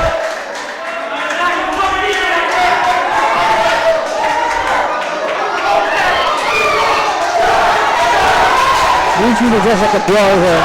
Yeah. Yeah, but Chloe should have put her hand out open like that.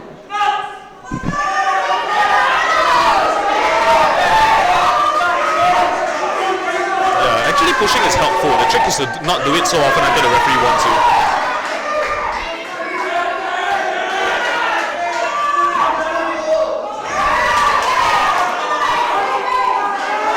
A good job for Chloe for stepping up and replacing the previous sparring opponent for Anushka. Yeah, she's giving up quite a bit of weight. Advantage. Yeah.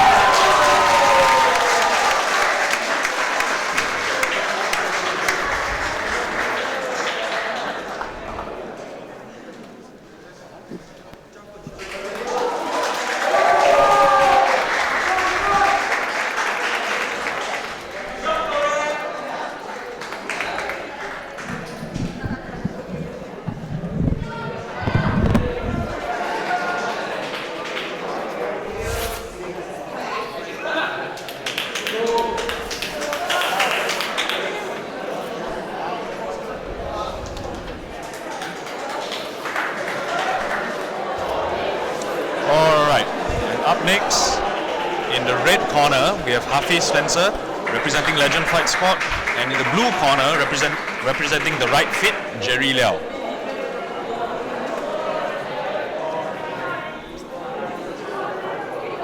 Once again, Hafiz from Legends in the red corner, Jerry from the Right Fit in the blue corner.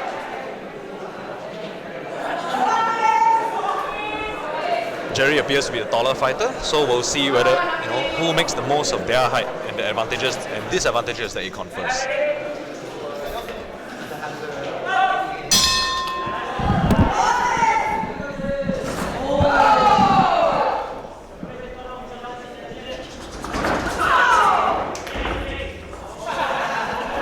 Both looking kind of tense at the start.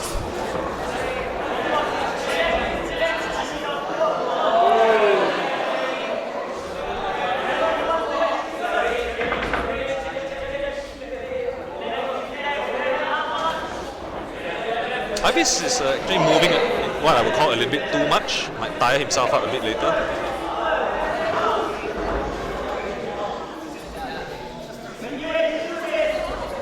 But he's sort of doing a good job of staying out of like Jerry's jabbing range, not letting him establish a jab yet. Yeah, at least he's using his feet to get up. Using his feet to make sure that Jerry misses totally so he doesn't get comfortable in jab landing. Yeah, and good jab from him. Nice 1-1-2 combo. All the basics, all about the basics. I worked with Hafiz for a bit to prepare him for this sparring bout. Right, what did you guys work on? I think we work on, I think to outbox. Right, so either against a taller fighter, all the way out, all the way in. Yeah, more of being on the outside rather than being on the inside.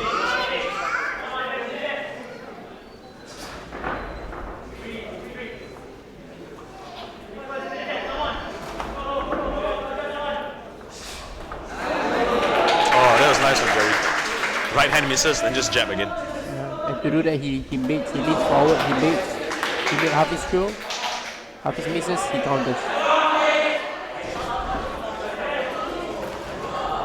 I think the step backs are very important for Hafiz, so that the opponent cannot continue to progress his combination. Yeah, against a taller fighter, you want to make them throw first and like sort of overextend, then you go in. Because if you punch at neutral, they already have the advantage. It also helps Hafiz sort of always punches from weird angles. Maybe not with intention, but he just happened to do so. Yeah, he tends to like take a very slight like left angle when he throws his jab, right? So it's like an up jab and then move to the side.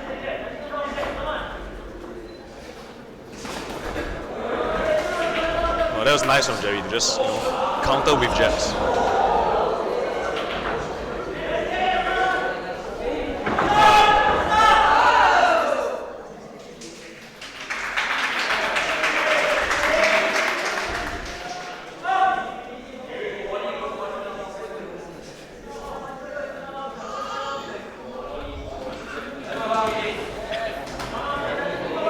A lot of Jerry's punches are missing. Hafiz using his rugby skills there. What happened? Oh, yeah. Tripped a little bit.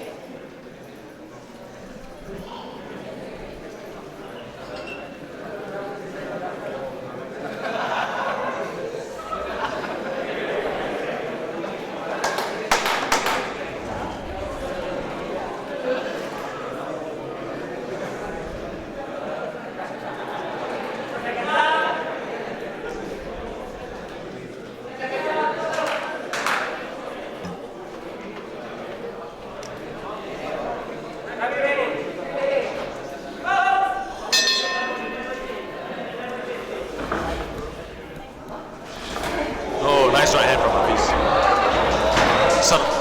Jerry comes right back, punishes him to the body, taking advantage of the fact that Hafiz is off balance, then just attacks.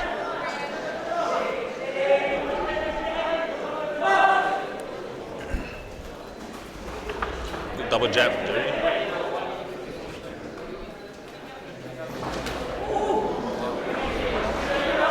Basically, Jerry's predicting Hafiz's entries now.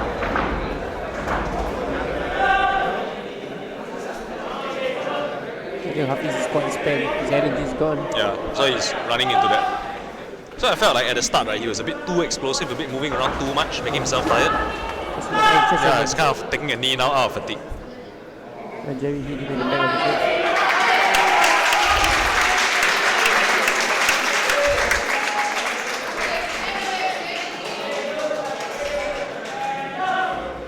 Yeah, Jerry looks like, he's energized by his fatigue. Yeah.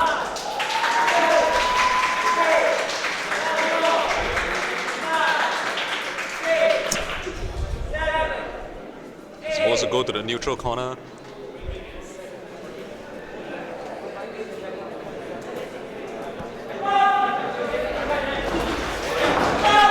Yeah, I think we're...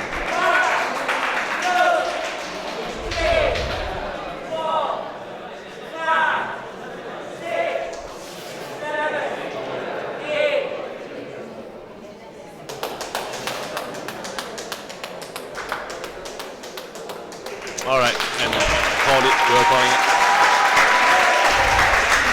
Nothing to be ashamed of.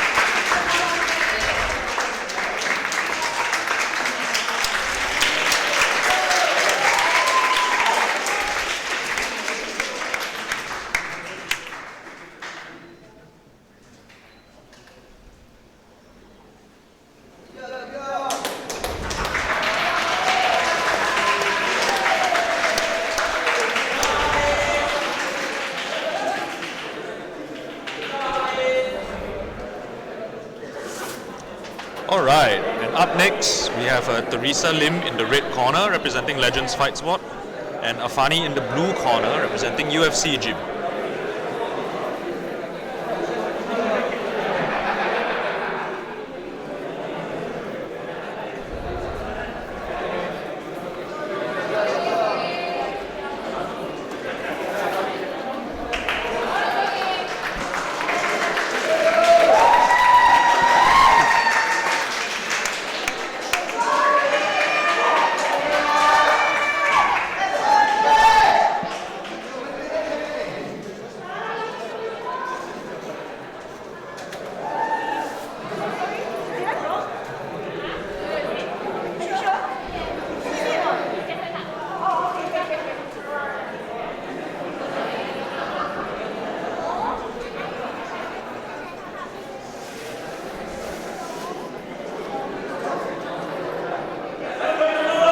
once again, Teresa in red corner representing Legends Fight Sport, and Afani in blue representing UFC Gym.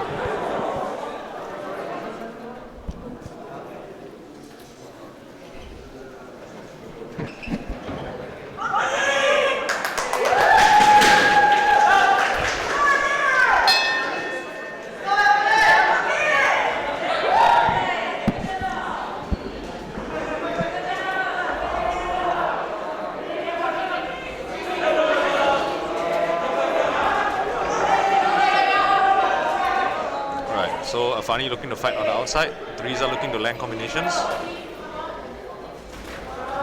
So let's see who gets to do their thing. I just hope Teresa didn't caught the camera. Oh, that's good, she caught her off balance there, followed up the combination. Afani swinging back.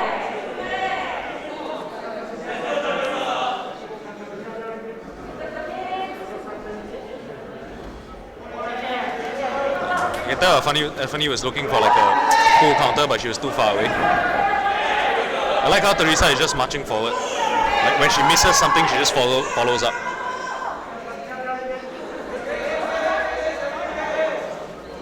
Afani is not so sure of her distance yet. She's punching out of range. Very nice right hand. Right at the end of the punch. And again. That also steps back to create more space. Yeah, Teresa's figured out the distance a bit better.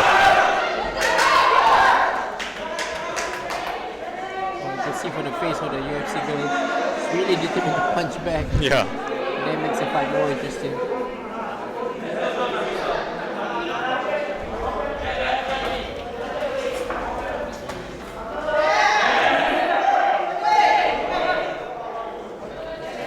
The form on the right hand is a bit suspect though. She's kind of like slapping downwards.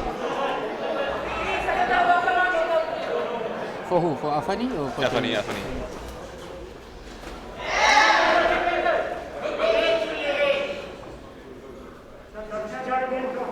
I wish Teresa hadn't stepped back that far. But I think she has the right idea already, just hunting for the right hand once Afani throws her left.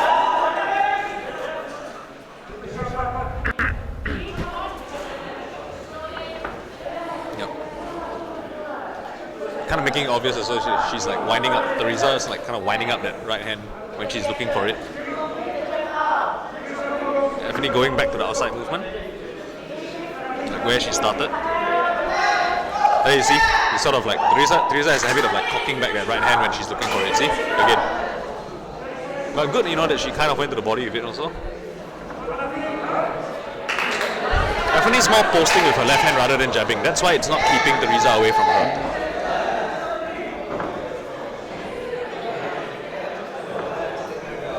It's the good thing about this time, he knows when to step back. Even though sometimes it's too far, but she's stepping back. She's responsible. She knows she has to move.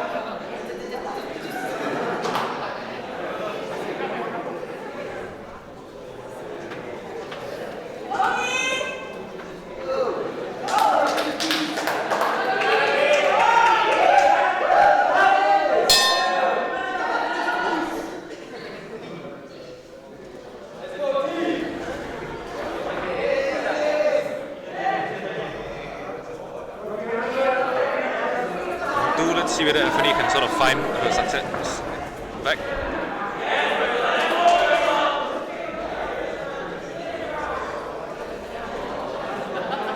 I like that not a lot of Teresa's combos are like, you know, her lunging forward. She'll step in the range before throwing.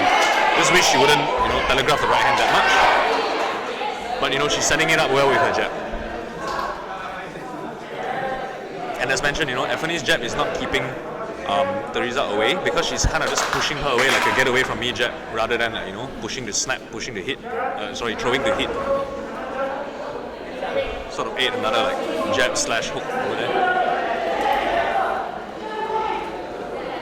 If only Teresa doesn't load up on the punches. She keeps it tight. She keeps it loose but compact at the same time. Very nice. She just needs to be constant with the distance. The straight punches will land faster compared to the hooks. And the swinging punches that often is throwing.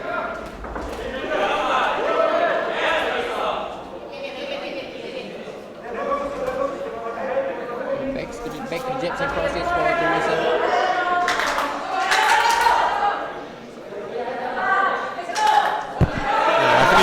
Definitely kind of walking away already, not sure what's causing that. Walking away in disbelief at what have she just said. No, it's probably just fatigue and just trying to make space.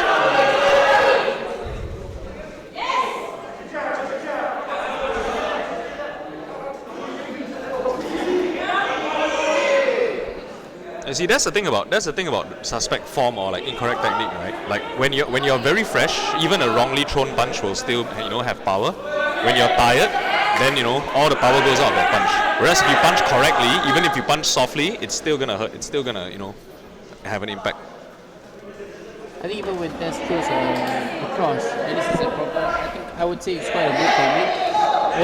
Only it's wind up. Yeah, correct. How it travels, how the punch travels is pretty much how I would want it to travel.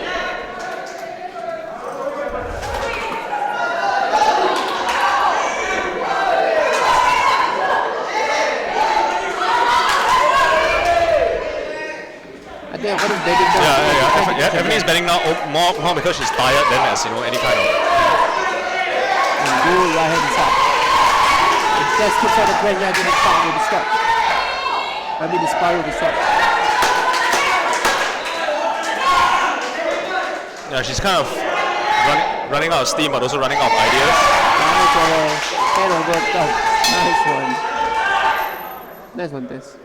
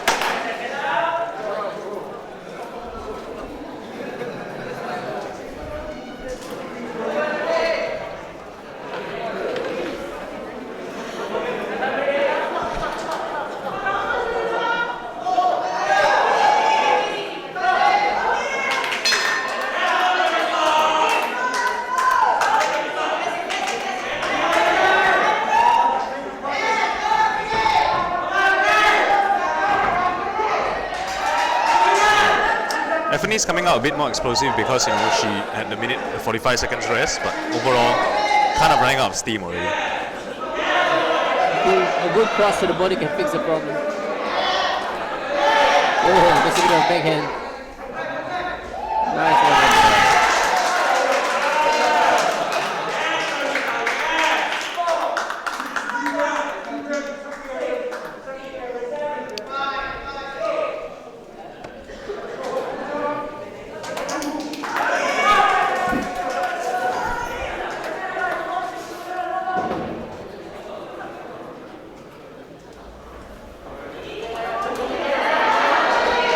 Nice right hand. Teresa's finding a home for it each time. Even though she telegraphs it a little bit, but she doubles up her jab, like just frames off, pulls off with it, just to create space for the right hand. So the technique is not perfect, but she's finding a home for it.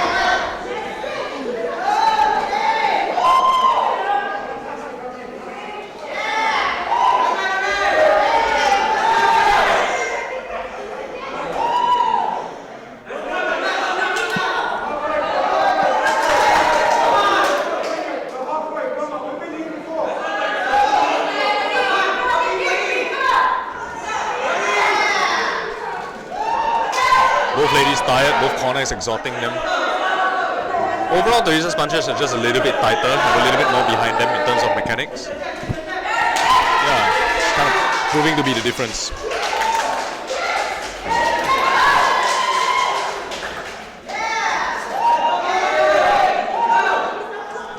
credit to Daphne, she's not stopped trying.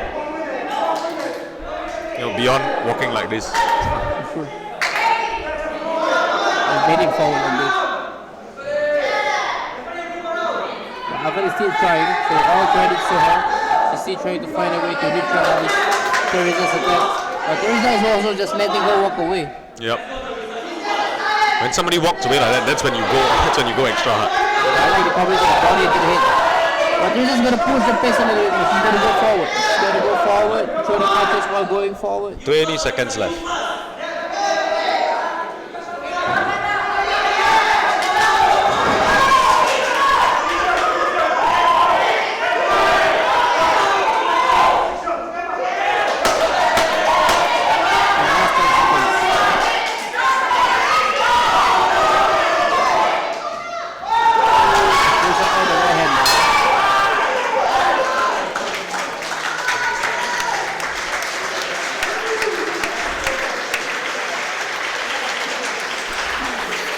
Good showing from both ladies. Huge respect. And we left 1, 2, 3, 4, 5 more sparring exhibition bouts. And the next one coming in will be Junrong in the red corner from Elevate Fight Lab and Miguel Tan in the blue corner from Assassin Fraternity. Sounds like a scary name for a gym. And there we have Sam saying hi.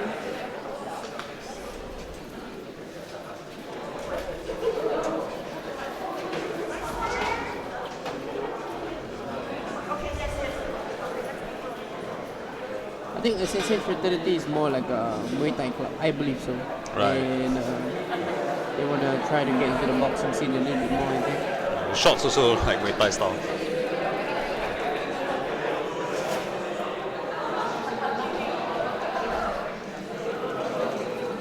What do you think are some of the cues that you can tell when Muay Thai fellas try and box? I think they always stand a little bit tall and they kind of don't, squeeze their core when they're turning into punches. They sort of isolate their upper body and their lower body. And they lean back a bit. I think that's their primary defense against punches. Alright, Southpaw Orthodox matchup. Let's see who establishes, their angles.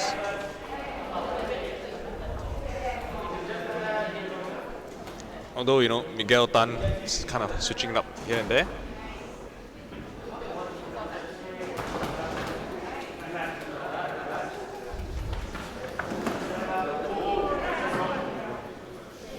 Both look composed, just looking for stuff.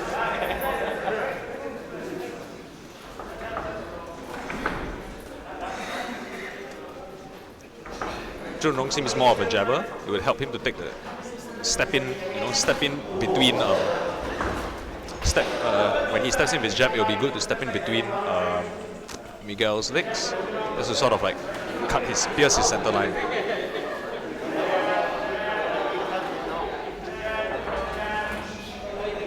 Miguel reaching a little bit with his shots. And Miguel, of course, has got the Muay Thai rhythm. Yeah.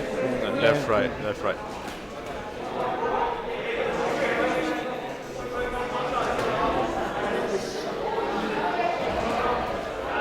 Pretty good job from Junrong to just sort of throw the non-committal jabs out there, just to see what Miguel will do.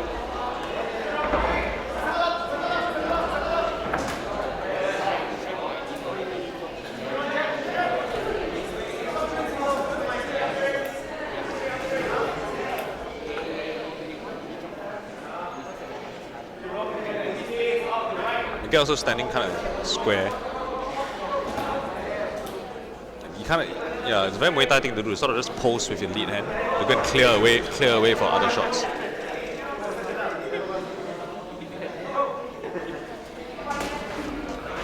Good counter left hook from Junrong. Now he is also throwing back straight to the body. He's just a little bit more aware of his positioning, it looks like. And he has a right idea on how to get past that pose also. Just punch with the other hand. I think Junrong, without realizing, he's getting sucked into the rhythm Miguel's having. They are fighting at Junrong's range, but at Miguel's rhythm. So he's kind of just following him. Usually when an opponent's rhythm is a bit too predictable, what you want to do is split the timing with that jab. So you see they 1, 2, 1, 2. In between the 1 and the 2, throw your jab. Kind of just off balance and make them reset. And Miguel keeps changing from southpaw to orthodox. Nice lead Oh, shot. this is a nice technique. Good. You see he caught him with a left hook on the way out.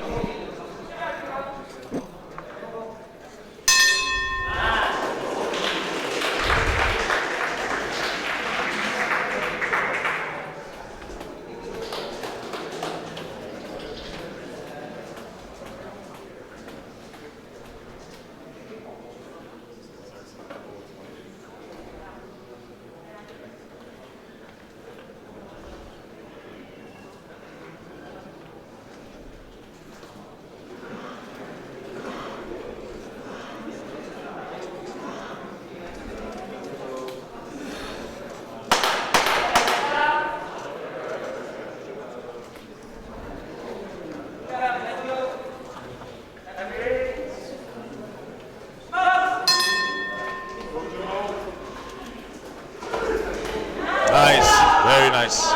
Just straight. He's already been throwing that straight to the body lots of times. Now he just follow up with a lead hook. Southpaw orthodox matchup. The lead hook is a sneaky punch to throw, especially after a body straight, because the opponent's lead shoulder blocks his lead arm blocks his vision of that shot.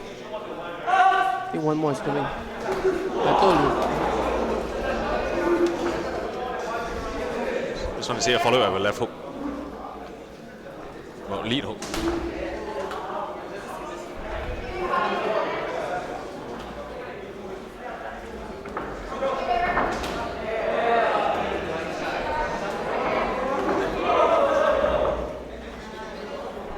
Quite a good disciplined performance from Junrong. See, the first one he sort of just jab, figure out what to do, condition Miguel with a lot of right straights to the body. After that he does one and then left hooks up top in round 2.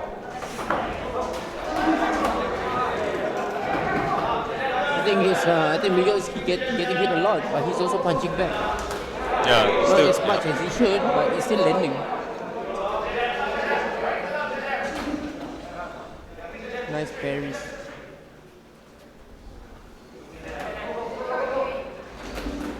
Yeah, that was pretty good also. Sort of slap the glove down, then 1-2. I think there must be a reason why Jurong is hesitating coming in. Yeah, the shots from Miguel are probably quite hard, whether blocked or not.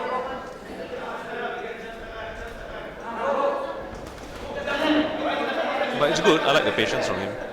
He's also not, stepping back too much and giving up too much ground. Always making sure to maintain his stance. Nice again. Straight to the body again. He should do that now and then left hook up top again, just like just now. Yeah. Now same story, follow up with left hook. Well, lead hook.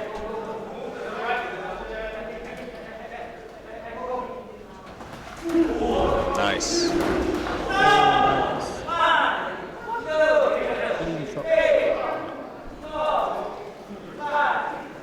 Very, very calculated. Yeah. You see, Chun Rong can still punch well even though when he's stepping backwards, because he still maintains his stance when he steps backward instead of just skipping backwards.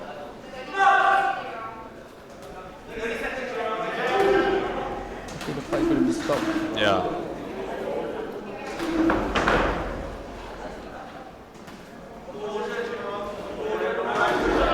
Very nice. Too many clean shots though. And any one of those could have been another 8 pound. Very nice. See again, straight to the body, lead hook.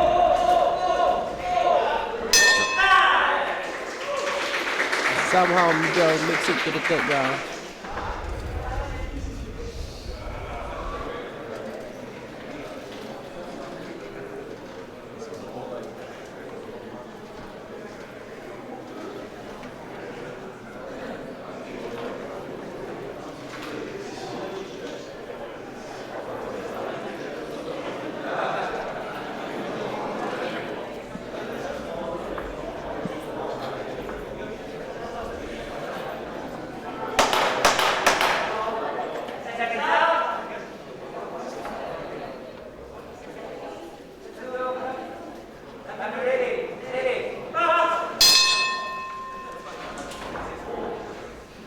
Again, no, Miguel just doesn't really have an answer to the straight right. Sorry, the straight left of Junrong, whether to the body or the head.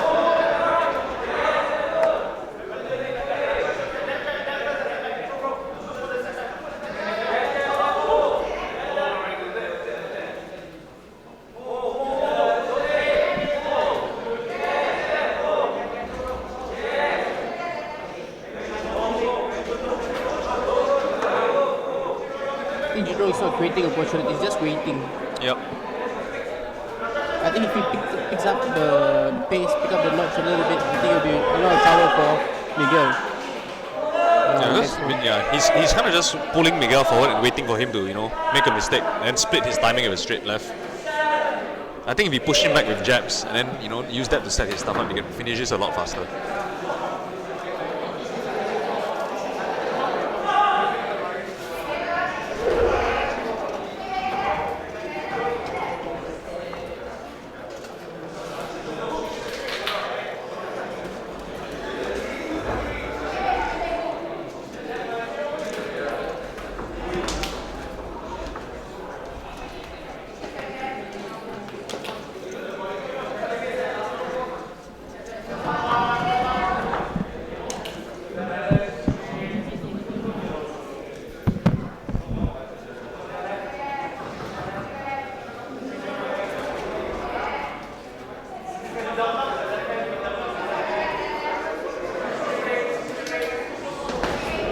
Once again, straight right, straight left, and then the left hook. They should stop it, no point.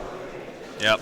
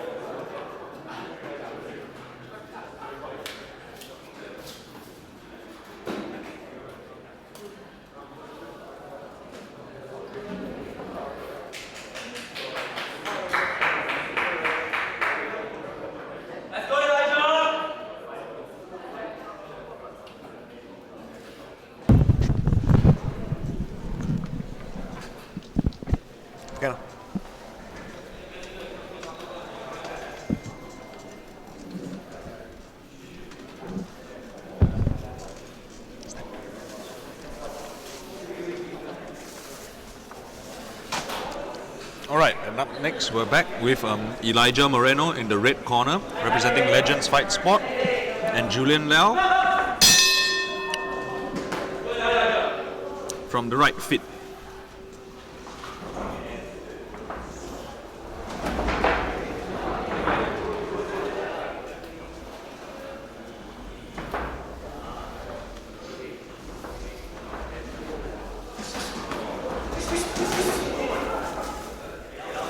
Pretty good from Julian. Basically, Elijah's the faster person, the faster boxer. So Julian just sort of, punching back when he gets caught by the faster person. So Elijah's doing a good job of jabbing him out of position. Both a little bit tense now. Nope.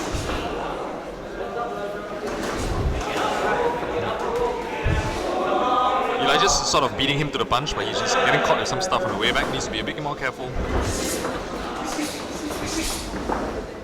Julian's doing good job of just punching. Whether he gets hit or whether he misses, he's just going. think neither have sort of picked up on patterns yet. But Elijah, slips left, slips right on his entries. Julian might be well served to just sort of force the slip out with a jab, and then attack the body. Pretty nice from Julian to stay composed under fire. But, those combinations of Elijah are pretty quick. Have a lot of good technique, good snap behind them.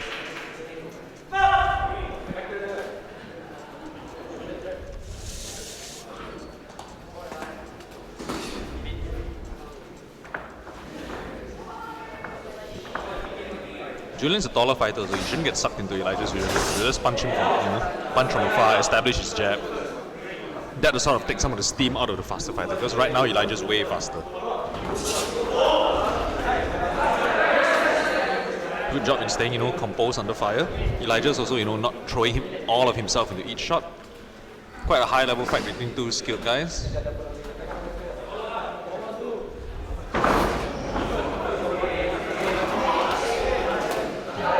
Good, solid right hands from Elijah.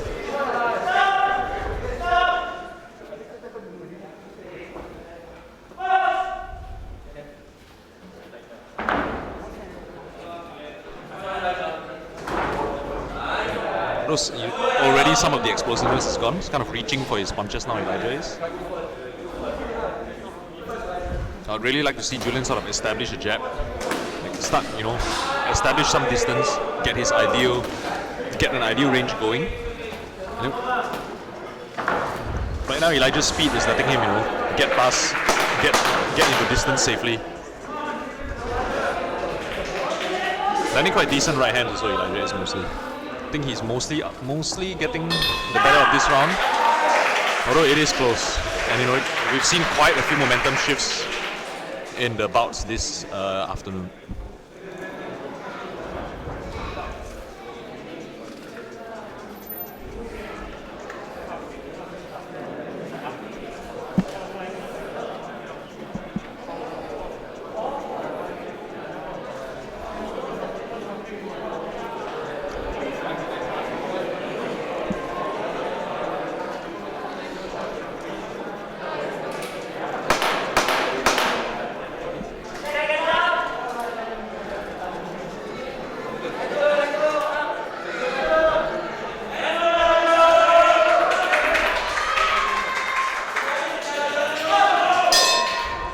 Round 2. Now they both have had a feel of each other. Let's see, how they decide to respond. Elijah being, the faster, sharper puncher, probably the harder puncher. Julian's longer.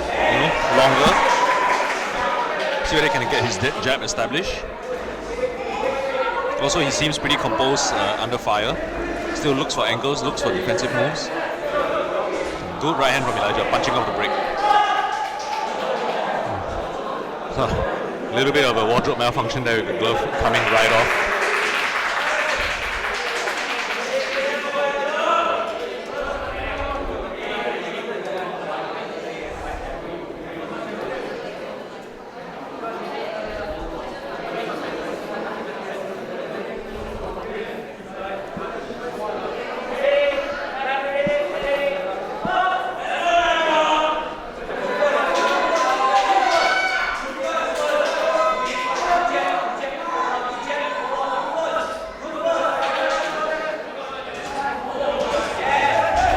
Nice jab from Julian.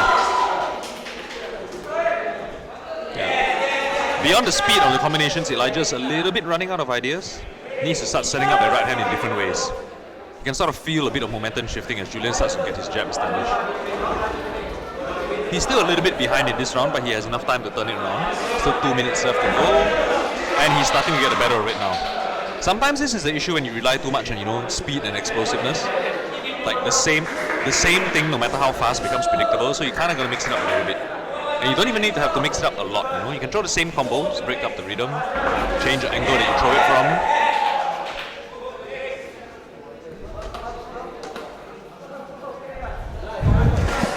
Oh, nice rip to the body from Julian. Now he goes up top with the left hook. Elijah's slowing down a lot actually. From that super fast explosiveness at the start, landing so many right hands. The jab is making it difficult for him to just burst in like that. And Julian rips to the body, just taking some steam off him as well. Not sure why Julian turned back just now, but you can feel the momentum shifting. It's quite palpable.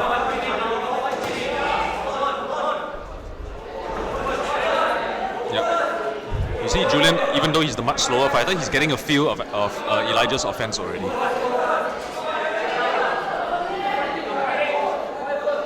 Might be a bit of the nerves because Elijah was really fast and explosive at the start. A lot of it's gone now. He's getting hit by slow punches like that.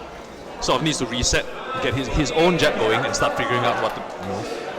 Very nice to punch from the break by Julian.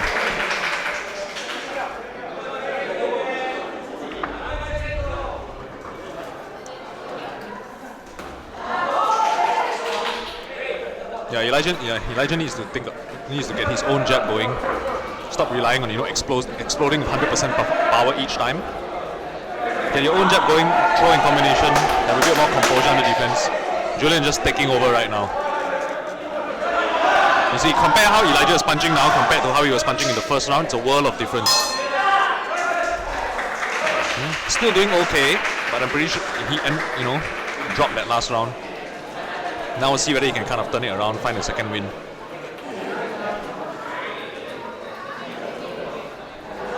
In general, the tip for 3-round amateur bouts like this is in round 1, box, in round 2, punch, and in round 3, brawl. The problem is most people punch in round 1, brawl in round 2, and then because they're tired, they box in round 3, and then that's when they always drop it.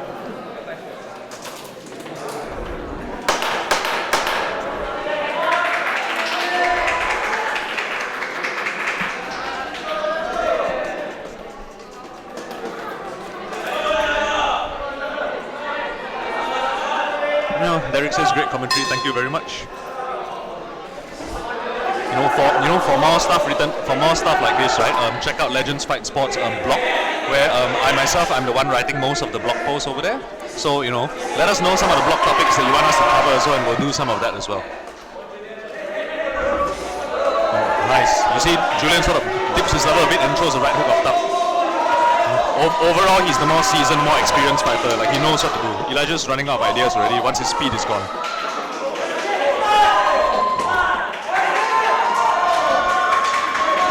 Yeah, kind of think this fight's over.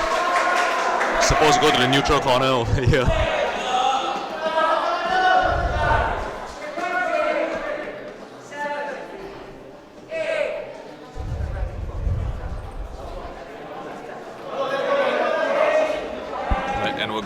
See if Elijah can make it to the end of the round. We have 2 minutes left. You see, he still has shades of his power, but now it comes out every minute instead of every 10 seconds. So he's getting hit by stuff like that.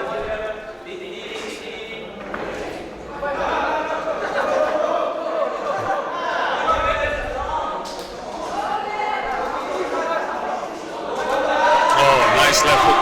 Sort of leaping gazelle hook. Good idea to take an angle also, although it probably wasn't the most efficient footwork. Nice uppercut left hook straight.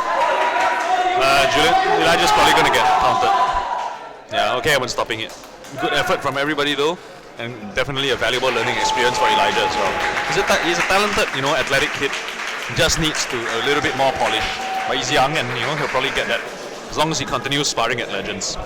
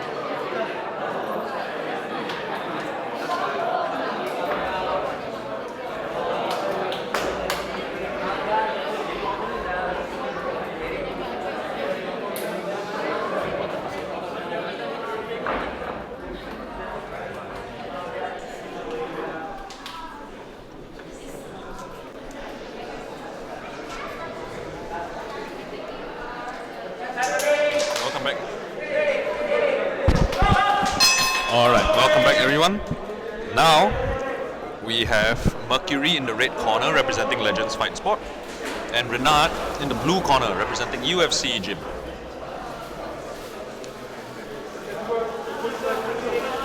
So let's see what each fighters want to do. Both seem quite jab heavy.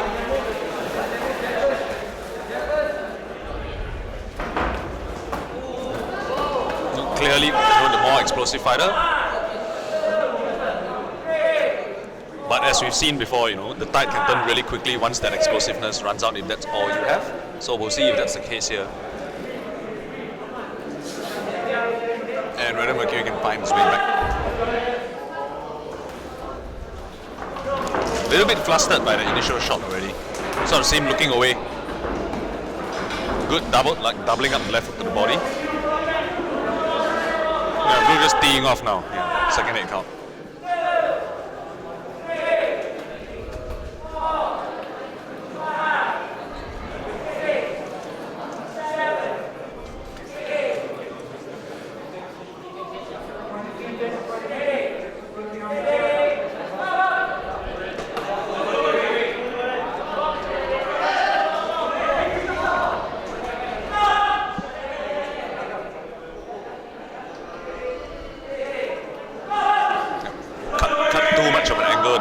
Landed to the back of the head.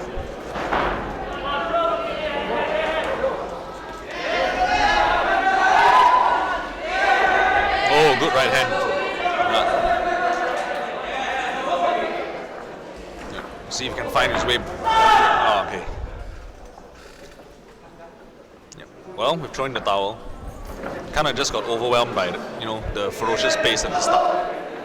So as we've seen from this fight and the previous fight, that such a big roundup, like such a big explosion at the start can go one of two ways. You overwhelm and get a quick win, or you run out of gas and run out of ideas and you get overwhelmed yourself. So what this tells you is that speed and power is all great, but that can't be all you have because that runs out really quick.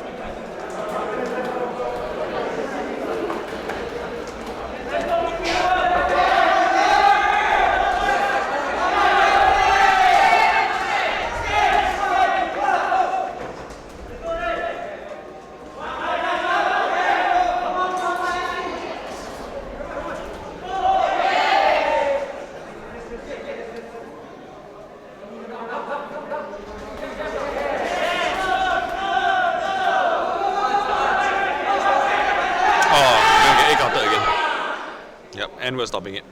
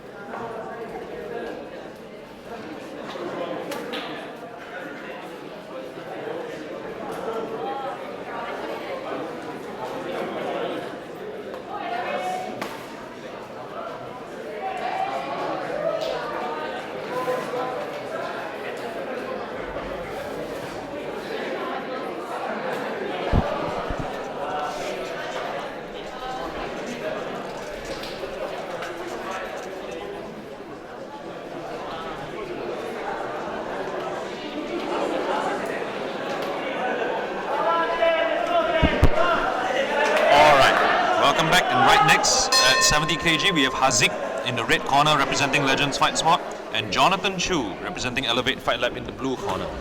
So Haziq and Jonathan in the, yet again, another Southpaw Orthodox matchup. Haziq's Haziq is a hard explosive puncher, likes to fight on the outside. We'll see whether Jonathan can spoil that for him, as he's trying.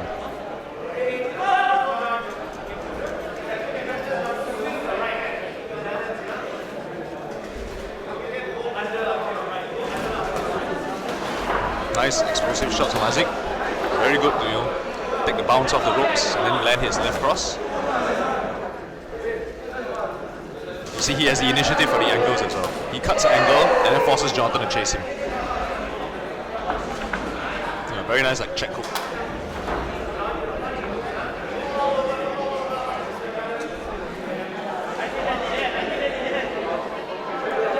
You see how like previous one, right? Hazik's kind of like trying to pull Jonathan into a different angle, into wrong distance, and that's how catch him and then storm out. So Jonathan needs to be doing more of this, and active enough to not get split up. I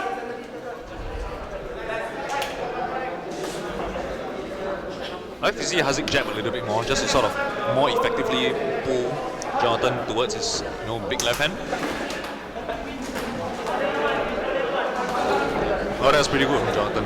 Break from the clinch and then land a right hand. If you are the slower fighter, it's okay to be the messier fighter.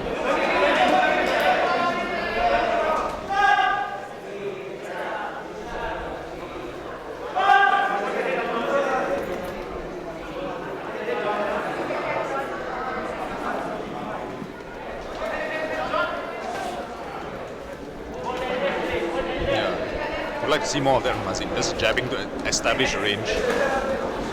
So it's not so easy for Jonathan to come in and pin him down like this. Now he needs to move. Like the way that Irfan did in his previous bout. If you're the outboxer, punch a little bit and then move. Be insistent on being away. Now because Hazik is a big puncher, so sometimes it can get tempting to just sort of swing away with the person in an exchange like this. What he needs to do is be disciplined and just constantly, have exchanges happen at his timing, his preferred distance. You see, this is good. Very nice. Weave underneath, cut the angle, left hand.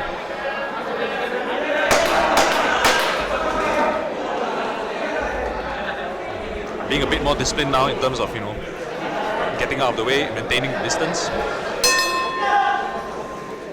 End of round one. So now we can see, the dynamic between the two fighters. Hazik wants to stay on the outside and land big shots, and Jonathan wants to smother him. They both have had success doing that at different portions of this round. Let's see what continues in the next round. Alright everyone, I'm back.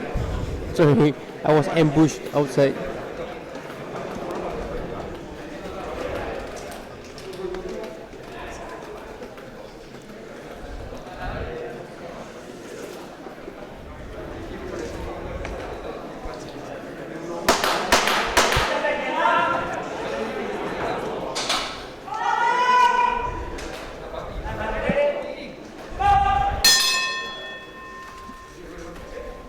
Alright, round two, Hazik and Jonathan.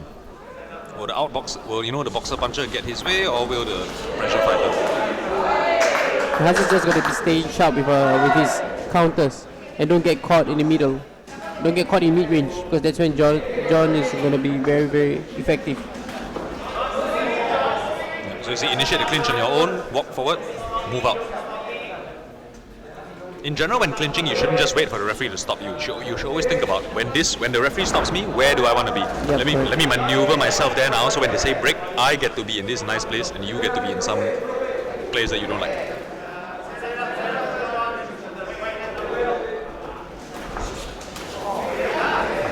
Pretty nice moves from both. I would like to see Hazik, sort of move backwards and force Jonathan to chase him and take back steps a little bit more. You're going to try to get Jonathan to overcommit, and then he's there for the counters. Yeah. You want to stay just out of range, then when he comes in you step out, so he's lunging, and then that's when your counters are most effective, because they're not balanced to take it. Very nice, just like that. You see, Jonathan lunges and then Hafiz punishes with a left cross.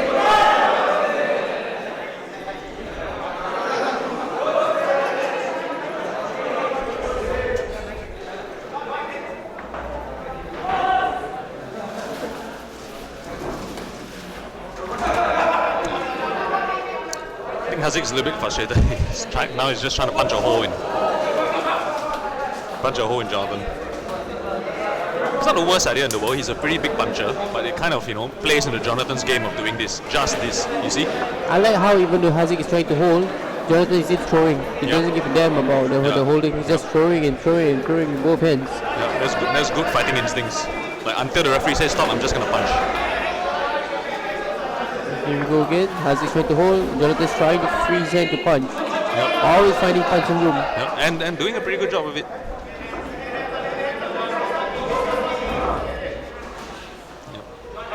Haziq's now a bit eager to punch, but okay, sort of just forced his way in. Although I'll say in general, this is not the fight that Haziq wants. Eugene.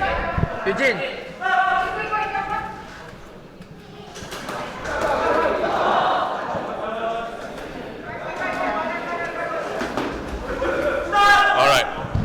Haziq's corner is thrown in the towel. Yeah, there was some issue with Haziq's eye. He was feeling it just now, even before the 8 count that he himself scored.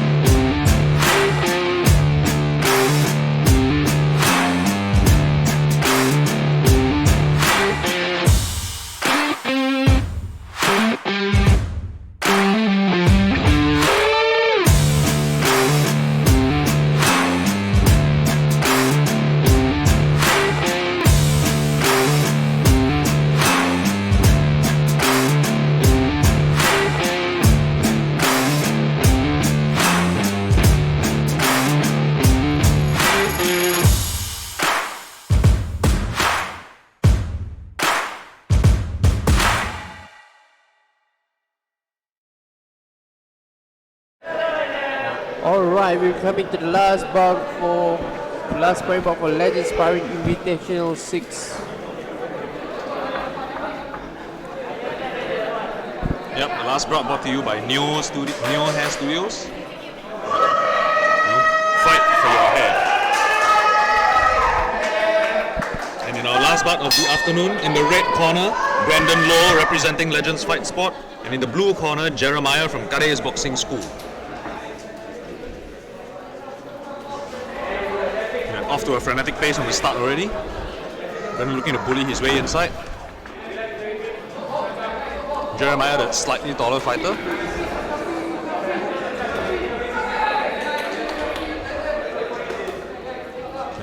Although already he seems a bit, hiding behind a high guard. Brandon takes an angle there. Very nice. Brandon sort of turns his left shoulder and then counters with a right hand. There you see the kind of weakness of just a straight high guard. You see Brandon taps on it twice and then rips to the body twice.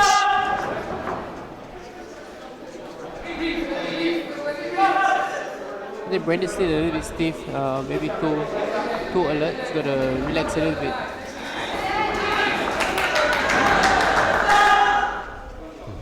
Kind of turning his left back a bit too much when he tried to shoulder roll. Besides, not being allowed to do that, one of the disadvantages also is that if you turn too much with your shoulder roll, then you can't counter with the other side. Very nice, 1-3-2 from Brandon though. Good job of testing and keeping his guard there keeping Jeremiah's guard there with a jab. Yeah, he needs to fence with the jab. Yeah.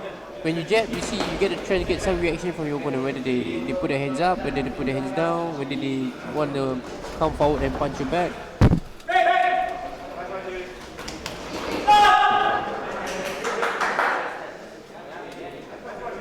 It is generally when the referee says break, you need to take a step back first before you throw. If the command is to stop, then both boxers will have to stop until the referee says box.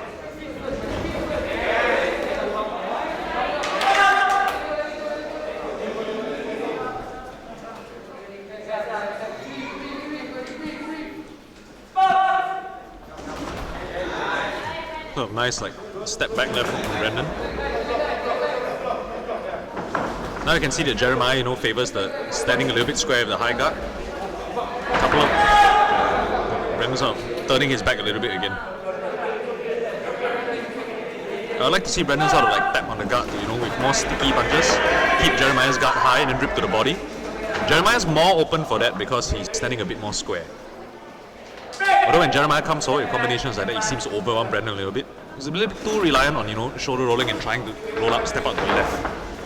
The shoulder roll should be you roll and you are looking to counter. Yep. Not just, hold it there and roll and hope for the best. Jeremiah got to maintain his jabbing distance. He jabs through and gets a bit too close to Brendan, and that smothers himself from trying to pull out combinations.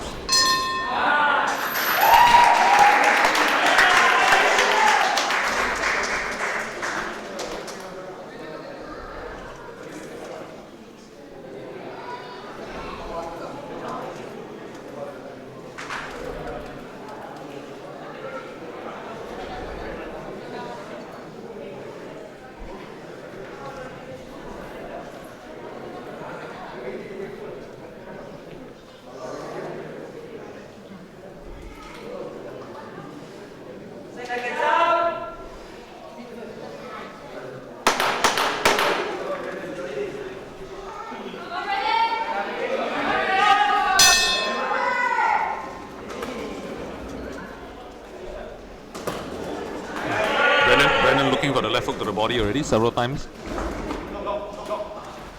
Jeremiah is sticking to the high guard and counter right after. Yep. He's stable, he's balanced, so the punches are quite solid. And yeah, I think he has the right idea also of he'll feel a punch on one side and throw back on the same side. Yeah, he caught Brendan sort of taking a break over there. Yeah, I like the sudden rhythm. Yep. This is what Brendan's fault for turning. Yep.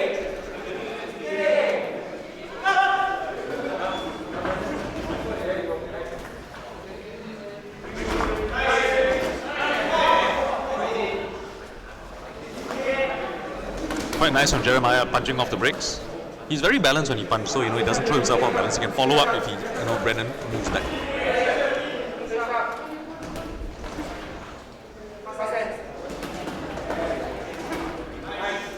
Decent idea from Brendan to use like a sort of straight hand lead uppercut, sort of pierce the high guard. In general, Jeremiah is doing a good job of sort of punching off the brakes, punching off the bad rhythms. Brendan is still kind of turning dangerously though. You see? That's the other thing. When you turn one side with your finisher too much, you're not looking at your opponent's right hand anymore. And he's very limited to one side punches only. Yep. And he's not punching back. The thing about the rolls is when you roll, you can actually slip back again to the left. Everybody just getting stuck in that cycle. It's like by shoulder rolling, you are actually loading your right hand for a counter already. You roll, you can slip, you can sit to the right, you can sit to the left, you can duck, you can lean back, you can step around.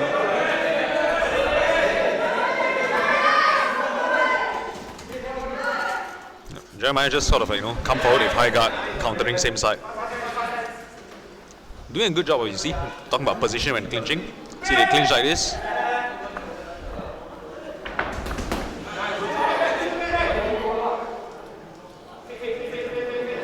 Yeah, I think Jeremiah is just waiting counter. I'd like to see him jab back with Brendan also. Right now, Brendan is the one who's jabbing.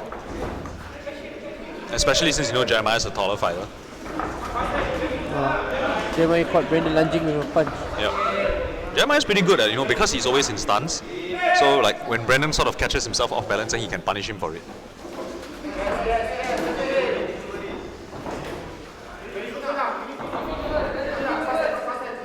20 seconds to go.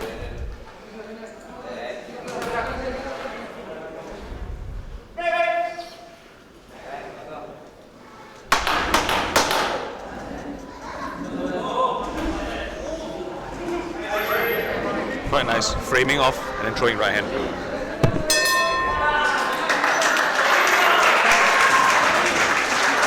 Brendan got a roll and counter. I think he's stuck with that. Just keep rolling and rolling and rolling with no counters. Yeah, plus I feel he's a little bit running out of ideas already. He's jabbing, which is good, but that's not setting other things up. Like he's getting some reactions out of Jeremiah, but he's not taking advantage of those.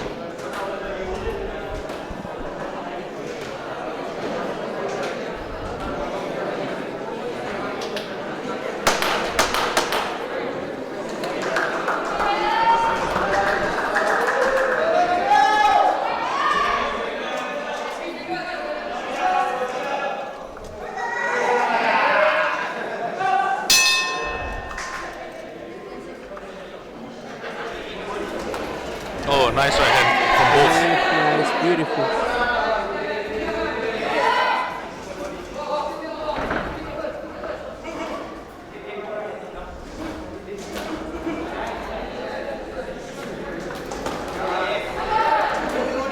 Oh, nice step around. No, just his rolling counter. Always sleep and come back with the counter.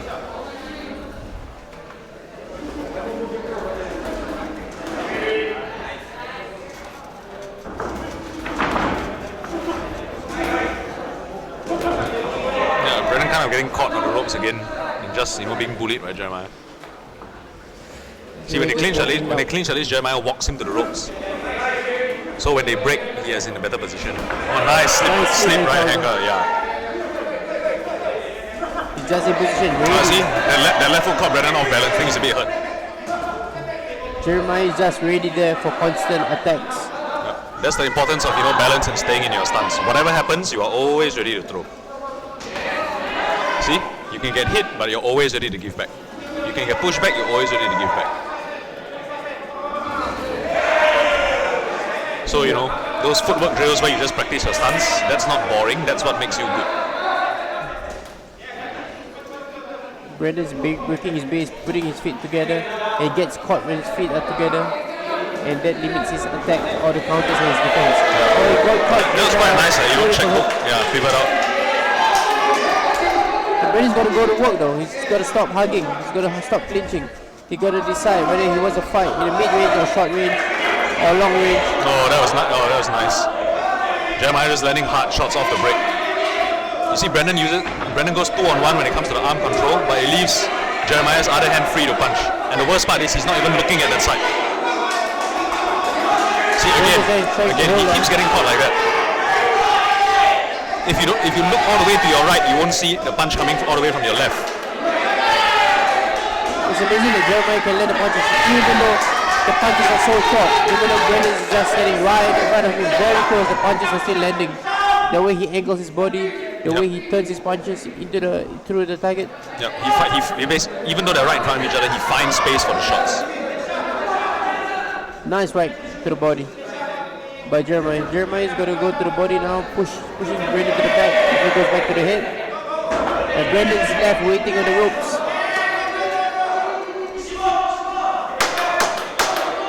Jeremiah is pushing Brendan off to create a little bit of space for the sneaky uppercuts and hooks. But Brendan's fighting back.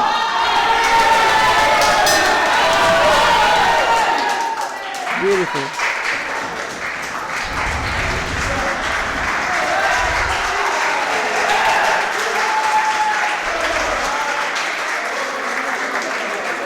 Oh well, thank you ladies and gentlemen, we've reached the last sparring exhibition bout for Legends Sparring Invitational 6. Do take note, the next one will be in September. I believe it will be on the 24th of September, and we will post it out again. And we hope to see you all there and to watch us again on stream. Yeah, thanks very much for tuning in, everyone. We hope you all enjoyed the bouts as much as we did. So, Riwan and Brian, we are signing off now. Have a great weekend, everybody. Thank you.